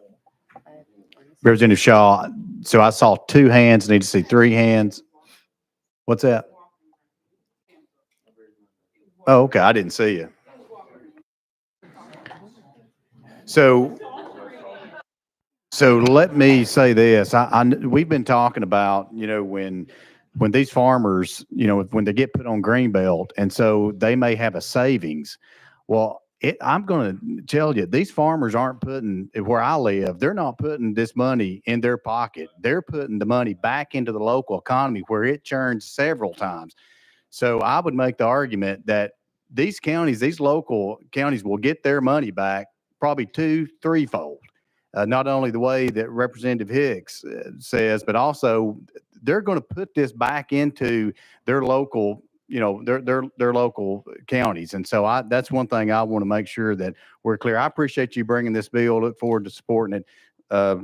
Anyone else? Any further discussion? Leader Camper. Thank you, Mr. Chairman. Not disagreeing with your point, but in the example he gave about the $100 million homes and the revenue that brings in, but then that local government have a budget that they take those funds in order to service those very homes, to provide fire services, to provide police, to provide infrastructure. So yeah, they're bringing the money in, but it's being used to service the very people in your example. But if you lose this revenue, this additional revenue that you're going to lose, then your budget will be impacted by that. That's the only point I was making about that. I'm glad they sold the land, but somebody still got to pay to service them. Got to get the infrastructure to them. Got to get water, electricity. You still have to provide services, so that money that you're generating goes in the budget to be able to do that. Thank you, Mr. Chairman. Thank you. Further discussion? Seeing none, hearing none, Madam Clerk, take the roll. Representative Baum. No. Like me today. There we go. Representative Baum votes no. Representative Camper. No. Representative Camper votes no. Representative Cochran. Yes. Representative Cochran votes yes. Representative Faison. Representative Faison votes yes. Representative Garrett. No. Representative Garrett votes no. Representative Hawk. Yes. Representative Hawk votes yes. Representative Hazelwood. Yes. Representative Hazelwood votes yes. Representative Hicks. Yes. Representative Hicks votes yes. Representative Love. No. Representative Love votes no. Representative Moon. Yes. Representative Moon votes yes. Representative Shaw. No. Representative Shaw votes no. Representative Whitson. No. Representative Whitson votes no. Representative Williams. Yes. Representative Representative Williams votes yes. Chairman Hicks. Aye.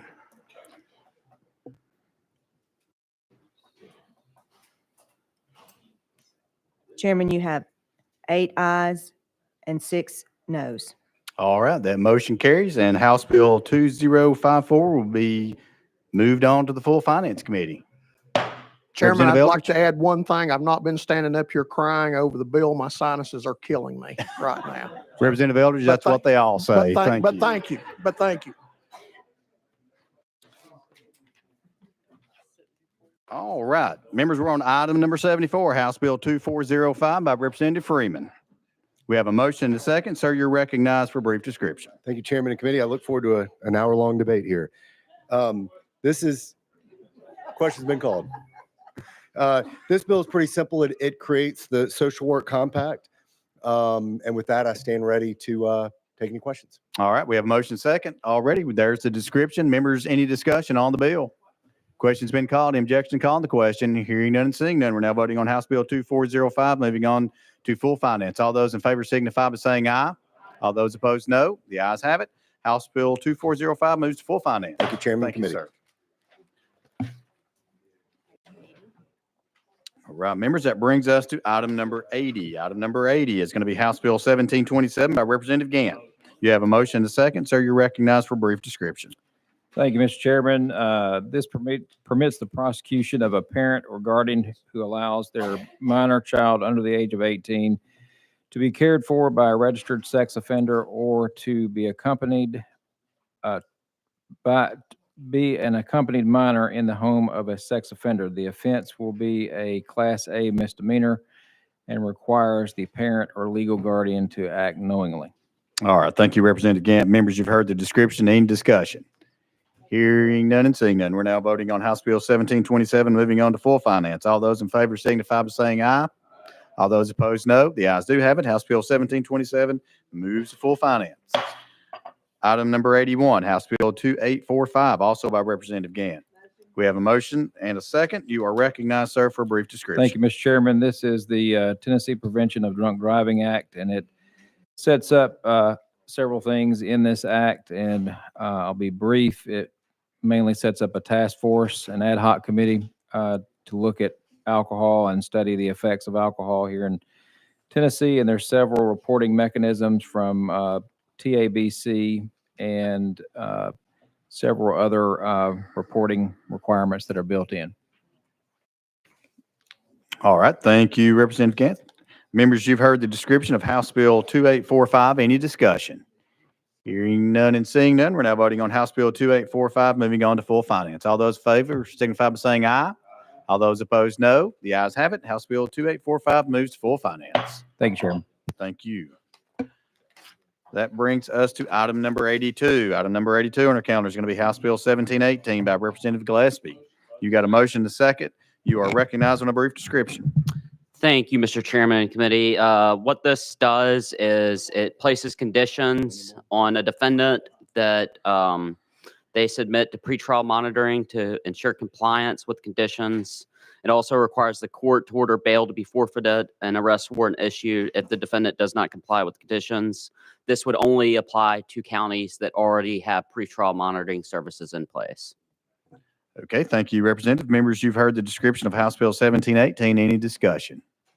Hearing none and seeing none, we're now voting on House Bill 1718, moving on to full finance. All those in favor signify by saying aye. All those opposed, no. The ayes have it.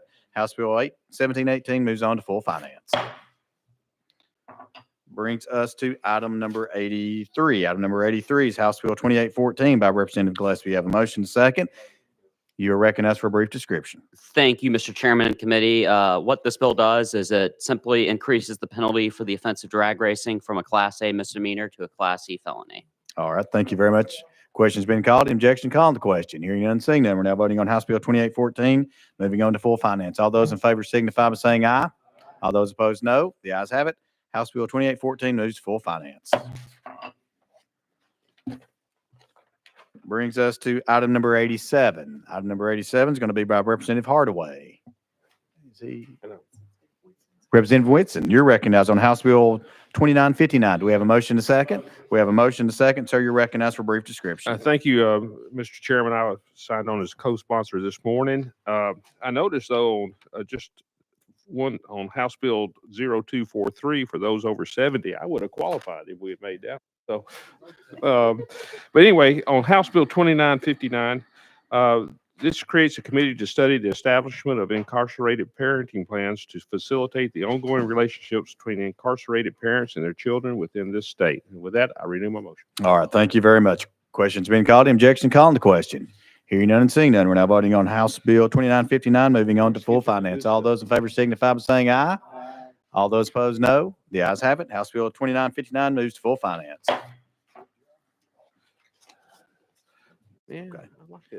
That brings us to item number 90. Item number 90 is going to be House Bill 2176. That will be by Representative Leatherwood. We have a motion and a second. You have a motion and a second on House Bill 2176. Representative Leatherwood, you're recognized for a brief description. Thank you, Mr. Chairman. This bill puts accountability measures that are already in place for violations of the Open Records Act. This bill puts those puts in place for violations of the Open Meetings Act.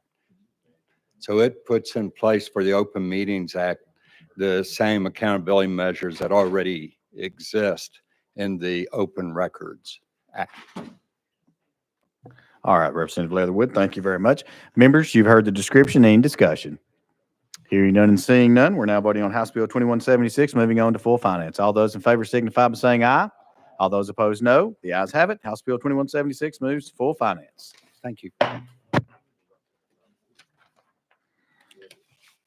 That brings us to item number 92. Item number 92 on our calendar is going to be House Bill 2545 by Representative Martin. I don't see Representative. Okay. Without objection, we're going to roll House Bill 2545 to the Hill without objection. So ordered. That brings us to item number 93, House Bill 1826. We're going to roll this one to the Hill without objection. House Bill 1826 rolled to the Hill. Ooh, I didn't drop the gavel, so we're going to back up. We're going to take up 93 since that's the one we're on. House Bill 1826 by Representative Martin. You have a motion and a second. Again, we're going to go out of order on you a little bit, Representative. We're on 1826. Thank you, committee. You might not believe me, but I was actually stuck in the elevator, literally. So, Oh. But we made it. So, good Well, you have deal. a motion and a second. You're ready to go. 1826, yes, sir. Woo. I'll find that part of it. Good deal. Well, this bill here is in regards to genome sequencing. It would allow us to get on top of the. Let me start over.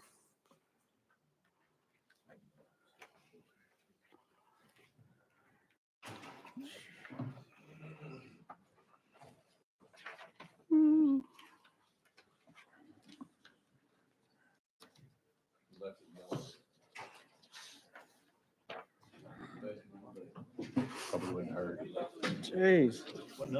Got all flustered, man. 1826. So this bill in particular addresses genome sequencing, which currently TennCare does not cover. So what we're going to do is get our most vulnerable children who are in the NICU and PICU differential diagnosis quicker. Currently, it can take up to 12 months. This will be 5 to 7 days to help move this along. With that, I stand ready for questions. All right. Thank you very much. Members, you've heard the description of House Bill 1826. Any discussion? Hearing none and seeing none, we're now voting on House Bill 1826, moving on to full finance. All those in favor signify by saying aye. All those opposed, no. The ayes have it. House Bill 1826 moves to full finance. Okay, let's go back to item.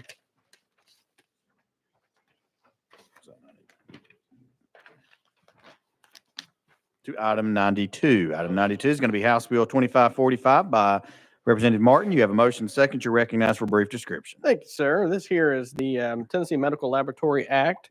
And what we're going to look at doing is strengthen rural health care by defining what a rural-based hospital lab is, as well as ensuring that our hospital meets national quality benchmarks. And then finally, this would allow up to 5 rural hospital laboratories to be supervised by 1 individual. And All with right. that, I stand ready for questions. Thank you, Representative Martin. You've heard the description. Any discussion? Hearing none, seeing none. We're now voting on House Bill 2545, moving on to full finance. All those in favor signify by saying aye. All those opposed, no. The ayes have it. House Bill 2545 moves to full finance. All right, that brings us to item number 95. Item number 95 is going to be House Bill 2145 by Representative Martin. We have a motion to second. We have a motion and second to recognize. Yeah, Representative Greg Martin. I'm sorry. Okay, we're going to roll this to the Hill without objection. House Bill 2145 rolled to the Hill. So ordered. That brings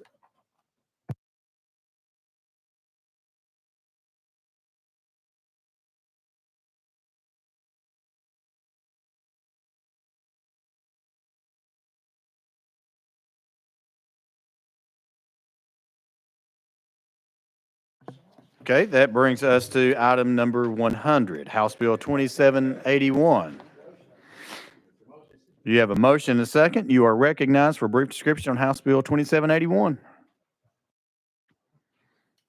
Thank you, Mr. Chair. I've been kind of enjoying this, hanging out with you for the last 2 hours. What this bill does, it creates the cosmetology compact. It puts us at the table when the cosmetology compact conversations begin. It doesn't harm anybody that has a Tennessee-specific license, and it cleans up a couple other areas between barbering and cosmetology, put them on the same playing field. With that, Mr. Chairman, move All right. passage. Thank you, Representative Parkinson. Members, you've heard the description. Any discussion on House Bill 2781? Question's been called. Objection, calling the question. Hearing none and seeing none, we're now voting on House Bill 2781, moving on to full finance. All those in favor signify by saying aye. All those opposed, no. The ayes have it. House Bill 2781 moves to full finance. Thank you. Thank you so much.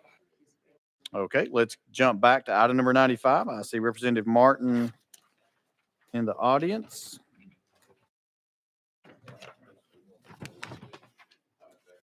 Item number 95 is going to be House Bill 2145 by Representative Martin. We have a motion to second. We have a motion to second. Sir, you're recognized for a brief description.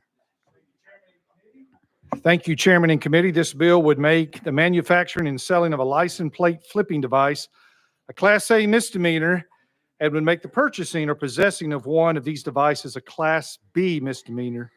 And with that, I thank you for your consideration. All right, thank you, Representative Martin. All right, members, you've heard the description. Any discussion?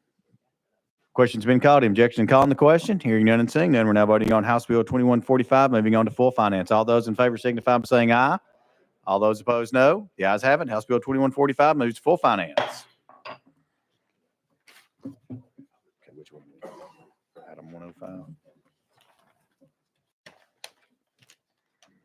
That brings us to item 105, House Bill 2062 by Representative Sparks.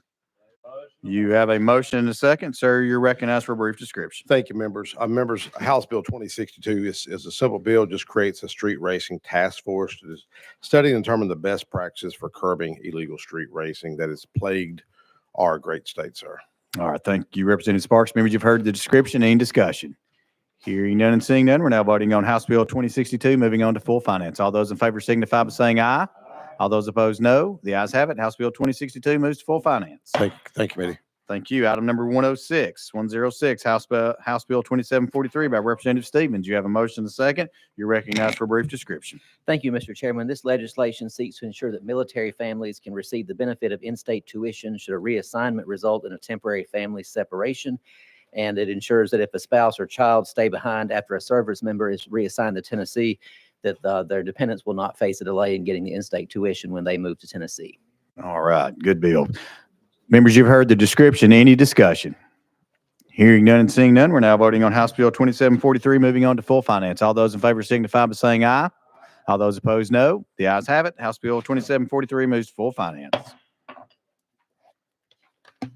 That brings us to item number 109. Item number 109 is House Bill 1980 by Representative Wright.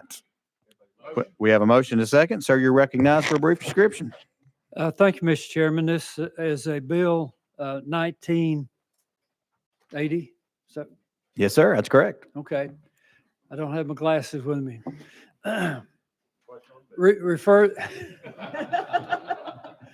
Refers to for a nonprofit home in Knox County that renovated, purchased some property, and mixed up some paperwork and didn't get their property tax correctly applied in one certain year. This is a bill that would help them with Knox County. Knox County has helped them write this paperwork, and the city of Knoxville is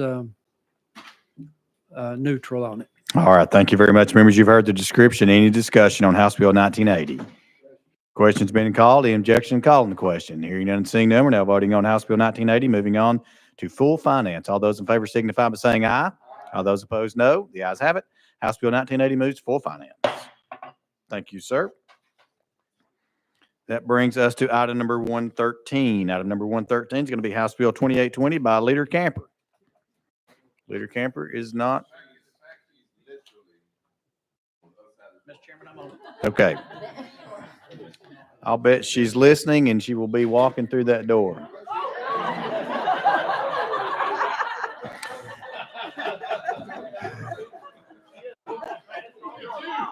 All right, House Bill 2820. All right, House Bill 2820 is by Leader Camper. We have a motion and a second. You are recognized, Leader, for a brief description. Just to let you know that the amendment 017996 has already been adopted, so you are in the proper posture to move forward. Thank you, Mr. Chairman and committee. Mr. Chairman, what this bill does is bring some equity and parity with the Public Defenders Conference and Shelby County and Davidson County with respect to salary. It's simple. Okay. All right. Thank you, Leader. Question's been called. Objection called on the question. Hearing none and seeing none. We're now voting on House Bill 2820, moving on to full finance. All those in favor signify by saying aye. Aye. All those opposed, no. The ayes have it. House Bill 2820 moves to full finance. Thank you, Chairman Committee.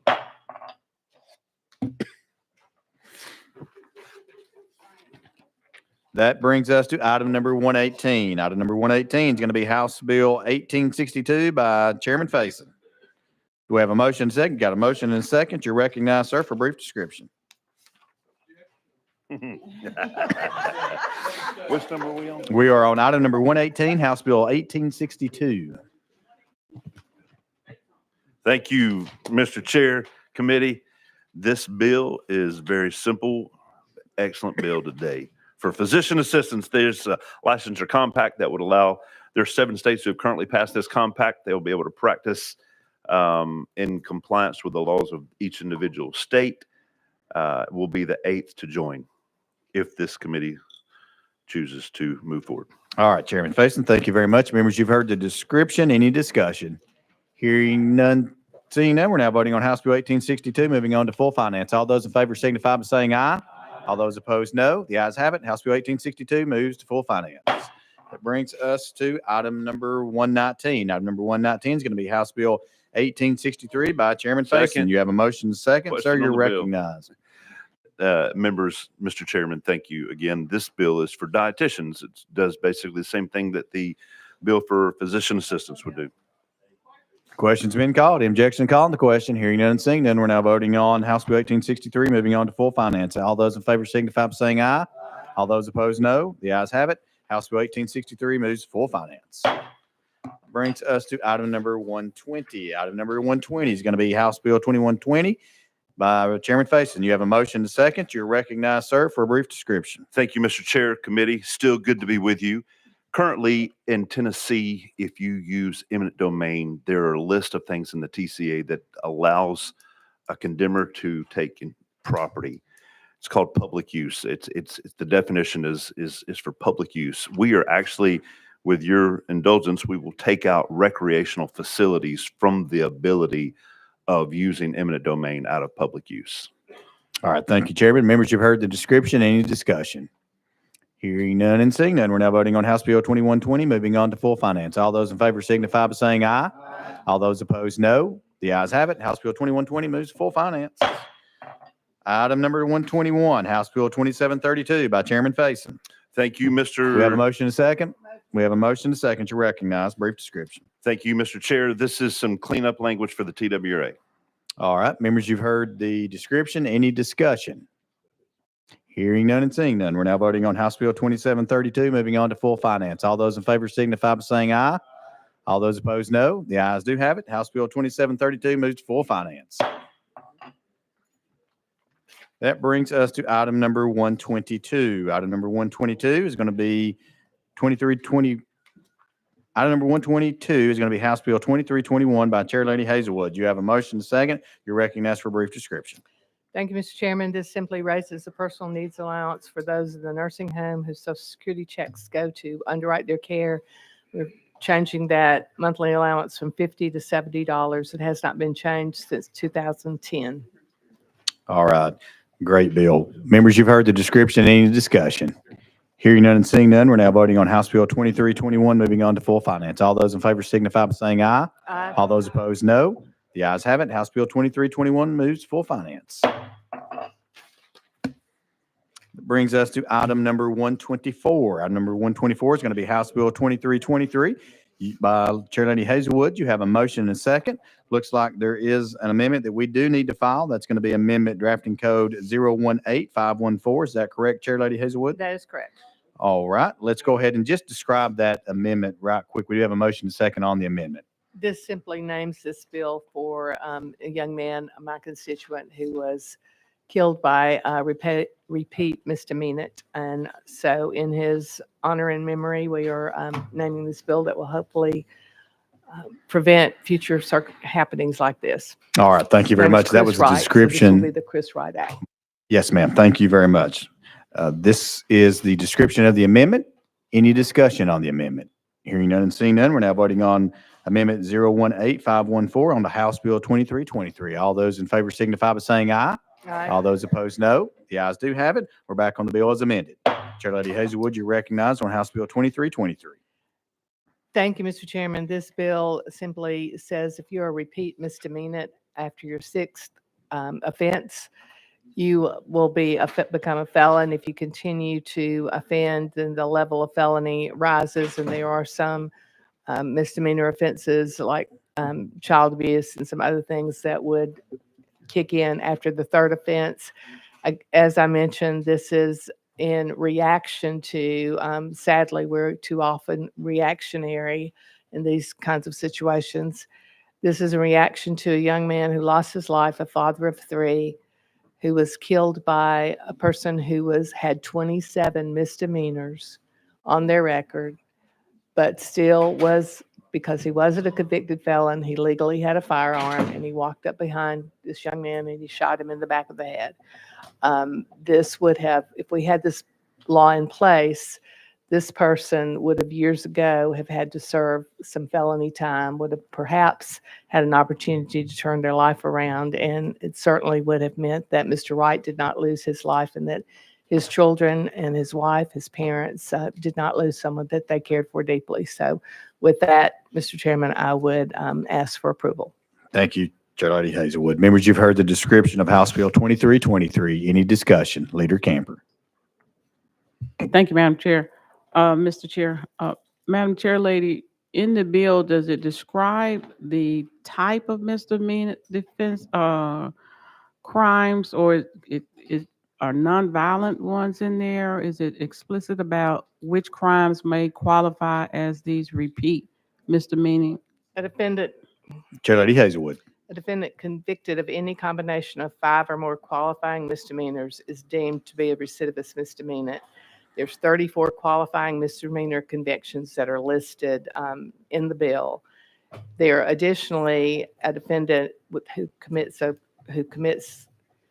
a third or subsequent conviction would have a Class E felony on their record if those convictions were assault against a first responder or nurse, child abuse, child neglect or endangerment, domestic assault, unlawful carrying and possession of a firearm, violation of an order of protection or restraining order, in violation of a no contact order. And again, not doing much work in the criminal field, I was astonished and aghast, frankly, that child abuse, child neglect or endangerment could be a misdemeanor. To me, those are serious crimes.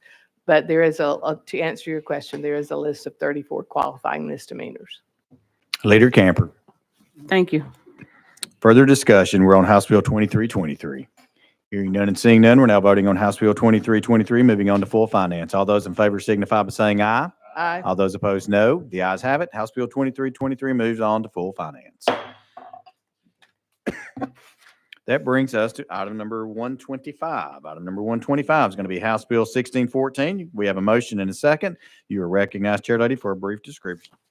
Thank you, Mr. Chairman. This is the Age Verification Act, which would require those providers of pornographic materials online to verify the age of those that are accessing the materials. It's simply our attempt to make the rules in the cyber world match up with the rules that we already have in the physical world, and to protect our children from something that is harmful to their development, harmful to their emotional growth and well-being. With that, Mr. Chairman, I stand ready for any other questions. All right. Thank you, Chair Lady. House Bill 1614, we're on that bill. We just heard the description. Any discussion? Hearing none and seeing none, we're now voting on House Bill 1614, moving on to full finance. All those in favor signify by saying aye. All those opposed, no. The ayes have it. House Bill 1614 moves on to full finance. Thank you. That brings us to item number 126. Item number 126 is going to be House Bill 2325. By Chair Lady Hazelwood, you have a motion and a second. And Chair Lady, just to let you know what posture we're in, we've already, the amendment has already been put on and adopted, and that amendment was 017389. That's already been adopted, so you're in the proper posture to move forward. You have a motion second, you're recognized. Thank you. This simply creates the Tennessee Artificial Intelligence Advisory Council. There will be 24 members, and the goal of this council will be to help our government understand better how to navigate the new landscape of artificial intelligence, how that artificial intelligence may be leveraged safely and effectively to the benefit of Tennessee citizens in interactions with government and in other ways. We will bring together stakeholders from government, business, and other sectors that are impacted by the artificial intelligence that is proliferating there now. So with that, again, I stand ready for questions. All right. Thank you, Chair Lady. Members, you've heard the description of House Bill 2325. Any discussion? Question's been called. Any objection to calling the question? Hearing none and seeing none, we're now voting on House Bill 2325, moving on to full finance. All those in favor signify by saying aye. All those opposed, no. The ayes have it. House Bill 2325 moves on to full finance. All right. Thank you, Chair Lady. That brings us to item number 127. Item number 127 is going to be House Bill 2940 by Representative Hicks. You have a motion second. Sir, you're recognized for a brief description. Thank you, Mr. Chairman. House Bill 2940 keeps Tennesseans with disabilities moving forward by allowing them to go to work and keep their Medicaid long-term supports and services. With that, I'll stand for questions. All right. Thank you, Chairman. Members, you've heard the description of House Bill 2940. Any discussion?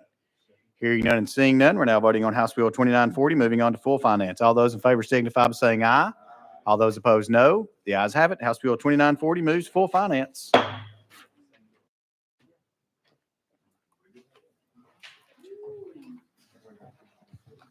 Okay, members, item number 130 on our calendar is House Bill 1659 by Chairman Hicks. We've got a motion and a second on the bill. Chairman Hicks, you're recognized. Thank you, Mr. Chairman. Members, Chairman, House Bill 1659 simply raises the base salary for district attorney generals and district public defenders. And with that, I stand to answer any questions. Members, you've heard the explanation. Any discussion? If not, then we are voting to send House Bill 1659 to full finance. All in favor say aye. Aye. Opposed? Motion passes, moves to full finance. All right, members, give us just a second to make sure that we have completed our work for today.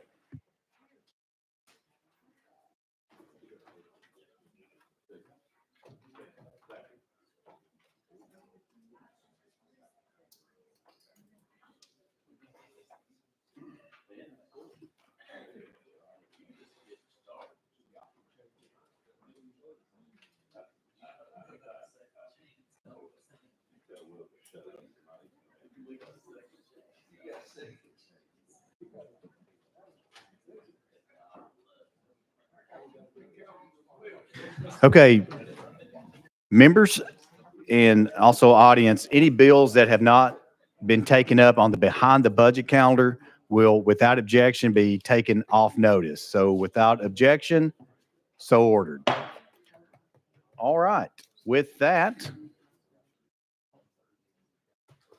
we stand in recess. We don't need to adjourn.